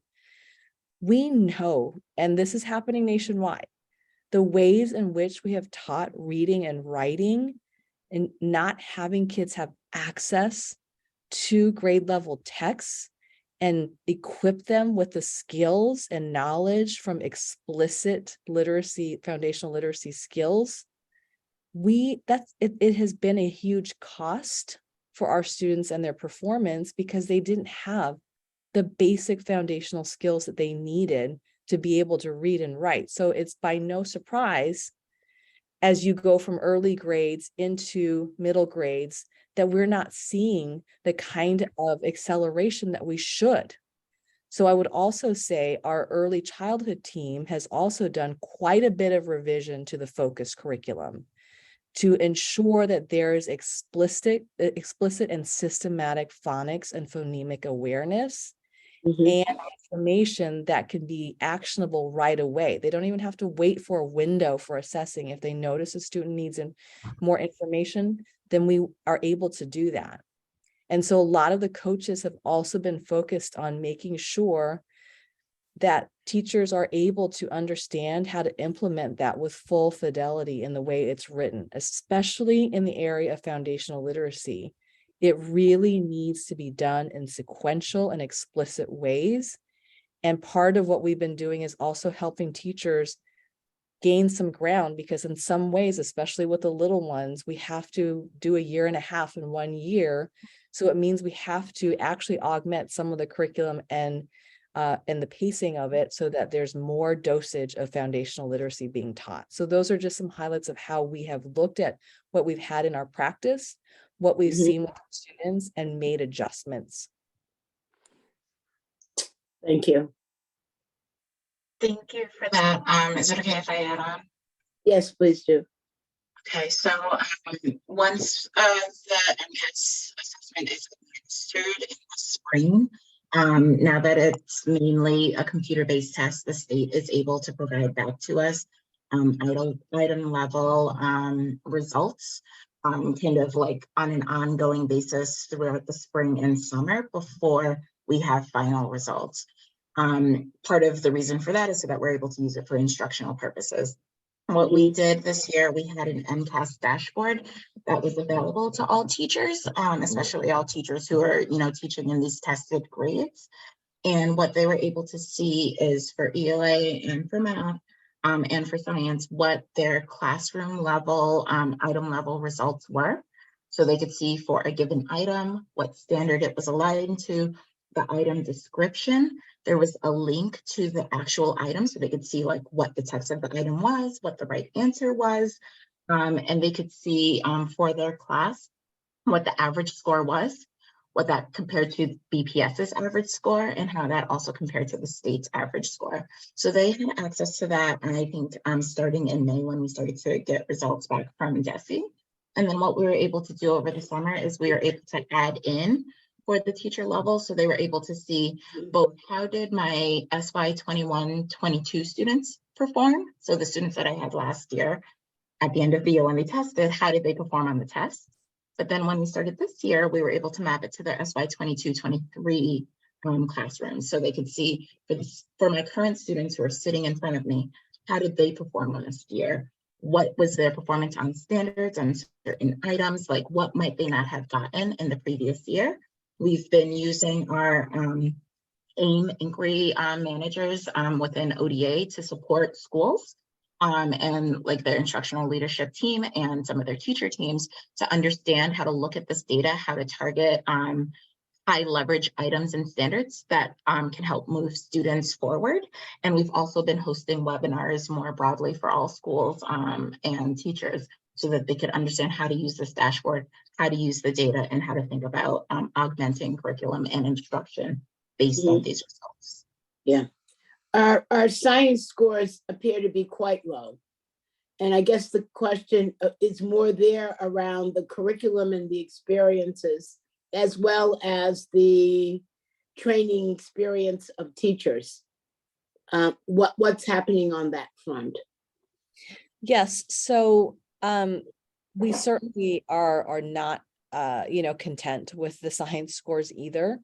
And I think this is also why, yes, it's a curriculum issue that we are continuing to engage in. I think it's also a focus, especially in the elementary grades, sometimes on ELA and math. And we want to make sure that there's requisite time for instruction on science in the lower grades. And also what I would say is, this is the reason why when we talk about the equitable literacy strategy, it is about the skills and knowledge building that are required for all content area. And so that is why this strategy is so important, and why Dr. Eccleston, the school superintendents, just like with laser-like focus and unrelenting ways, focus on that across discipline. Because part of the same issues that we have, that we've talked about with ELA and math, is also with science. Students need to be engaging in grade level tasks. And sometimes, because students are not necessarily able to read at grade level in science, there's a reaction sometimes to water things down. And what we are saying is that is required in science, it's required in history, it's required, I would even say, in the arts, right? Like, that's also takes academic language and literacy skills to engage and learn in all subject areas. Thank you. Are there other questions from members? Dr. Alkins?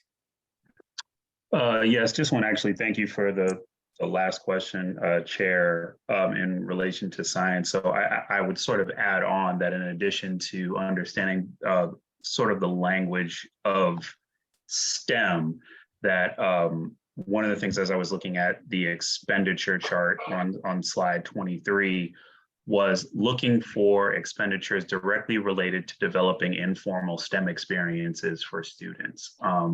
We talk about sort of what goes on in class, but much of the student interest and the cultivated interest and the sustained STEM identity really comes from a lot of informal STEM experiences, hands-on activities, internships that create the career opportunity trajectory, and those partnerships that exist with nonprofits and for-profit industry, especially having a wealth of life science here in the Boston area. I'm very curious to know, to what degree our ESSER funds are going to be used to sort of create some of these opportunities that our schools just, in some cases, because of capacity, they just can't take on. They don't have the space for a lab. But we can sort of generate partnerships to bring students to maker spaces, engaging with the Museum of Science, engaging with Black Girls Code, for example, to create these experiences that really can galvanize sort of that education and actually put it to good use and apply it. So I'd be interested to see sort of the financial investment that goes there.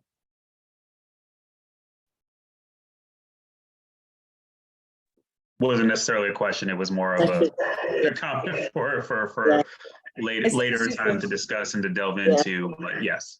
I see the superintendent's hand up. And So yeah, I'm gonna say the superintendent. So through you, Chair, I think this is exactly the type of thinking that we have to have of how to extend the learning that we haven't necessarily been able to do systemically. I think at the high school level, there's a lot more opportunity for that for students, but it has to start, particularly with something like science or coding, any of like the really applied skills. It has to start so much earlier for our students so that they see themselves in it. And, I think this gets into not having lab space. I think during the pandemic, it was very hard to teach explicitly science, as opposed to, it was sort of like, even in English language arts, the biggest issue is writing across the state, because there are just some things that are harder to do remotely. But this is an area we need to concentrate on because it's really applied learning. There's so much rich opportunity to do this, especially project-based learning in the schools. And you see it in a number of the high schools, but now that the high schools are going back to the 7th and having that kind of 7 through 12, we need to expand the experience backward. And for the students in K6, pre-K6, we need to make sure that that's incorporated along the way. So this is going to be an area of intentionality, right, that we have to do. I think it's something with our partners, Boston and Beyond, our other kinds of partners. We certainly can, find for schools the appropriate partnerships to match their needs. So this is, to me, this is exciting conversation because this is like a missed opportunity, for us. And I would put in a plug for STEM Week. I hope you all will be able to be engaged in that coming up. And we also, some of the same partnerships that the superintendent was mentioning, we also engage with for fifth quarter or summer opportunities as well. Yeah. The other thing I was just going to say is that we can get to we're going to need to get to a point, but we can get to a point when we talk about whole child, that we have a data system that actually maps out the whole child. It's not academics is over here, social emotional is over here, attendance is over here, classroom regulation is over here. It's like, we have to be able to see the child so that educators that are teaching the child know the child.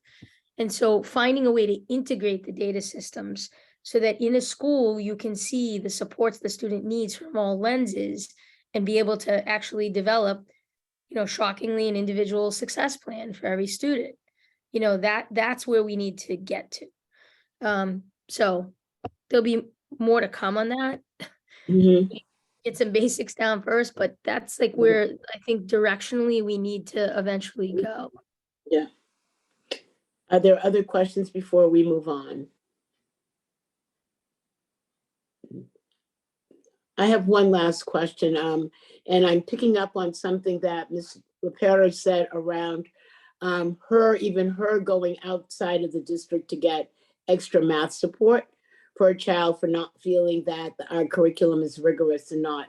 I've talked to a number of families, both in the city and elsewhere, who are all rushing off to Russian math for whatever reason. And my question is, if Russian math is successful, why aren't we teaching Russian math in our schools? Why is everybody going out and paying for it and feeling positive? So what is our math curriculum? What isn't it doing? And why wouldn't we look at things that are being successful, or at least, I'm not sure how successful they are, but at least parents are excited and feeling successful. I think that's a really good point. We'll certainly follow up on that particular program. But I think it is about making sure that we meet every student where they are. We know what high quality looks like in terms of content, but it's to the points that the superintendent made is how do we also engage them as their whole being in terms of their interests as well. Superintendent, I see your hand up. Yeah, I mean, just along those lines, I mean, I think when we think about the continuum of a student, when we're designing a lesson plan, it has to have extensions to it. So if a student is sort of at grade level and has those skills, there's additional work that the student can do to push the student further, right? So just much like you would scaffold, in a lesson plan as you're teaching it, if a student doesn't have the requisite, like the grade level skill, and you're trying to scaffold to get the student to be able to access, the same has to hold true kind of to the other end, that if a student is beyond that, there's extensions. And so, particularly with math, this is kind of the something that happens where because there's these discrete math programs, parents will often seek them out. It's understandable, but I think, for us, we need to think about a classroom as a continuum. And so this will be work that Linda and the team will be doing as we're developing out not just grade level, but what comes beyond that. And then you marry to that particular areas, where the calculus project is a great example where students may, we want to bring that in, and students may, really love math and want to spend more time with math. That there's particular things that we can bring in that allow them to kind of feed that passion and be able to do that. Or med science is another great one for students that are, really jazzed about science. So I think it's really activating, right? That love of learning, no matter where the student is. And that can happen both in the classroom, but then also can happen as we extend learning beyond the school day. Okay. Ms. LaPera. Thank you for that, Madam Chair. And I think that's actually my point around scaffolding and how do we create these extensions. But I think my question for the district is, how are we supporting teachers in doing that? Because in the classroom, this is my personal experience, but I also hear it from other parents on the playground when we're comparing notes. And I know sometimes our kids, if they are interested in math or if they are at grade level, if they're finished with the task, the next task is, okay, well, you can grab a book and read a book, which, you know, I don't mind the reading. The additional literacy is great. But how do we, to your point, Mrs. Chen, like, how do we really meet all students where they're at? Because it doesn't benefit anybody to also reduce the rigor in education. And so how do we meet all students where they're at so that we don't have to be looking for additional supports? And for me, honestly, my looking for additional supports isn't about like, I want my kid to be an ace in math.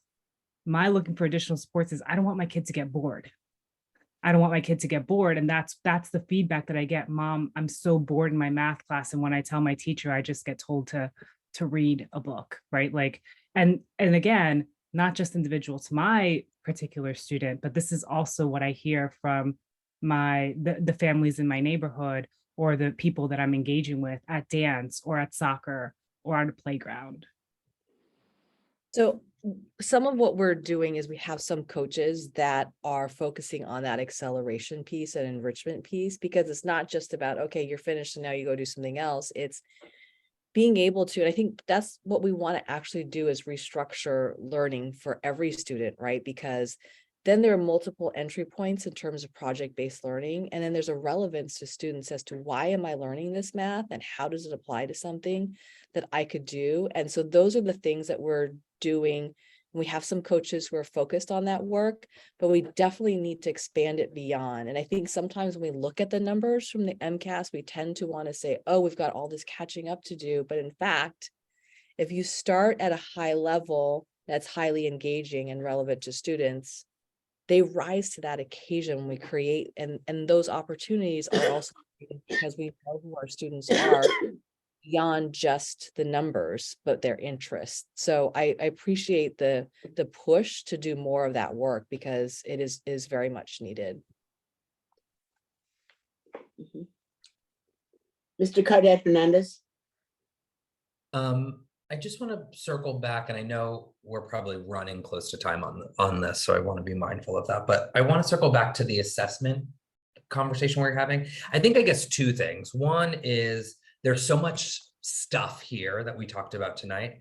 I am curious, and I don't need an answer tonight, but I think it would be helpful, like, to better understand sort of what is new versus what is practice that we've been doing. Tonight we like sort of have talked about the whole kitchen sink, but like, if it's all the same things we've been doing, which I'm sure some of it is, then it's not going to accelerate in the way that we need to. And then if there are new things that we are doing or improvements that we're making, that's sort of where I think some of the curiosity lies. So just sort of food for thought as we keep this conversation going, because it's not over tonight, like just how we define and like with real accuracy, so it doesn't get all, it doesn't get too jargony, like what this is a new thing, this is an old thing we are trying to do better, and this is an old thing that we think was working and we're going to keep doing. But those three categories are really important right now, and that precision is important. My only question about the formative assessment piece is, while it sounds like there's a lot of options for schools, I worry, I can imagine for a superintendent, even, like, it is hard to support cohesion and process and analysis with that many different formative assessments available for choice. And so I'm just curious, like, is there a universe where you are considering narrowing the choice so that there's a better sort of system-wide clarity around that data, and so that our leadership, or the folks who are closest to the ground, can better support principals in implementation and analysis? If you have 5 choices, then the superintendent has to be expert in 5 different assessments. It makes it harder to build learning communities and really sort of look through that data in a thoughtful way. So I'm wondering if that's like a place we refine, or, is this a way that we've done it and we think it was working, and, we just want to double down on training. I don't know.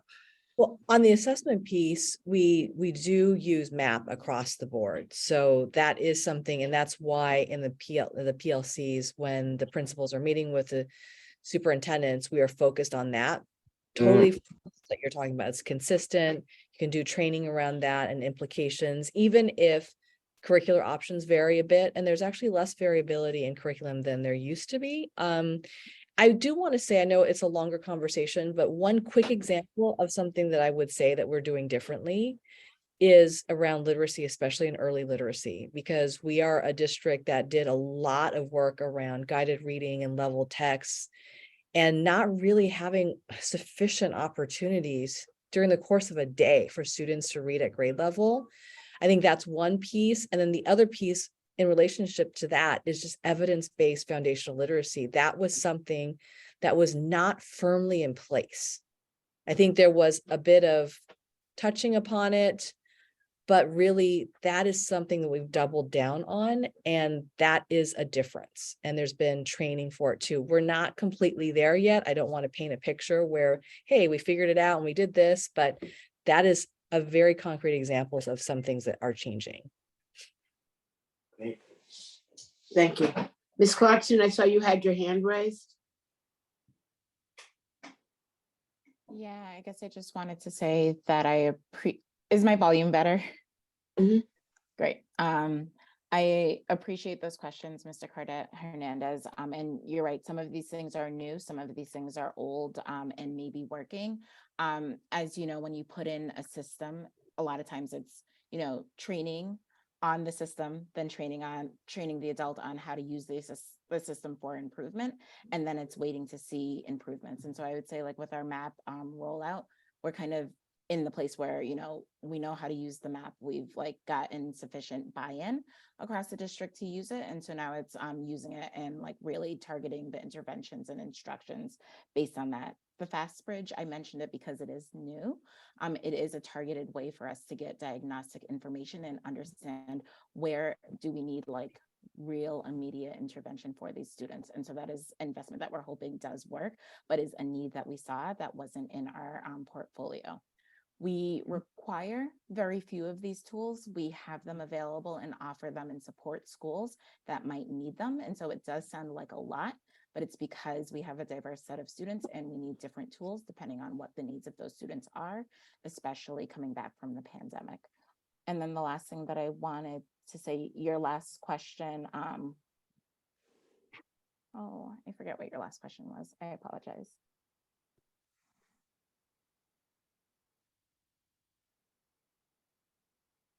You want me to remind you? Are you thinking the one about sort of narrowing choice around alternative assessments or new and improving? Maybe I answered both of your questions. I think you answered them. April, Wonderful. I love it. Okay. I have a thing where I often say I have 3 things to say, but I only have 2, but it just buys me time to organize my thoughts. So I'm with you, April. Thank you so much. He too needs to get some math. So I have a final question as we move forward. So have teachers received their results yet? Have the schools, shared with teachers the results of last year's MCAS scores? Sort of, right? So there's a lot of data, and so it comes in waves, and the ways that you look at it are different. So one thing that I described earlier is we put out the MCAS dashboard from last spring. So students were taking the test, I think in January, in March. And so April, you need to speak up. They can't hear you. By May, is that better? By May, they had some of their item level results. So teachers have been seeing this data, maybe not at the summary level, since last spring. And then what we've been doing in turn is we've started to create decks and different tools, the dashboard being one of them, that have more summary level data. So it gets further away from the classroom, further away from standards and instruction, but gives a general picture of how either the school is doing or the district's doing. And so those sessions have been happening. Okay. And so we've been sharing these results with teachers Okay. like on a rolling Mhm. basis at different levels. Okay, so I guess what I'm looking for is, so we now have the MCAS data, we've got the rest of the school year. Where is it sort of like ready, set, go? What are we going to do different so that when we come back next year, this time, and are looking at the data, we can see where our efforts have made some kind of impact, so that we're not just every year sort of like, oh, well, and moving forward. How do we begin to say, okay, we know we did these things in response to those things, and now we're beginning to see the fruits of our labor taking hold? So on the ELA piece, as an example, we want to see growth in terms of grade level reading. And so we would expect to see, because of this focus on grade level tasks and texts, we would expect to see that change, the level of proficiency change. And also for mathematics, part of what we're doing in both, right, to look at what are the types of skills at each grade level that signal to us some areas in gaps in curriculum, and then also places where we can provide more supports for teachers. A lot of it, the common approach is making sure there is grade level tasks. And the other thing I want to say here is you can have a grade level task in front of a student, but if you do all the work for them, that also doesn't allow them to. And so that's a lot of the work that we're doing as well. How do you, it's a natural thing to want to protect and support when there's a gap in grade level achievement, but it really is, and some of the things that Superintendent Skipper have talked about are a big part of the academic piece, right? It's knowing the skills, but knowing the students and how to connect them and scaffold them appropriately, knowing the wholeness of who they are, that actually makes a difference as well in making sure that students access grade level content. And I know it feels like I'm saying the same thing over and over again, but it is something that has been pervasive, that students have not had that time to independently grapple and work through grade level content that is interesting to them, right? Not just something that's drilling and so on. Great. Thank you. Thank you for this conversation, and the committee looks forward to receiving future updates from the district in terms of the academic acceleration strategies in future meetings. So thank you all for this conversation. It's been great. Thank you.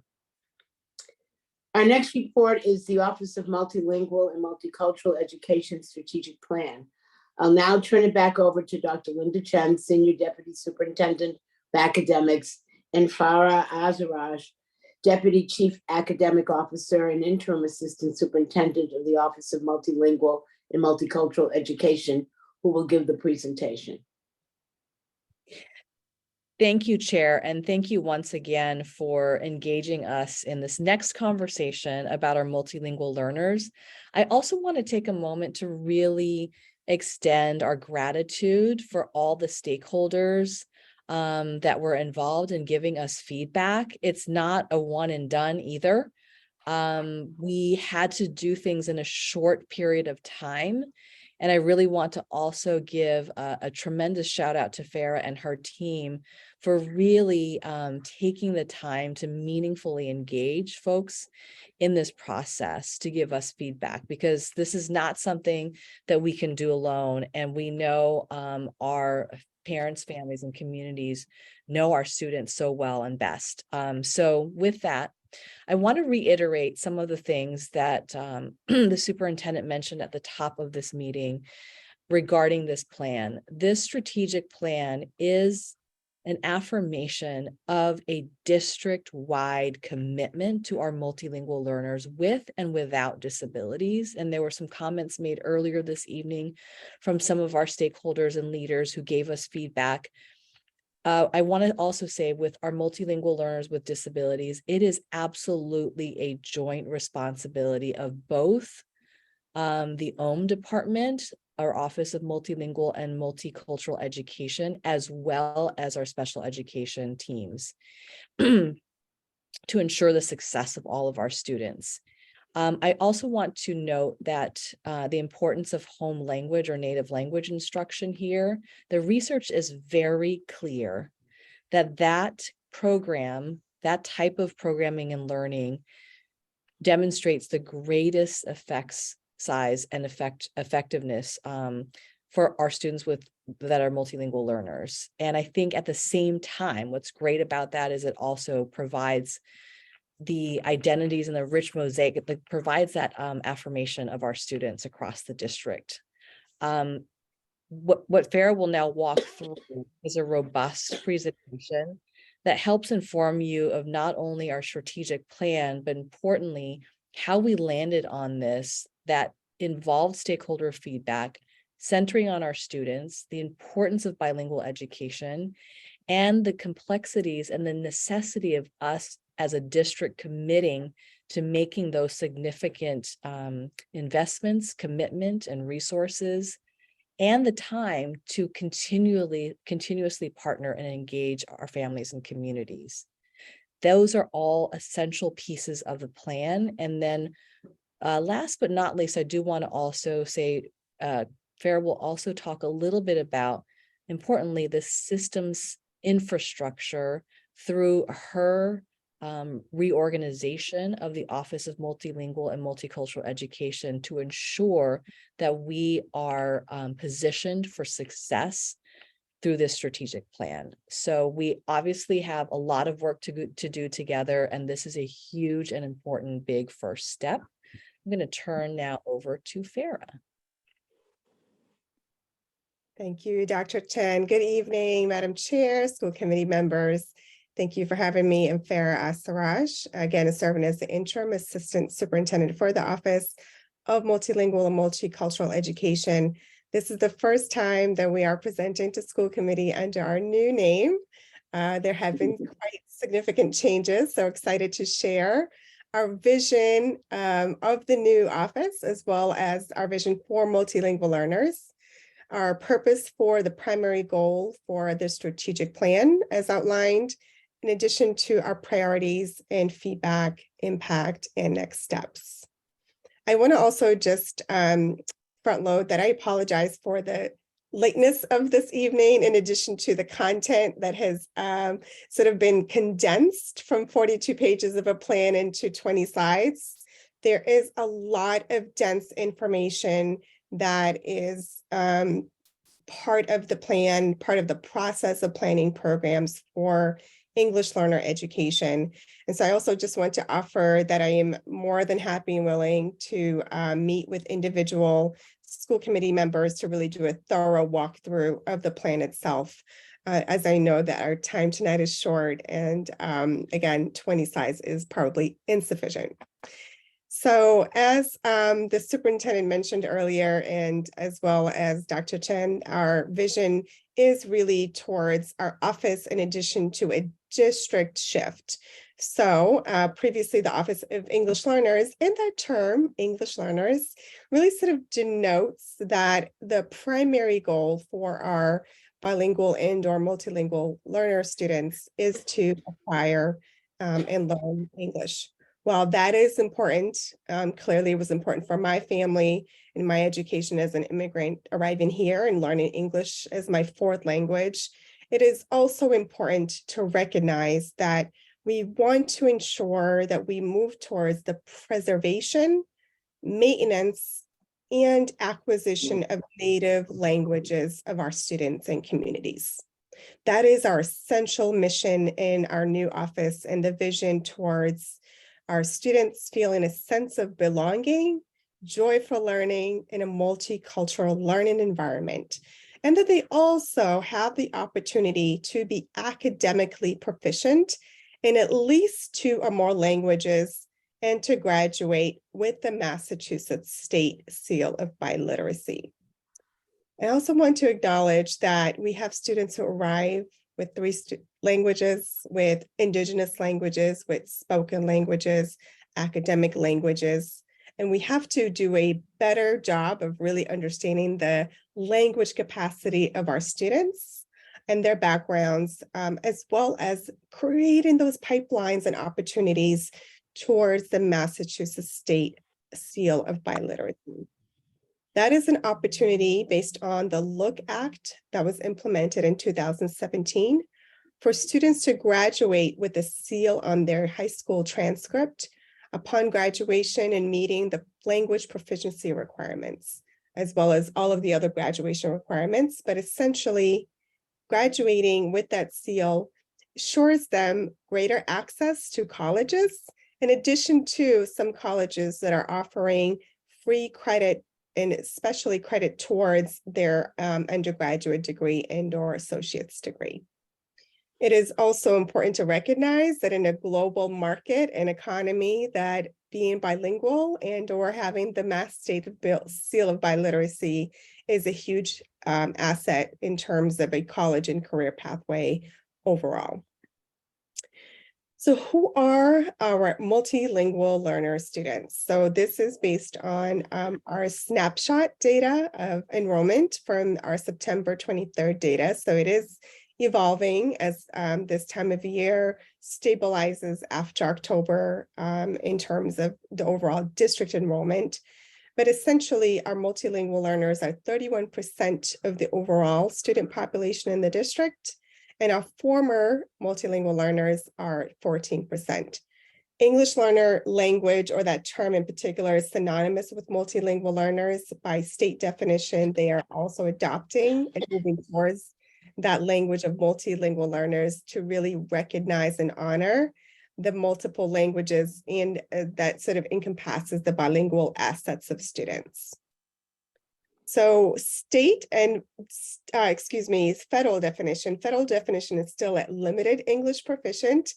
We do not use that at the district, but you may hear that language at times based on some of the links from DESE, as well as some of the programmatic planning and required documentation that is in the strategic plan.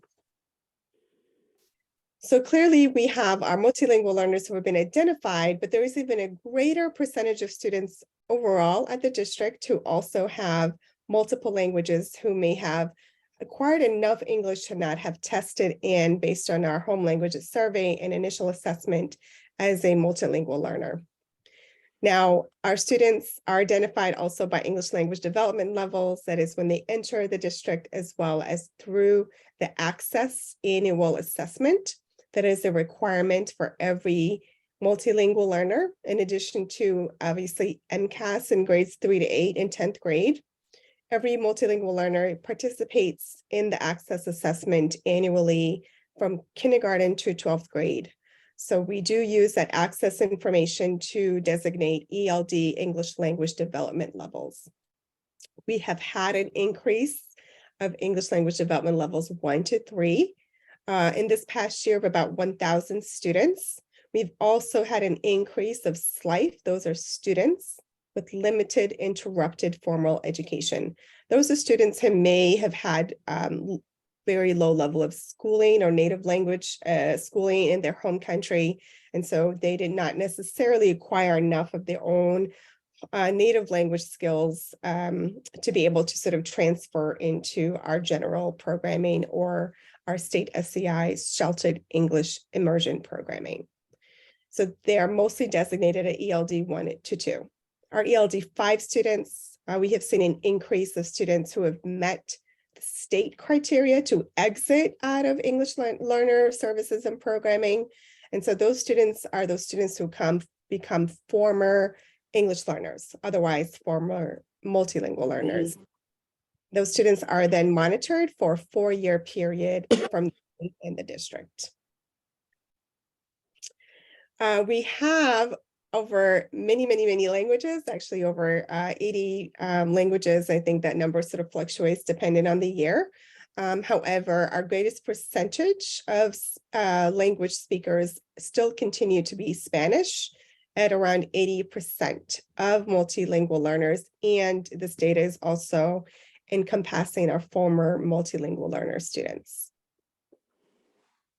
So we are rich with linguistic diversity. And that also means that we have a duty to provide bilingual education programming and to increase those offerings for our students and families. While we do have bilingual education programs in the district, they're not sufficient and or wide enough to be able to capture the interest and or the need from the K to 12 grades. And we have seen again and again, and we know this from experience, from research, from, again, speaking to students, families, and our own data that tells us that our former English learner students who have acquired both languages outperform our monolingual learner students. And this research, it demonstrates the pathways towards the different programs by bilingual education. And it clearly suggests here, as in many other research data and profiles, that the more long-term achievement models that we study, the higher the achievement is for students who are in dual language and also in transitional bilingual late exit models. We're going to talk a little bit about those different programs, what they are, but our work is centered on the clear research data as well as a community and student and family driven need that has also been prompted by the Look Act and the implementation of the Look Act from the state. And I want to back up just one data point or historical record prior to that. In 2002, Massachusetts voted in question 2 that essentially transitioned bilingual education out of the state and moved into an English-only programming. That essentially not only harmed our students and families, but it harmed our educators. And I recall as an English learner director where teachers specifically asked, can I use Spanish with the student who just arrived in my classroom? Is it okay for me to transfer this word that's a cognate with the student? Is it okay for me to interpret and or provide this in Spanish? We have to recognize that in order to make this leap and this shift as a system, we first and foremost have to address the belief system that still lies in many of our dominant cultures and peoples and educators and adults as a whole. Which means that if I hear Spanish spoken in a classroom, that is not viewed as an asset, perhaps, or that I'm in fear as an educator in terms of what that might mean, given the years of the English-only dominant approach. So we are going to do a lot of work to ensure that our educators, leaders, our systems leaders, and district leaders are participating in this journey with us, that we are learning and co-learning about the benefits of bilingual education, that we understand and acknowledge and honor that additive languages are not just for students whose families come and live in affluent communities, like my child who attended a bilingual program and is now, as she likes to call, quadrilingual. But she is now a quadrilingual student who is a BPS student in the 11th grade. So my own child will participate in the Seal of Biliteracy, but there was an opportunity that was provided to her and others in other communities in which bilingual education was prominent. It was seen as an additive. And so we have to shift that belief that is a possibility for not just our English dominant students, but also for our native language, multilingual learner students, and our Black and Brown students. And so we clearly know that we have work to do in all of these areas to create pathways that move us away from a subtractive language model to an additive bilingual model. And a subtractive model essentially detracts from that native language, where an additive model continues to grow both languages so that the students are much more proficient and have higher language proficiency in both of those target languages of instruction. Now, one thing to note is that English learner education programs have a very different process. And so I want to walk us through what that process is on the next slide. And the one program here that does not abide by the English learner education legal requirements is the Heritage Language Program. That is actually a program in a model that is under our world languages, under our academics department. So we'll sort of walk through transitional bilingual education, dual language as our bilingual, especially our English learner education bilingual programs, and heritage language programs. So currently, what we have in the district are SCI programs across the district. Those are state SCI classrooms in addition to programs that are district designated that are sometimes also language specific. That means the students at ELD, that language proficiency from ELD 1 to 3 in language are grouped together. Sometimes that teacher also shares that language, but it is not a requirement. We have heritage language programs.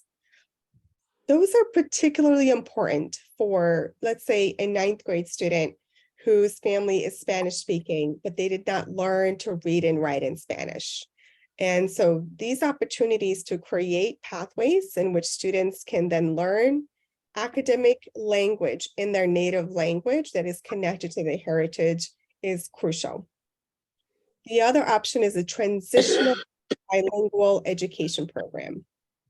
For a transitional bilingual education program, that means that students, when they arrive to our district, we offer them a program in Spanish in which they acquire English and Spanish is taught in some of their content courses.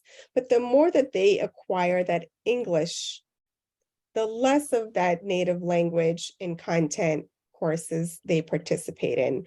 And therefore, when they are ready to exit their TBE program, it has to do by their language proficiency in English.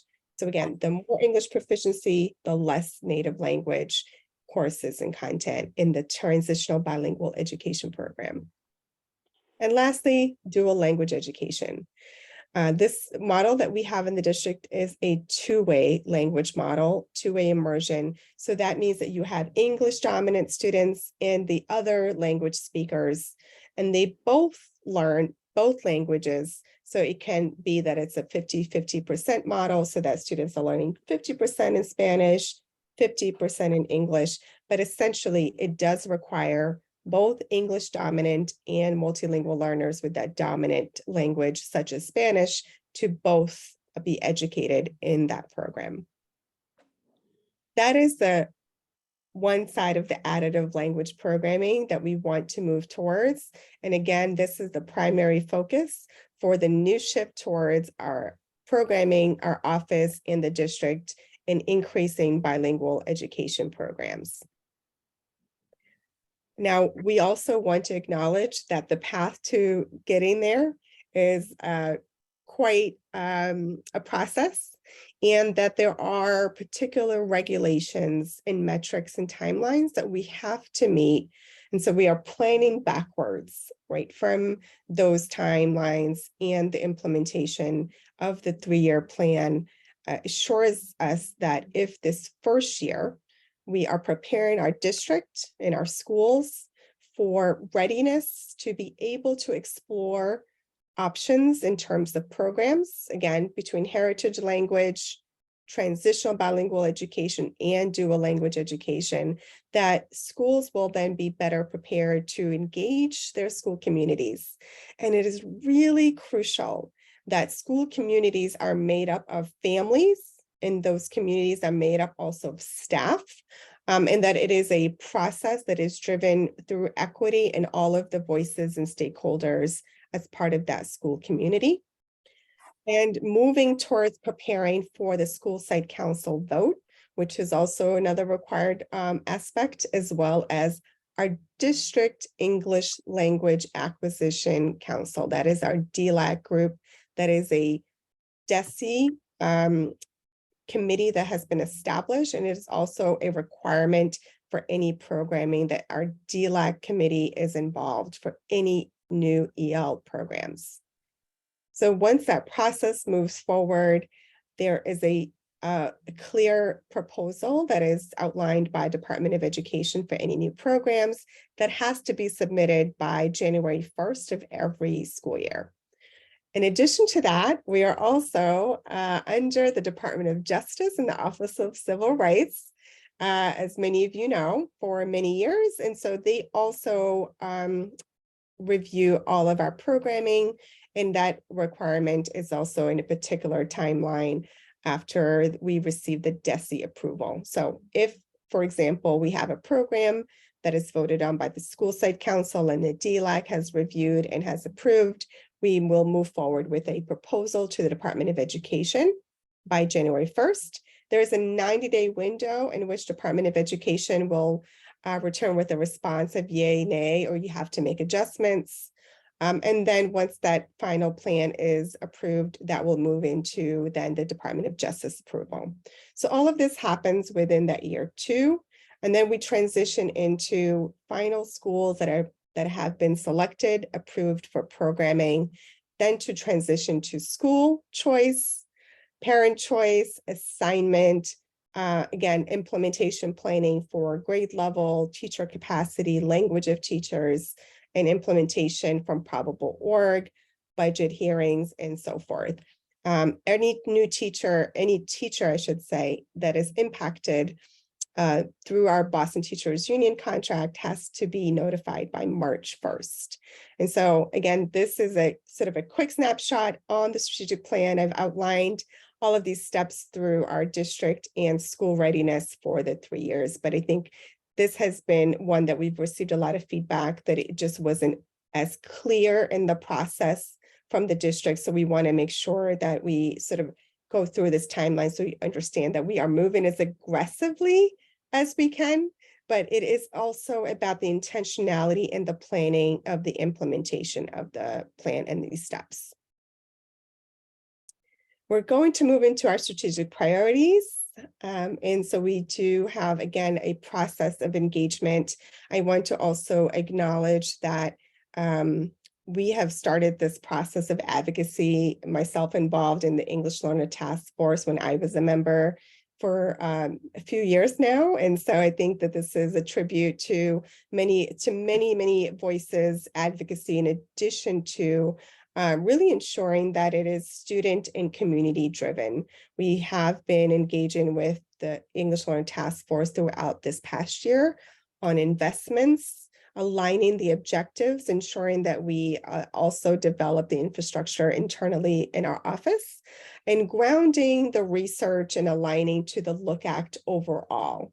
And so we've done a lot of work to build this infrastructure and to ensure that our investments are aligned. And now we have gotten to a place in which we've received internal, external feedback and have developed this final plan that is up for your review this evening that has constituted many feedback sessions that I'm very grateful for. And it's really, I think it's important for me and all of us at the district that we're not just receiving the feedback, but we're actually inputting and ensuring that the feedback is reflected from the voices of the field. And so we've had BTU participation, language assessment team facilitators, again, many stakeholders that have been a part of this, but I will say our English Learner Task Force partners and DLAC have also been really essential and critical partners in this work. And as we really move towards implementation, because I think one key point that everyone has raised in the feedback is, and I agree to this, a plan is a plan is a plan. It is about the implementation of the district. And so we are at that juncture where I am excited, I am ready, our team is ready, and we want to get moving to the next steps. And the next steps are to really lay out the project plan for each of the strategic priorities that is outlined so that it is explicit. It is intended to name the departments and the staff members with clear tasks. And that we have a review process with our internal and stakeholder members who will be a part of that as part of our committee and overall sort of feedback process and looping back that updates and information in terms of our metrics, our measures, whether they are being met, as well as updates and progress for each of those action areas that we've outlined. So a lot more work to do ahead of us, especially in these next few months, in ensuring that we expand. Again, these are the 5 strategic priority areas. That we expand our bilingual English learner education. That is a state designated term from Mass DESE, so that we expand our ELE bilingual and world language heritage programming that essentially support students and enable their achievement of the Massachusetts State Seal of Biliteracy, that we ensure that all multilingual learners with disabilities receive appropriate services and support, including native language, improve instruction and outcomes across multilingual learner programming, develop student-centered systems with an equity lens that ensures multilingual learners have required services and access to opportunities, and to partner with youth and families, communities, community-based organizations, and education partners to increase opportunities for program options towards college and career readiness. So as we transition to dive in a little bit more on each of these strategic priority areas, it's also important to understand some of the baseline data that we evaluated, assessed, and or may not have the full sort of breadth, if you will, in terms of really digging deep into that data. And there are some particular reasons for that. For example, in expanding our bilingual programming and as well as heritage programming, in order to meet this measure of increasing bilingual programs and heritage language programs by 25 programs across the district, we are using our current data of our SEI, those are the language specific programs. And we have about 30 programs across the district that are language specific programs. And what that tells us is that there are language communities at those schools, and that is a baseline data point for us to then be able to move and transition into identifying the potential for the schools based on their projection data for them to transition into a program that is either bilingual and or heritage. Now, by the end of school year 2024-2025, we also intend to increase the percentage of high school students attaining the Mass State Seal of Biliteracy. Now, we've actually had we've had an increase this past year of about 243 students, I believe is the exact number. We are looking to increase by the baseline of what we believe is an approximate number of senior graduates. And that is about 3,500 students per year. So we're looking at over 850 students by the end of that metric. We believe this is achievable based on our assessment and strategies that we are outlining, in particular to add juniors in addition to seniors, to make sure that we are working across the 35 high schools, that every high school offers the opportunity for students to take the Avant assessment to qualify for the Mass State Seal of Biliteracy, and to really shift our strategy for newcomer students, so that as newcomer students arrive to the district, that they have the opportunity to take the language assessment while they arrive with a higher language proficiency versus waiting until senior year if they've entered in 9th grade. Our second priority is to ensure that all multilingual learners with disabilities receive appropriate services and support. I will say this is a joint effort with our Office of Special Education, as we've noted, and we have to do better in terms of working and aligning our support systems and resources. We know this. And one of the ways that we have to do this is through data collection, and identifying our native language supports in classrooms. Currently, we have very low data and or collection on our teacher language and or educator or paraprofessional language capacity. So that is something that we are working on as a strategy with our Boston Teachers Union. However, we know additionally that we have bilingual paraprofessionals in the district. but they are not necessarily positioned or coded in a bilingual paraprofessional role. So both and working through the strategy, ensuring that paraprofessionals are placed in positions and or roles in which they're either are serving in and or additional roles if they are new, or converting as we move towards this strategy, so that we can ensure there's native language support in particular classrooms where we have high language capacity and or students with that dominant language. And by the end of the school year, and again, and every year thereafter, is ensuring that we are working jointly together to ensure that students are receiving their entitled services. This is our most vulnerable student population in the district.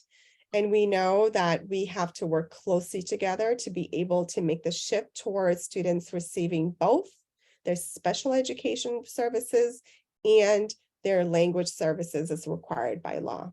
So this is a new joint commitment that, in addition to many of the action areas that we've outlined, but as a metric that we believe will move the needle and towards not just services, but quality of services, as well as impacting the supports of students as needed.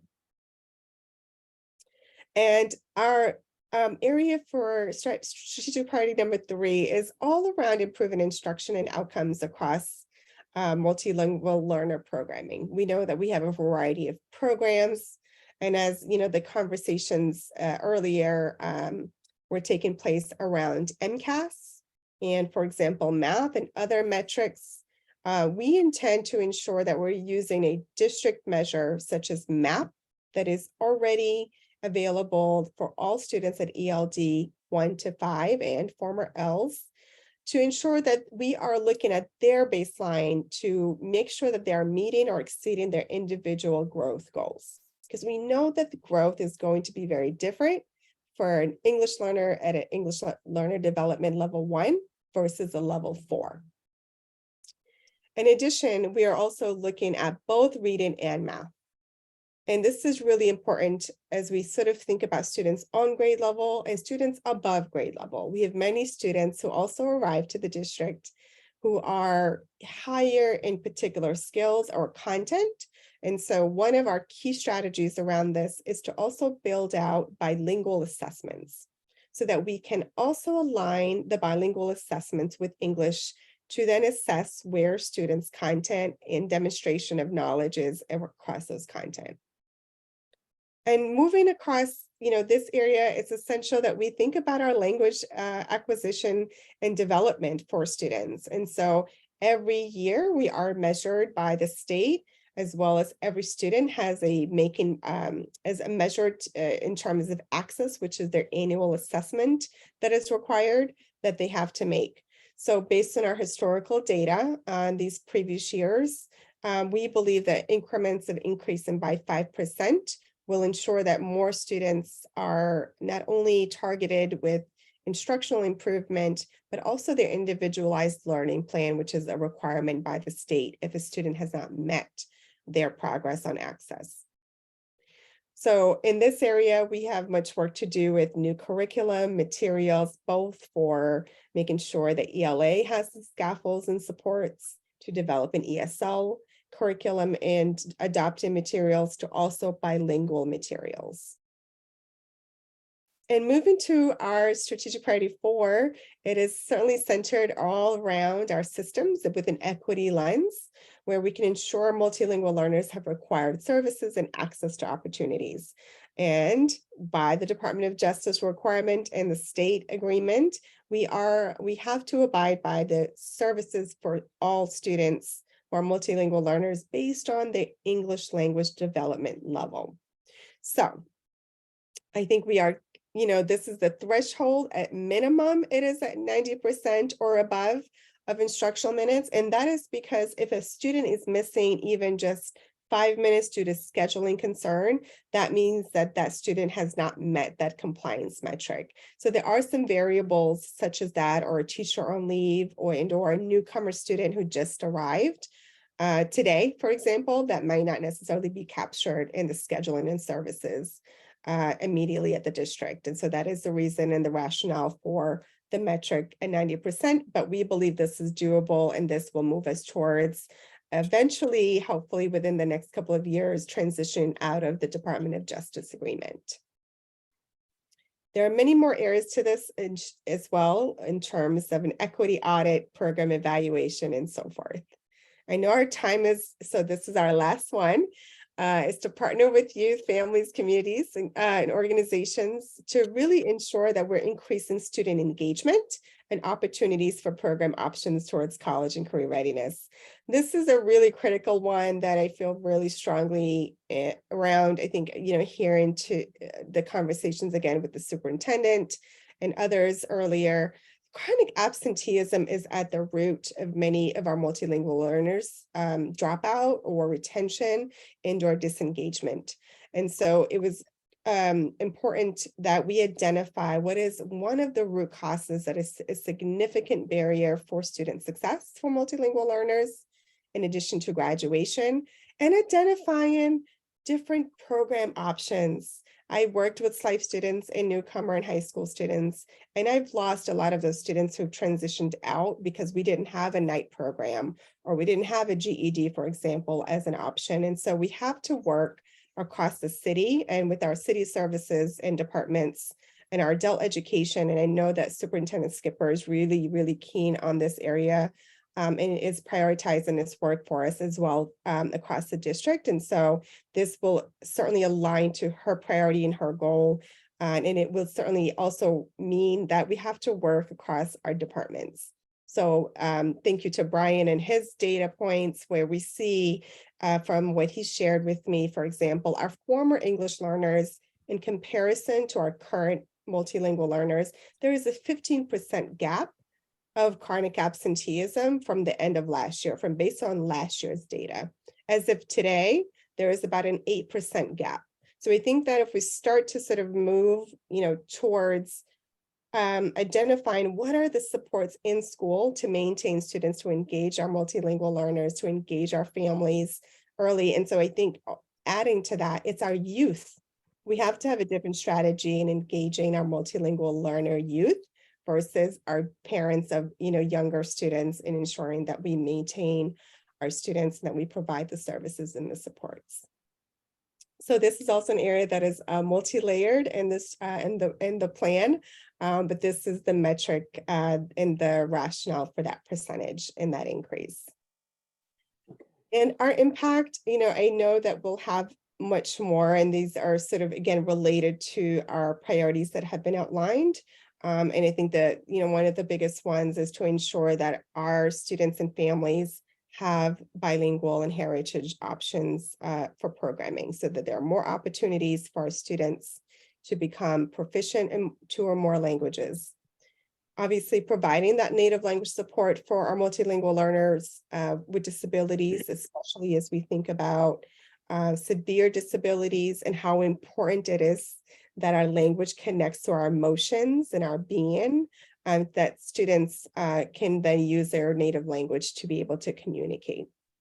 And meeting all of our required services, we have to also do both and move towards increasing bilingual education while also ensuring that our current services as required by law and Department of Justice are being met for all of our students. And aligning all of our materials and curriculum to our core in our tier 1 with equitable literacy and adopting bilingual materials, which is a challenge in some of our low incidence languages. For example, we've been working with Vietnamese, Haitian, Creole vendors to develop those materials. And so we have much more work to do in this area as well. And ensuring equity and access in all that we do across our programming with AP courses, for example, with IB programming, again, and sort of thinking about the wide range of offerings. And to develop cross-departmental supports, really, it is about this systems approach to multilingual learners do not just fall under OMME. It is our district responsibility to meet the needs of those, in addition to addressing some of the indicators for our multilingual learners.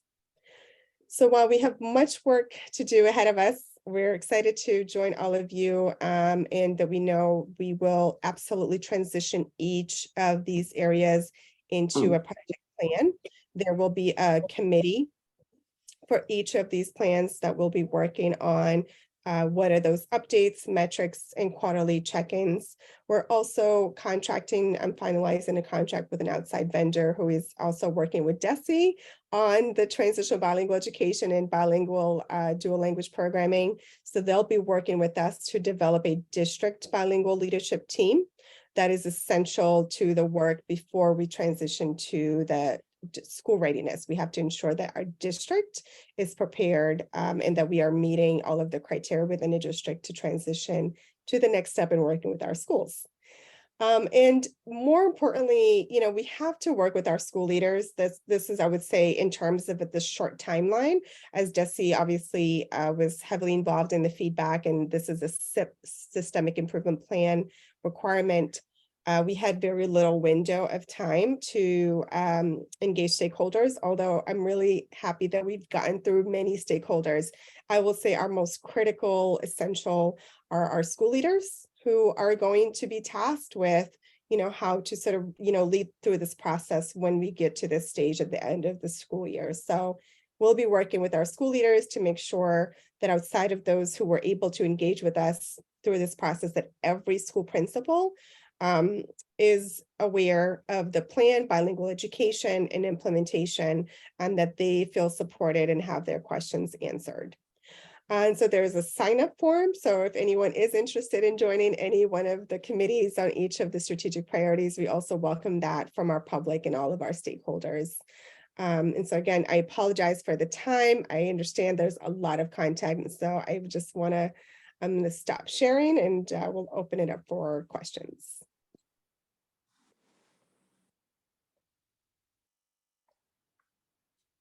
Thank you for that report. I just want to make members mindful of the time. It is now 10:28.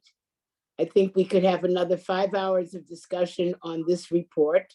And I know people are tired and we have a meeting again tomorrow night.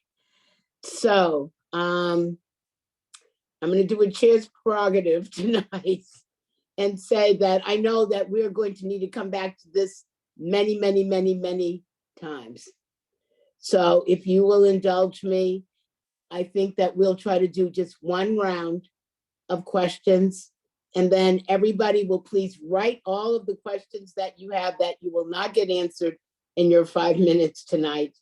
We will send them over, get the answers and send that back to share with the committee, and then schedule another time to break down this work. I mean, this is work for the next 3 to 5 years. This is not a problem we are solving or dealing with tonight, but I really do want to thank you for the presentation, and I agree with our speakers in public comment that this is light years ahead of where we've ever been in this district. We certainly aren't at the finish line, but we have a much better foundation to move forward with, and I am more than happy to see the work around heritage language, which we've been crying for years, and many other things. And I know our student has some questions about the syllabi literacy.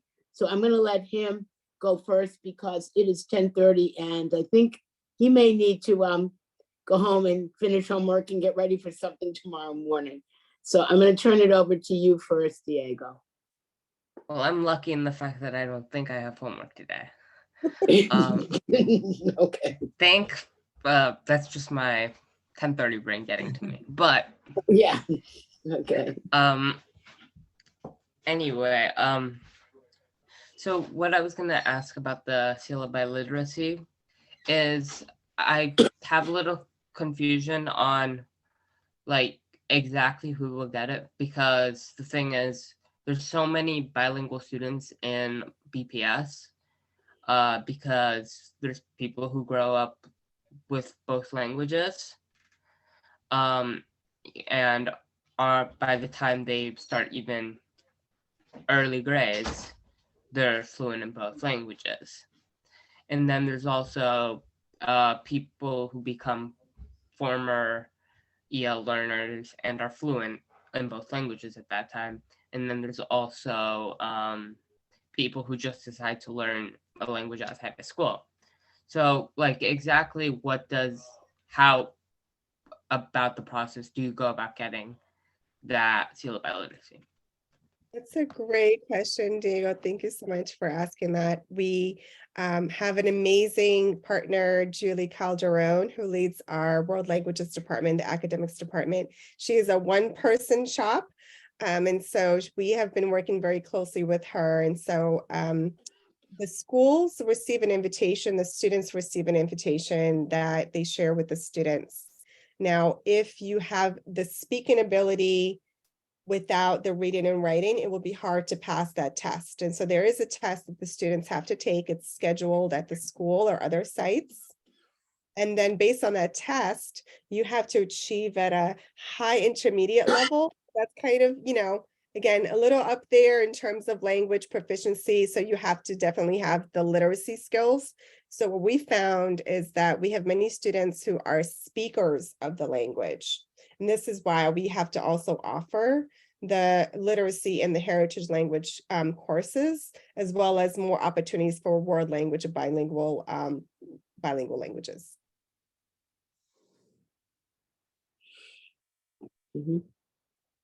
Okay. All right, thank you. Dr. Alkins?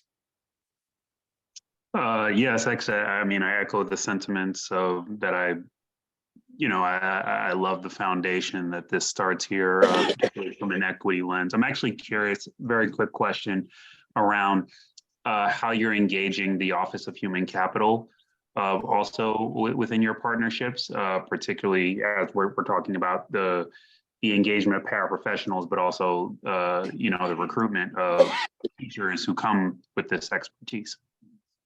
Great question, Dr. Alkins. So I would say this is probably one of our most critical areas that we've outlined some district challenges, one being that we have to increase our pipeline for both teachers and paraprofessionals. The requirements for educators and teachers who are teaching in that target language is through a bilingual ed endorsement. And so we do right now have from our Recruitment Cultivation Diversity Office an acceleration bilingual pathway program.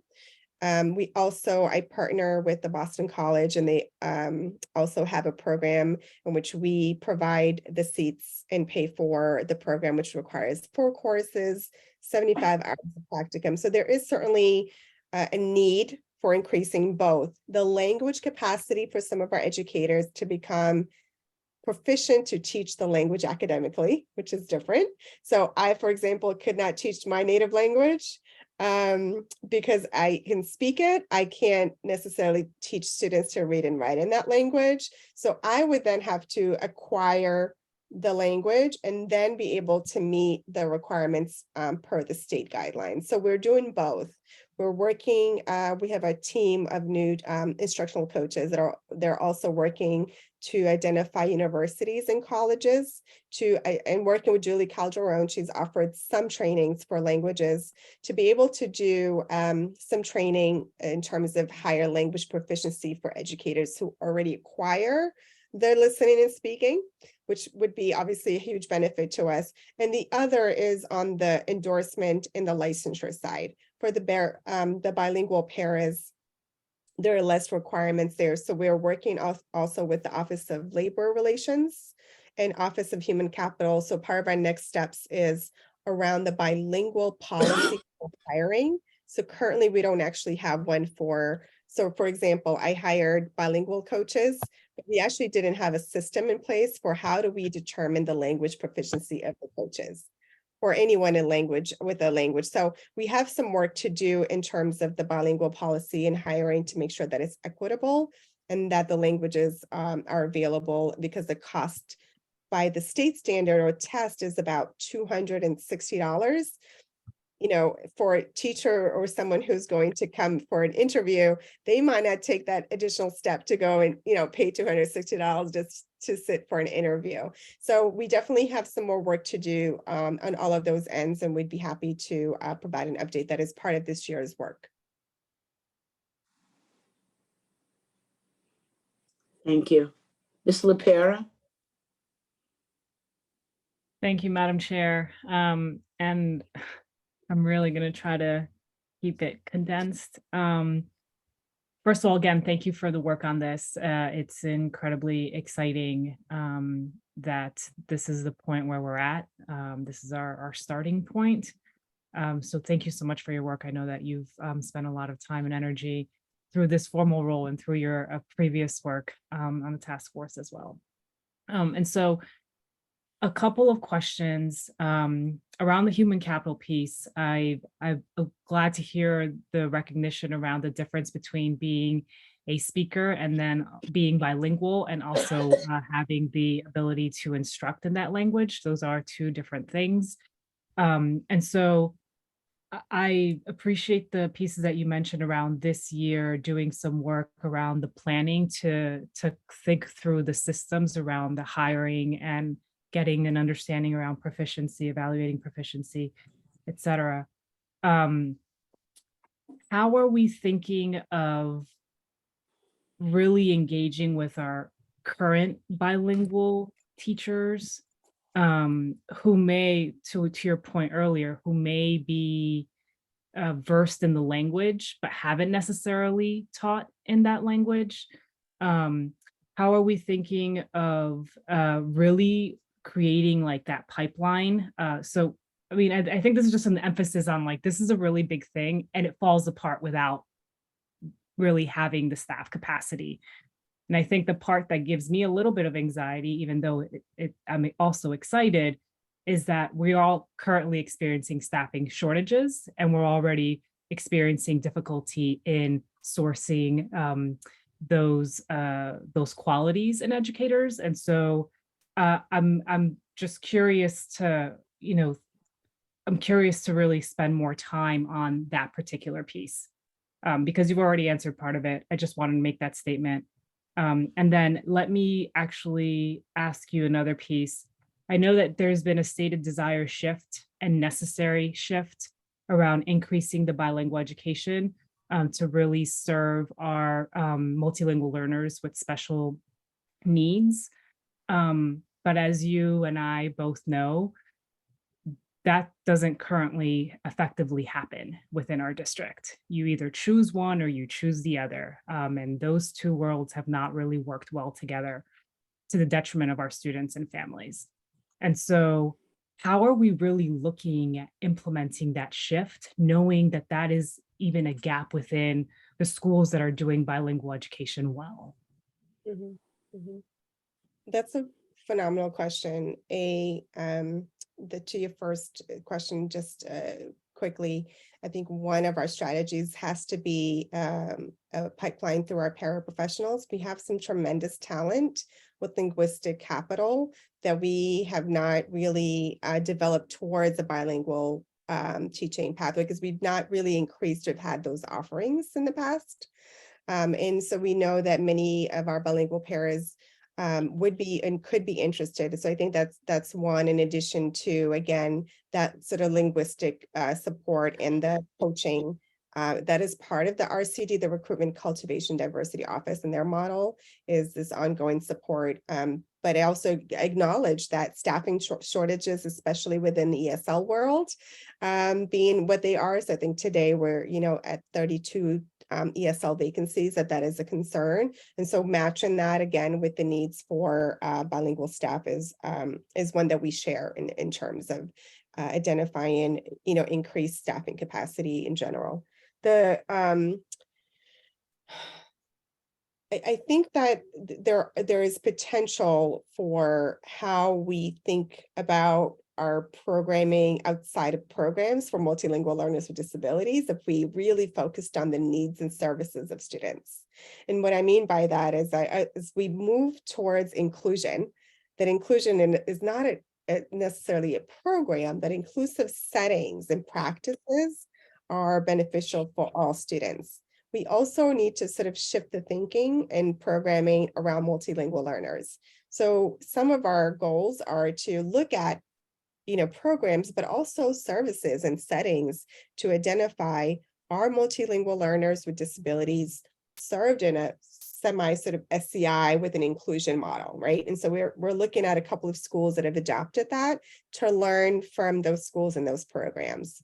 You know, in terms of bilingual education and special education, we used to have programs across the district that were bilingual special education programs. We no longer have those. And I know Superintendent Skipper was in the district and can certainly expand on those. And so I think that there are opportunities in which we can think about how do we best serve students who are currently in dual language, or when we expand dual language, or also language learners with disabilities, in addition to thinking differently again about the programs in which, if we have separate ABA programming, that we also need to have that bilingual programming component added. So that is part of the work of the two joint offices, but I will say that it is a little bit more complex than just one strand, right, of programming that we have to identify. So I don't want to diminish the work that we have to do, but it is certainly what we've started to work towards, and are working with two national experts that will be be contracting with them to help us with that strategy, to make sure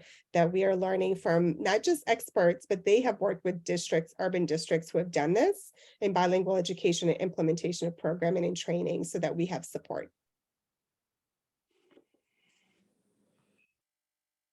I don't know if Superintendent Skipper. Yeah, Superintendent has a hand up, and so does Dr. Chen. Superintendent. Right. I think there's a number of opportunities here. I think, you know, we're we're working with post-secondary partners right now that are looking and asking us, what do you need? I think this is like a perfect example where we can be like very specific about the type of pipelines that we're looking to build, and offering for our special education teachers the opportunity to become duly certified, vice versa. I think there's opportunities for co-teaching models here. That we at one point had in the districts, which was language specific, with where you had special education, and this was for our self-contained programming, and then matched with a teacher who was language specific and bilingual. I think we can look at that in some of the programming areas. I think that we're going to have to be and also recognize for educators that have the uniqueness of these kinds of valuable skills of being fully bilingual, and also having an ESL cert, and also special education, that we may have ways that we need to recognize these educators differently than we currently have, as a way of recruitment and as a way of retaining. So I think we're going to have to kind of multi-strategy on this. But I do think that there's opportunity here, primarily because our post-secondary partners are really looking and asking us, what do you need going forward? So I think we can build pipeline at the same time that we're valuing these kind of triple types of educators, triple talented educators and certified educators, and then look at creative ways in the inclusion model where we may be able to use co-teaching as a bridge for, understanding that we need to have special attention on our English language learners with disability. Statistically, nationally, statewide, Boston, statistically, this group of vulnerable students, is just categorically, whether it's absenteeism, whether it's academic performance, they're just kind of crying out for the additional kinds of supports. And so this is a group of students that I think we're very, very committed to coming around and to honoring the staff that serve them in a different way. So I think, there'll be more to come on the various strategies, but at one point in the district, we did actually have language specific programs for particular disability areas as well. And that allowed the grid services to actually work together in a way that worked for the students. Thank you. I very much appreciate the thinking, and also just like thinking through different strategies and being innovative on incentivizing and just really addressing those needs. The other pieces that I'll just point to is just, I know we recently had a meeting with the Greater Boston Latino Network, and we were talking about school leaders and what admin numbers look like in terms of their language ability or their ethnic backgrounds. And so it's not just the paras, it's not just the teachers, but it's also the admin, it's also the central staff leadership team and what that language and those backgrounds, how they're reflected. And I think the other piece that I'll add is I'd be curious to understand what or how dual language schools, current bilingual programs within our districts were leveraged in the creation of this. And if they haven't, how they will be leveraged as we're thinking through the strategies for implementing and what we can learn from what they're already experiencing, what they're seeing successes in, and where they're seeing challenges. Thank you. Absolutely. So a few things. I've done some touch points with some of the school leaders, and also in terms of like their curriculum design. It is a little different depending on the school, but one of the key areas in working with a particular contractor who's going to lead our district leadership group is to actually have a subgroup of that for our current dual language school leaders. And so essentially working with them, as well as ensuring that the readiness assessment in terms of really reviewing our current dual language programs in general. So what are some of the criteria that we would expect in a new program, in addition to how does that match with the existing programs?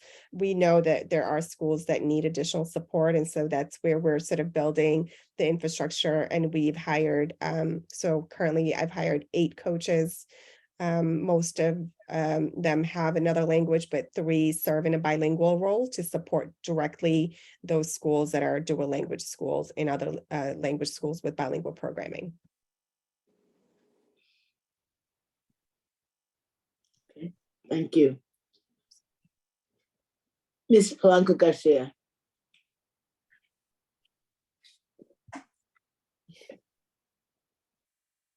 Gracias, Madam Chair. Primero quiero felicitar a Farah y al equipo que trabajó para la elaboración de este plan. Tengo que reconocer que es un lenguaje, el lenguaje que utilizaron nunca antes lo había visto en la presentación de un plan, y para mí está muy bien. Además, algo importante que tengo que destacar es el hecho de que han pensado en tener una asociación con las familias y las organizaciones comunitarias para el desarrollo de este plan, al igual que con los líderes escolares. Thank you, Madam Chair. First, I want to congratulate Farah and the team that worked for the elaboration of the plan. And I have to recognize that the language they used, I had not seen before. That is very good. And also something very important that I have to highlight is the fact that they have thought of having a partnership with families and community organizations for the development of this plan, as with school leaders. El plan estratégico presentado, hay varios aspectos interesantes que bien rápido yo quiero destacar. In the strategic plan that you have presented, there are several interesting aspects that I have to highlight. Muchos de nosotros sabemos, muchos de ustedes lo saben también, que muchas veces nuestros líderes escolares tienen resistencia a estos programas. Por eso yo espero que ellos puedan recibir capacitación y entrenamiento para que ellos puedan entender la importancia de que nuestros estudiantes multilingües puedan tener este programa de tener la alfabetización, el idioma nativo. Many of you know that many times school leaders show resistance to these programs. So I really hope that they can receive training on the importance of incorporating this program into their schools for the benefit of these multilingual students. El distrito tiene que entender que ya nosotros no tenemos estudiantes de 10 o 20 años atrás. Tenemos estudiantes ahora que demandan más competencia educativa, tanto tecnológicamente como a nivel lingüístico. The district must understand that the students we have now are not the students we had 10 or 20 years ago. Now the students demand more educational competence, both technologically and linguistically. Entonces, impulsar que nuestros estudiantes puedan dominar más de un idioma va a garantizar un mejor futuro de nuestros estudiantes.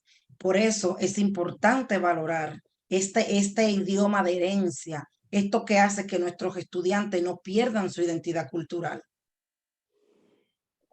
Promoting that our students can master more than one language will guarantee a better future for our students. That is why it is important to value the heritage language. This makes our students not to lose their cultural identity. Con este plan vemos una luz para nuestra comunidad, que son aprendices del idioma inglés. Sin embargo, tenemos que reconocer que no es perfecto, porque no es perfecto. Que algunas cuestiones sugeridas no las vi claras en el plan, pero aún así debemos alentarnos porque es la primera vez en mucho tiempo que los aprendices del idioma inglés están siendo tomados en cuenta. Por esto debemos dar seguimiento muy de cerca a este plan y en ese sentido tengo 3 preguntas para ustedes. With this plan, we can see a light for our community who are English language learners. However, we have to recognize that it's not perfect because it's not perfect. That I did not see clearly some recommendations made in this plan, but we should still feel encouraged because it's the first time in a long time that English language learners are being taken into account. So we must follow this plan very closely. And in that sense, I have several questions and a final suggestion. Pensemos en esto. ¿Cuándo, cómo y dónde? Let's think about this. When, how, and where. ¿Cuándo comienza la línea de tiempo para contratar a los maestros y los paraprofesionales completamente bilingües? Esto porque el plan se deja como aéreo y no me dice cuándo vamos a contratar, cuándo vamos a empezar, cuándo vamos a hacer esto ya. What's a timeline to start hiring teachers and paraprofessionals who are fully bilingual? This is because in the plan, it is left very aerial and tells me you will be hiring, but I want to know when. Mi segunda pregunta, ustedes habían dicho que implementarán el plan en 25 escuelas. Me gustaría saber cuáles son esas escuelas, porque cuando ustedes elaboraron el plan, si pensaron en 25 escuelas, es evidente que ya tienen la lista de cuáles van a ser esas escuelas. Yo quisiera esta noche que los padres pudieran escuchar a las familias y las comunidades cuáles son esas escuelas, o por lo menos mencionen 10 o 15 de estas 25 escuelas. My second question is, you had said that you would implement this plan in 25 schools. Can you tell me in what schools?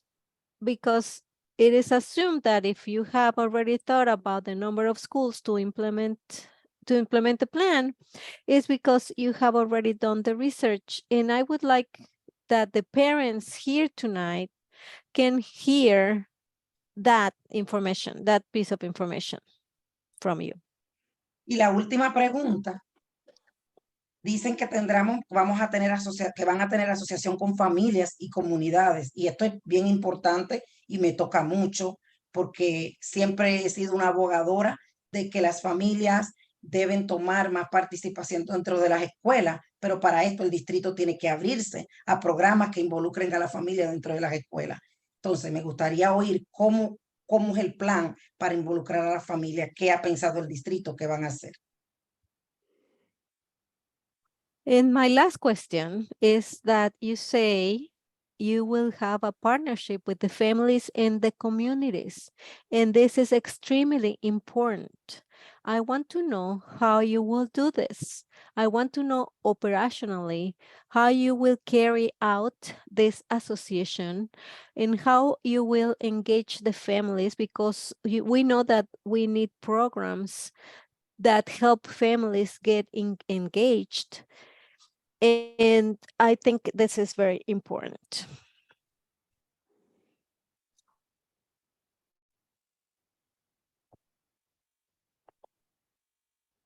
Thank you so much, Rafa, for your pointed questions and also all of your feedback throughout the summer and just your participation, obviously, in your leadership with the English Learner Task Force as the co-chair.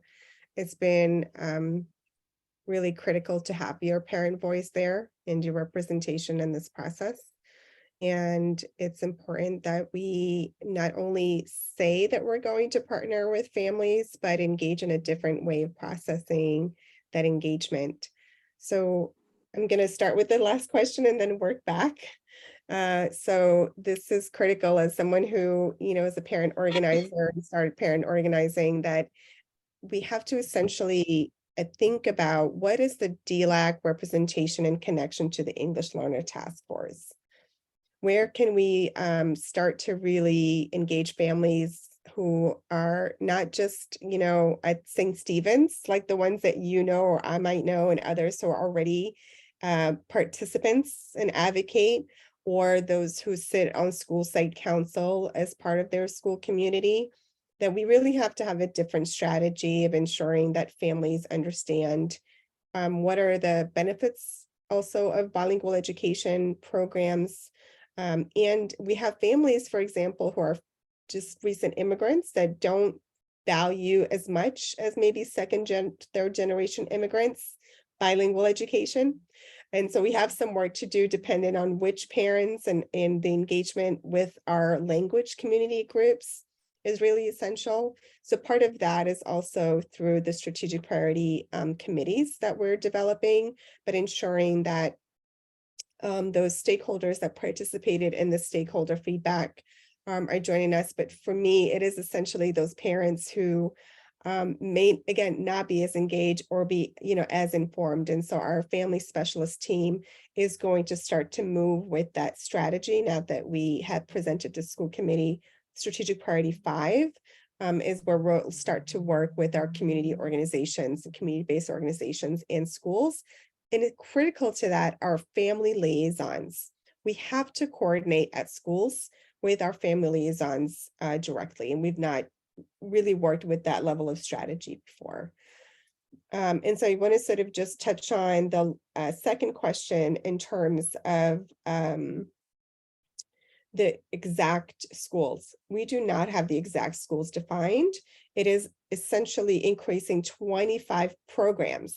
And that is a school-based programming decision, right? That includes the voices of families, includes, again, if there are youth and students, includes the voices of the students. As a district, we have a responsibility to communicate to you that here are all of the schools, here are all of the programs, here's where we see the highest language of students grouped together that we think is the best sort of suitable in terms of conditions, student makeup, and as a school community for a proposal for various programs. Currently, what we base that on is based on our language specific programs across the district. And we have 30 of those programs. Some are full capacity, some are lower capacity. And so that's the rationale in terms of the 25 programming. But it doesn't mean that that stops in the 3-year planning. That's the 3-year planning for implementation of that 4th year to launch. But we should, on that strategic plan, we've outlined every year thereafter, we should then start to set the targets for increasing those programs across the district. And so that is that minimum based on that timeline. And then I think the first question, I apologize. I think I'm getting a little fuzzy, but it was on the hiring. And when. So we've outlined that we would increase the hiring for bilingual pairs starting.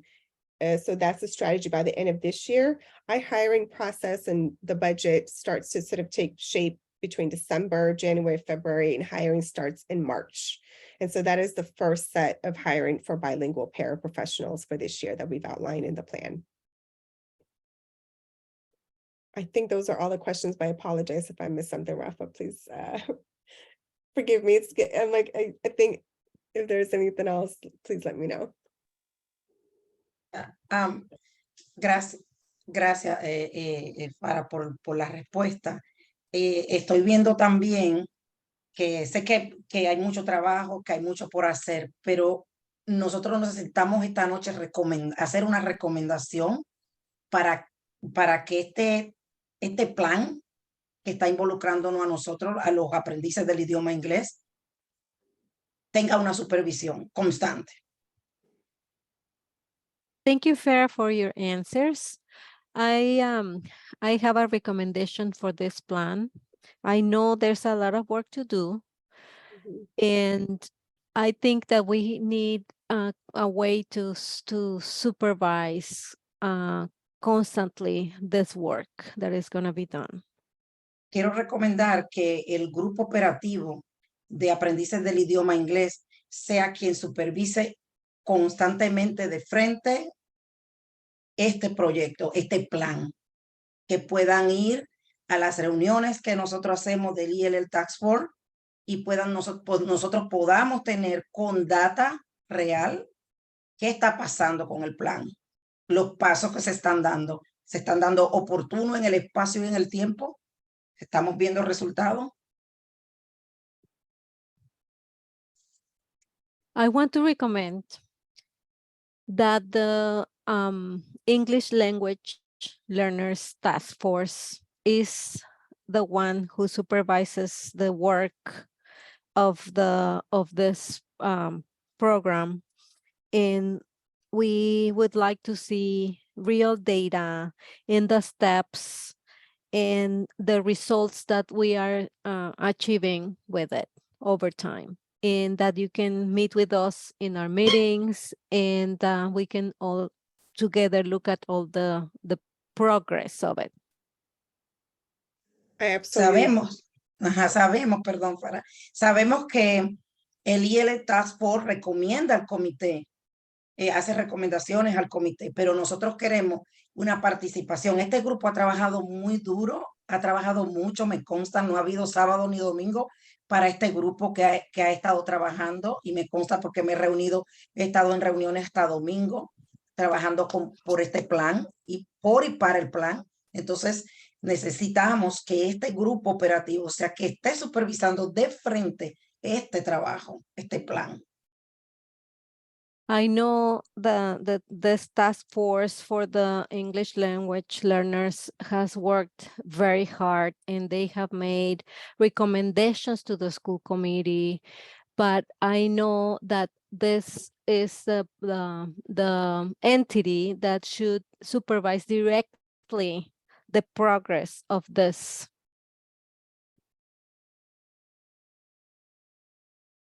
Do you want me to respond, Rafa? I can just share that we shared this sign up form here.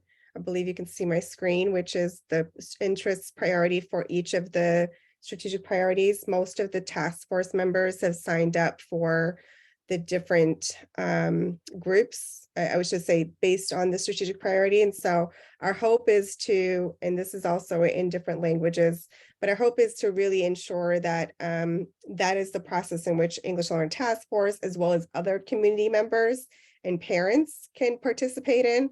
I think that we are already held to the English Learner Task Force, and I think that having the task force and DLAC members, I think DLAC is a group that I would love to also see as part of this oversight, and other key stakeholders. And so I think certainly we should talk about that with Suzanne as the co-chairs in terms of what that might look like as far as additional, oversight. But I certainly feel like that is already part of the plan. And then the next steps is to make sure the English Learner Task Force, which I believe most of the members have already signed up for the strategic priority areas, to do exactly that, to ensure that we are meeting and are looking at the metrics and receiving that space, and there is oversight and communication. Thank you, Farah. Absolutely. Mr. O'Neill? Madam Chair, it's extremely late, so I'll keep my comments quite short. Farah, let me simply say this report brings me joy. And I say that because Can you folks hear me? I'm not sure if my internet Yeah, is I can frozen. hear you. No, you're okay. Oh, okay, thanks. Farah, this report brings me joy, and I say that because my wife is bilingual, and so I know Farah means joy. That's right. You remember. I remember, yes. And for a couple of reasons. One, I agree with the increased emphasis on dual language schools. I agree also that we have to be careful on that. Like increasing inclusion, we have to figure out how to do it right. And so I really applaud the emphasis on family and community and school site engagement in the planning process. And Superintendent, I love that you're thinking more and more upfront about that family and community engagement has to be part of the policy-making decision. It is not an add-on after the fact. And this is a perfect example of seeing it right in a planning document early on. So I really applaud that emphasis as well. And lastly, I just want to have not necessarily the caution, but the note of realism of the difficulty we're having in hiring right now. And so when we say we're going to increase hiring of paraprofessionals who are bilingual by 15%, that's a pretty big number. And, you know, already the education schools are pushing as hard as they can to have students who are multilingual. You know, I would love if every hire we had spoke two or more languages, right? But the challenge is having people that are in the queue to get into that profession who are speaking the languages. And so we're going to have a pretty concerted effort to be able to meet those goals. And I agree with them, and I'm glad you're putting them out on paper, but it's going to take a concerted recruiting effort to be able to make that happen. So I just wanted to make each of those comments, but I really enjoyed this presentation, and I appreciate how much you worked with DLAC and with the English Language Learners Task Force on their input on this as well. So thank you for your work. As I said, it brings me joy. Thank you so much. Thank you, Mr. O'Neill. I'm just going to keep my final comments brief as well. Again, I do thank you so much for this presentation and only know how much work is out ahead of us. One piece of data that I would really like at some point, obviously not tonight, is to understand as we analyze where we are now. As we look, I mean, it was very profound looking at the student data in terms of the numbers of students we have speaking various languages. Really would like to understand how many native speakers of those languages do we have now teaching our kids? So what percentage of our kids are actually being taught by native speakers in their own language? What percentage of our kids are not having that experience? And then to really understand what does that mean and what does the day in the life look like when you are a bilingual student and a teacher who does not speak your language, and understand from the teacher's perspectives where they're making a difference. What are they successful? Who is successful? What kind of success models do we have with English speakers so we can understand where those kids are at the end of their year, not only in language, but in their other academic subjects too. So I really want to understand, you know, what is the impact of not being able to provide kids with, you know, a native speaker is, and for us to own this as a district, be honest about it, and then talk about where we're going to try to mitigate that as we move forward on this plan.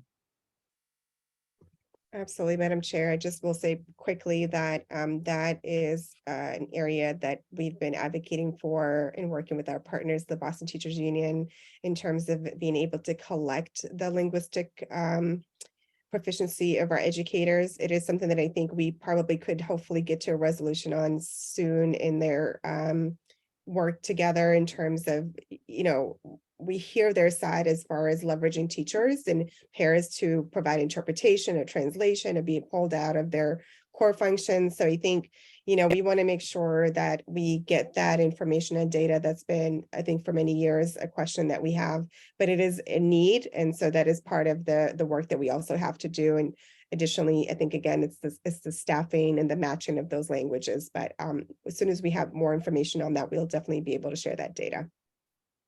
Okay, thank you. And as I said to my colleagues earlier, we're not going to go around a second time tonight, but please get all of your questions in